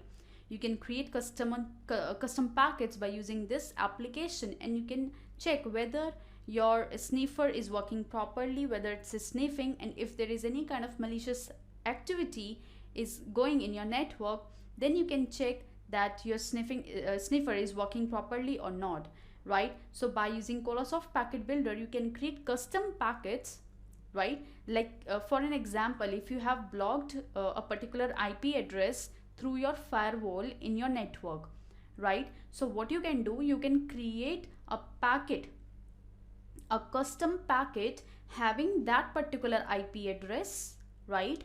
And you can check after forwarding, you can also forward that particular packet by using Colasoft Packet Builder, right, to your network, and you can check whether your firewall device is properly working or not. Because if your firewall device is working properly, then that packet should be blocked because you have blocked that particular IP address in your network, right? So this is the way you can check your security devices in your network, by creating custom packets in your network. So Colasoft Packet Builder includes a very powerful editing features.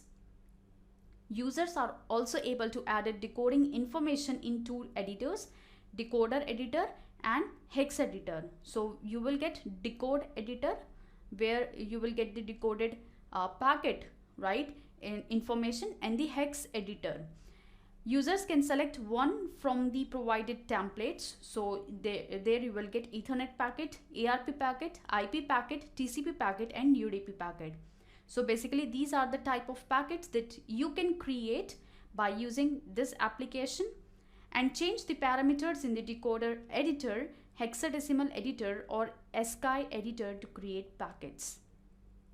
Any changes will be immediately displayed in the other two windows. Now I'll show you how you can work on it. So this is basically the screenshot. This is the decode editor, hex editor and packet list. So let's create some packet by using this application. First you need to download it.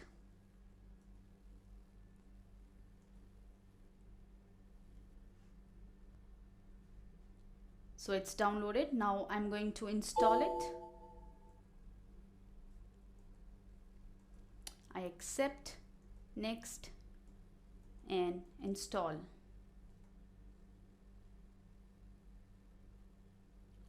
All right, it's almost installed. Then next, and I'm gonna launch Colasoft Packet Builder.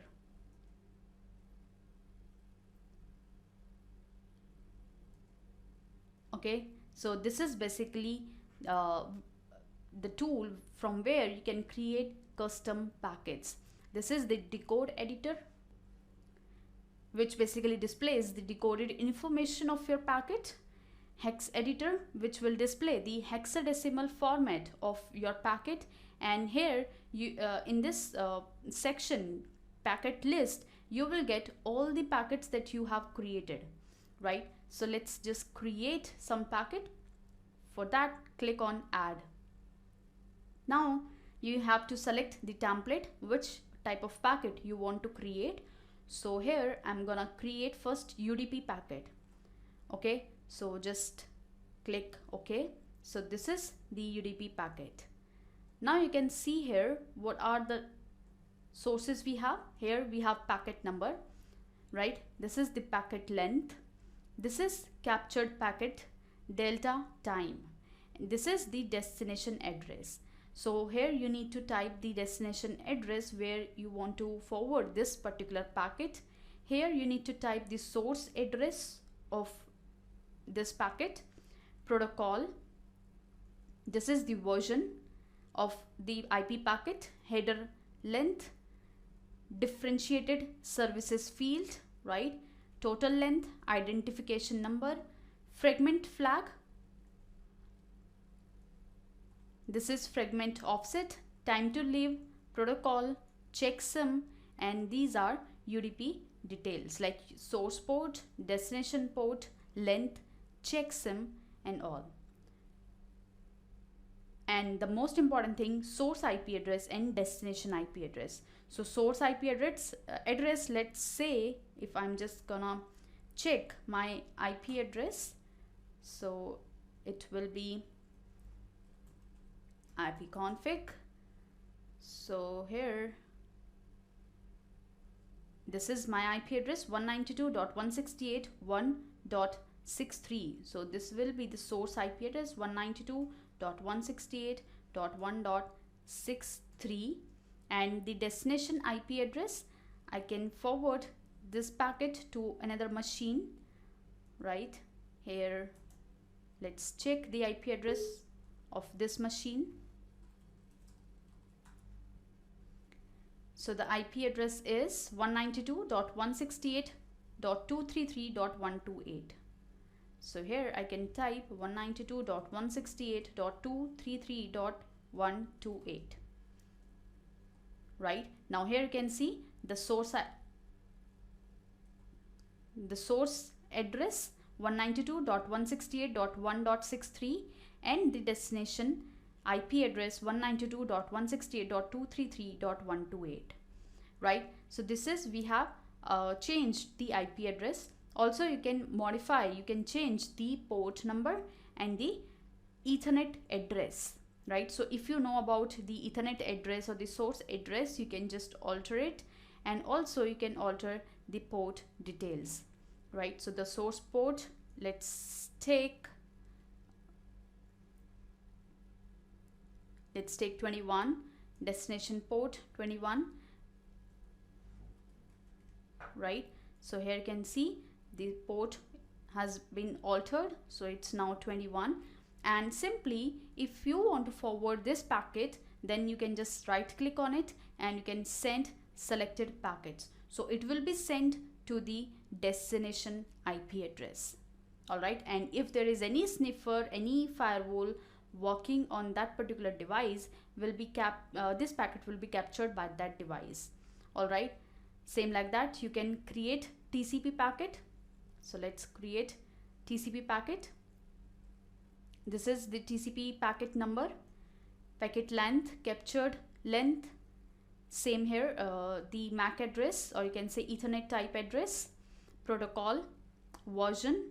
Here you can say version 6 or version 4 as per your choice. Header length, right?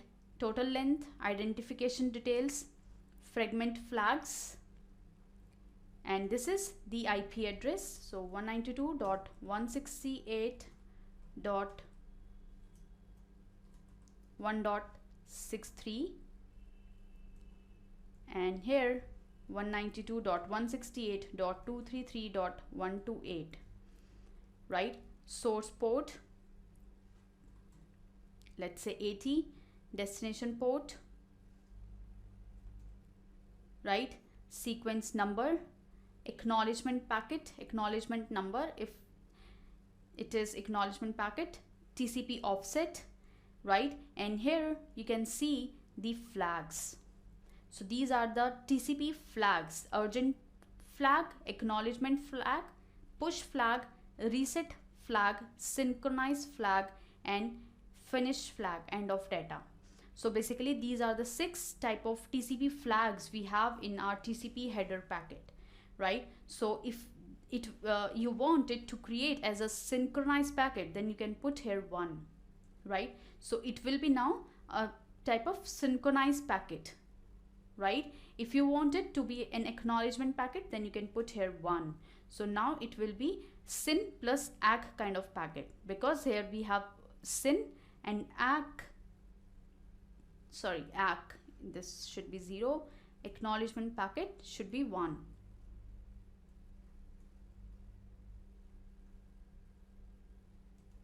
Right? So here you can see the green signal at acknowledgement number packet and synchronized sequence, right? Both are green, so that means this is syn and ACK kind of packet, right? So this is basically how you can create your own packets and try to send to your network, right? So this is basically can be used to create your own custom packets, right? So same, you can just send all packets,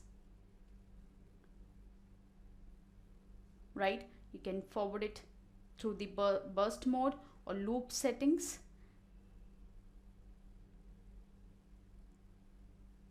right? Can no find adapter, need to select the adapter, it's not taking it.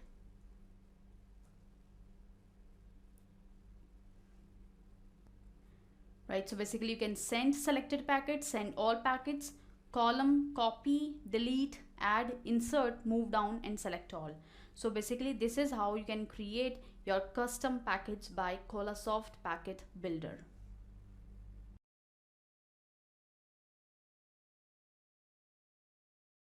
We're gonna check for live systems by using ping and ping sweep commands, and basically how we can scan a particular system or a number of targets, right? So that we can know that whether that systems are live or not, right? So we are going to check the live systems.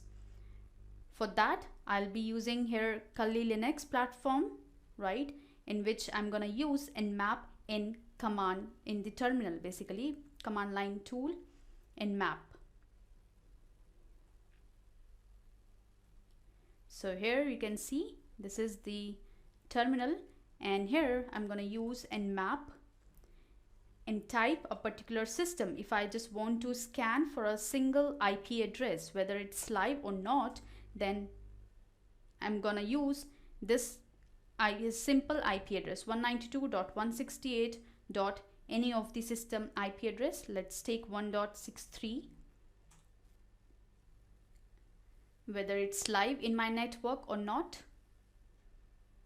All right, so you can see here the host is up, right, and the port status.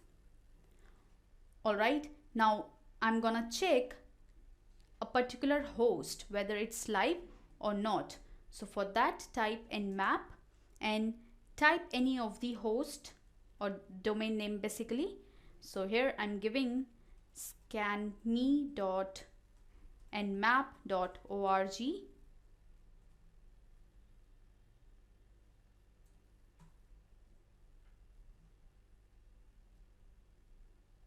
or can take another domain. Let's take google.com.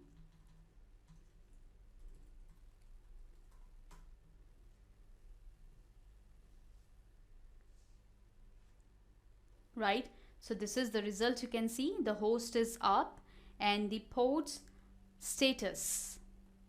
Okay, so this is the way you can scan for a single target. Now what if you need to scan for multiple targets, or basically a range of IP addresses you need to scan?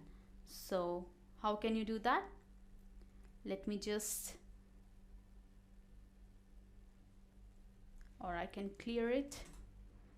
Okay, now I'm gonna scan the range of IP addresses. So for this, type Nmap, then you need to give the range 192.168.1.63 to 80 I'm giving here, right? So this is basically range of IP addresses. So after putting the IP address, then hyphen, then the last IP address. So here you can see the result of all IP addresses.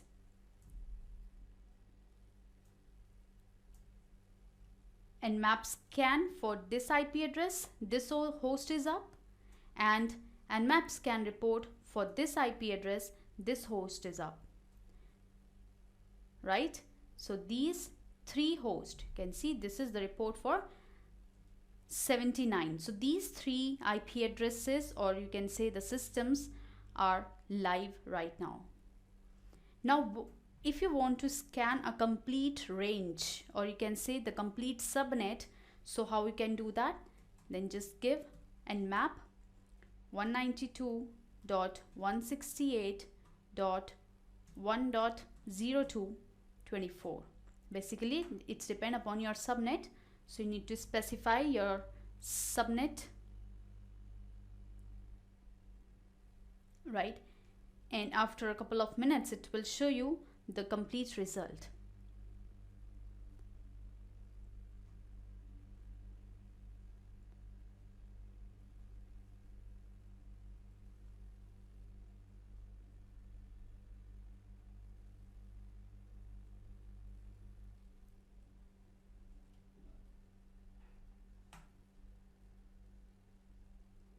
Right?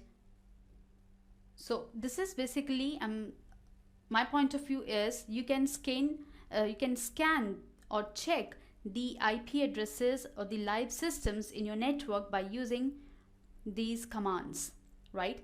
Ping command and ping sweep command. Also you can use ping command in your Windows operating system. So the ping command you can use in command prompt. For this, type here ping and specify the net IP address 192.168.1.79 I'm giving. So you can see this is the ping command that you can use in your Windows operating system. So this is, you can see the ping statistics, packet sent, received, loss is this. So if you are getting the reply, that means the host is live. All right, so this is how you can check for live systems in your network.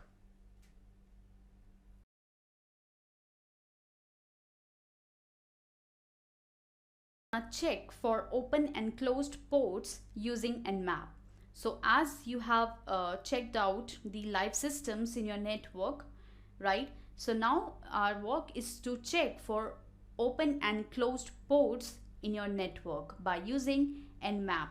So first, let's go for Nmap, right? This is the official website, nmap.org,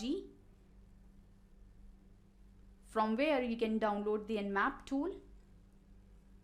Here, if you want to learn more about Nmap, then you can just go to the reference guide, right? And it will give you the all the details related to Nmap, like the target specification, host discovery, port scanning techniques, port scanning basics, port specification and scan order, source and version detection, operating system detection, Nmap scripting engine, timing and performance, firewall, IDS evasion and spoofing. So all the topics that are related to Nmap, you can get it here, right? This is the official link, and it's very helpful for you to understand all the details about Nmap.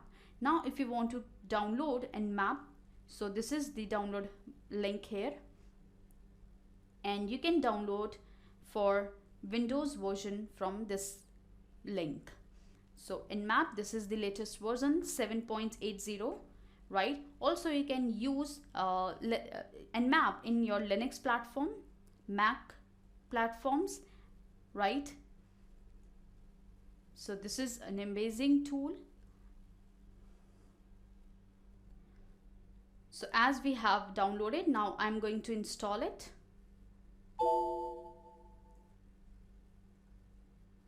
To install, you need to just follow the wizard.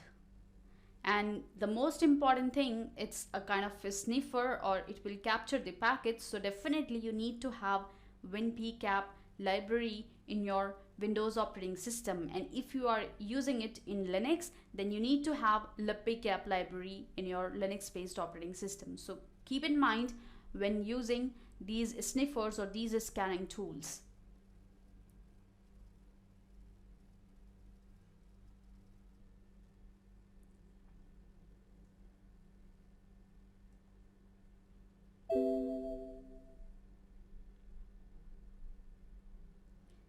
It's asking for npcap.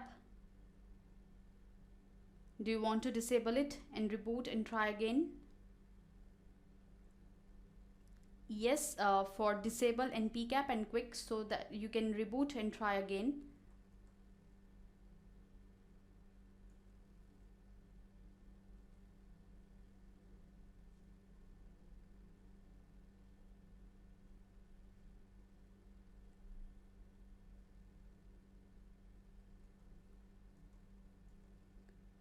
Let's try to capture.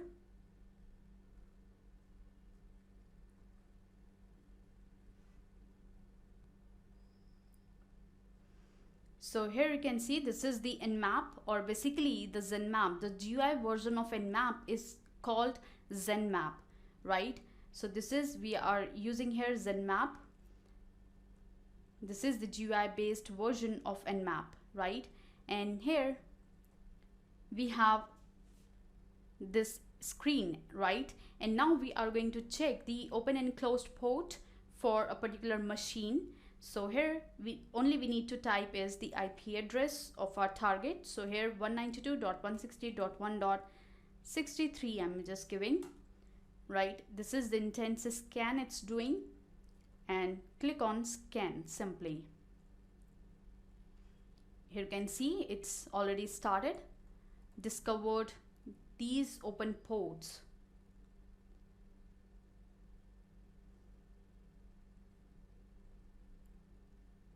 And it's running still, right? So these are the open ports on this particular target machine. 445 for TCP, 139 for TCP, 80 for TCP, 443 a TCP kind of port, 135, 49157, 912.1688, 49155. These are all the open ports in this machine, right?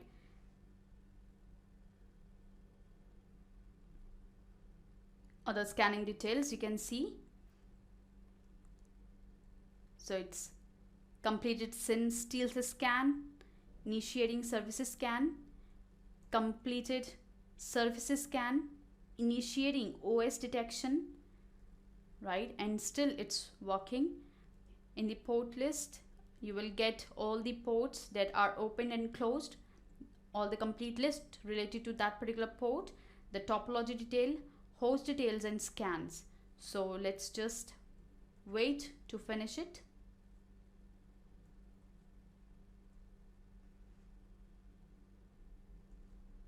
Alright, so you can see here the complete details.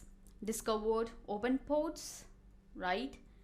This is operating system scan. These are open ports, and the details like port 80 is open, the state is open, it's a TCP kind of port, the service is running is HTTP, and the version of that particular service is this, right? So this service, this particular version is running on this port 80, right? And also you can get other details too, like supported methods, HTTP server header, HTTP title, right? This is the application that is running PRTG network monitor on port 80. Also you can see 135 port number, TCP kind of port, and Microsoft Windows RPC service is running on port 139. Microsoft Windows NetBIOS SSN service is running. On port 443, VMware Virtual Center web service is running. We're having other details like supported methods, SSL certificate, who is the issuer, public key bits, signature algorithms, and lot more, right? These are some other details. These are open ports for this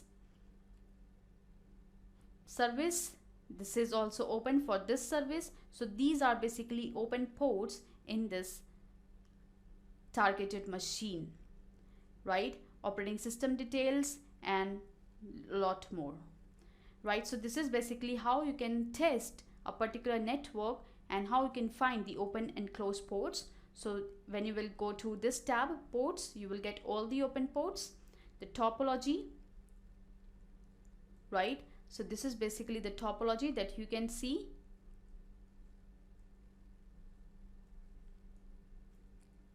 Host details, IPv4 address, MAC address, if it will be available, it will be shown up here.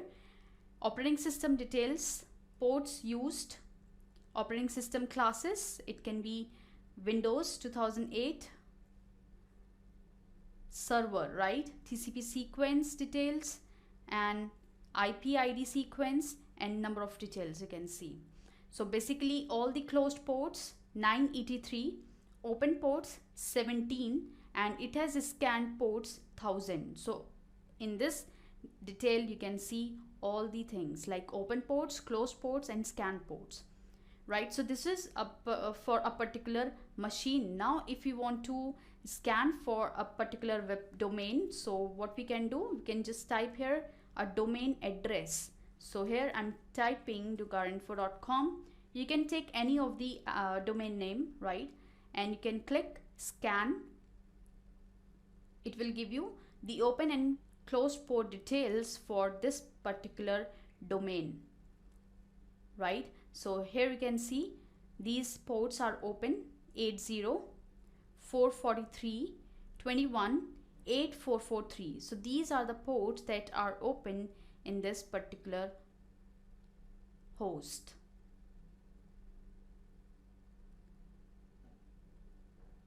Right, it's still scanning, so you will get the complete result at the end, right? So this is basically how you can use Nmap to check open and closed ports, right? And the services you can see here on port 21, FTP service is running. On port 80, it's open and HTTP service is running. On port 443, Microsoft HTTP API HTTP method 2.0 is running, right? And on port 8443, Microsoft IIS HTTPD 8.5 service is running. So this is all the open ports for this host, right? These are 21, 80, 443 and 8443. This is the topology. You can see here how we are connected to that particular domain, right? And in between all the servers you can get host details. So here closed ports, filtered ports, all are filtered ports. You can see 996 are all filtered ports. That means any filtering device is running on these 996 ports. Open ports 4, filtered ports 996, and closed ports 0. So total they have Nmap has scanned 1000 ports. So this is basically how you can scan a particular target to check for open and closed ports. All right.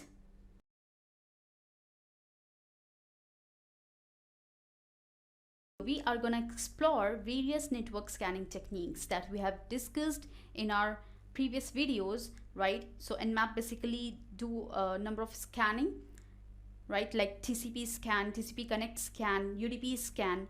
So in this video, we are gonna explore these number of scans. So first we are gonna do scan by using TCP connect.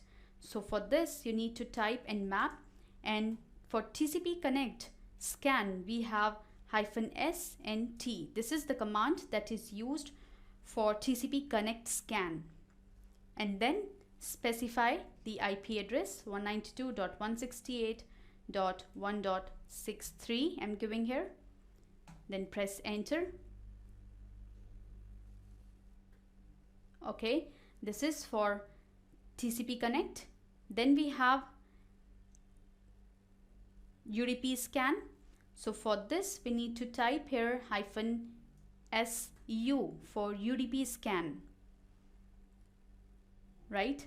So here you will get the result for all UDP ports. Like here you are getting the result for TCP ports, right? In case you want to get the result for UDP ports, then you need to type here Nmap -SU, then specify the IP address or your target.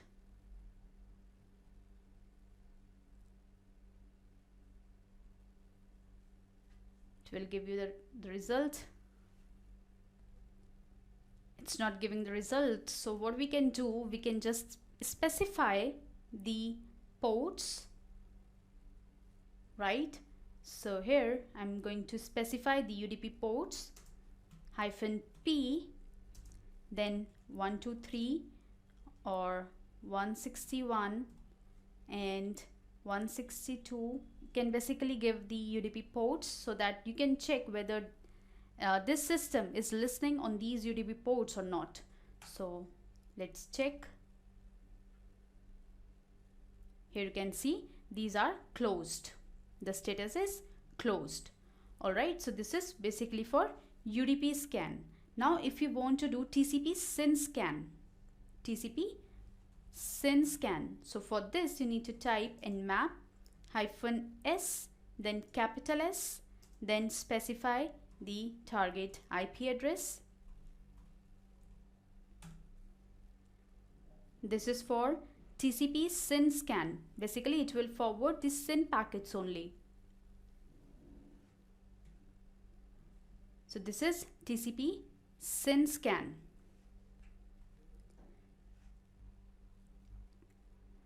Now if you want to scan for operating system, right, for operating system detection basically on your target, you need to type here, I'm just clearing it first, you need to type -O, right, and then give your target IP address.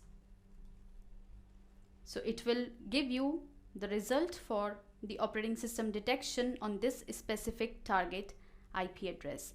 So here you can see this is the port status, this is the MAC address, device running on Windows 7 2008 or 8.1. So this is the running operating system. Maybe it can be Windows 8, Server 2008 or operating system 8.1, right? So this is basically, you can detect here also Windows 8.1, right? So basically this is how you can detect the operating system. Now if you want to do some basic scanning, script scanning basically, so how you can do that? Then you can type Nmap -SV and -SC, right, and then specify the IP address. So this will basically scan by using default safe scripts.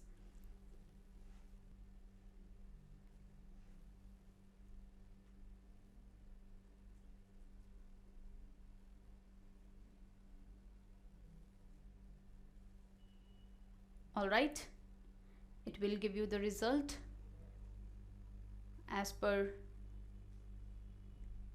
the situation. I mean, if it's working on that particular target machine, then it will give you the result, right? So this is basically how you can use number of scanning techniques to scan the operating system or to scan that particular target, and you can analyze these differences, right? You can basically scan the number of target and then get the information that what type of service is running, or what are the information that anyone can gather by using this technique. So this is how Nmap works. All right.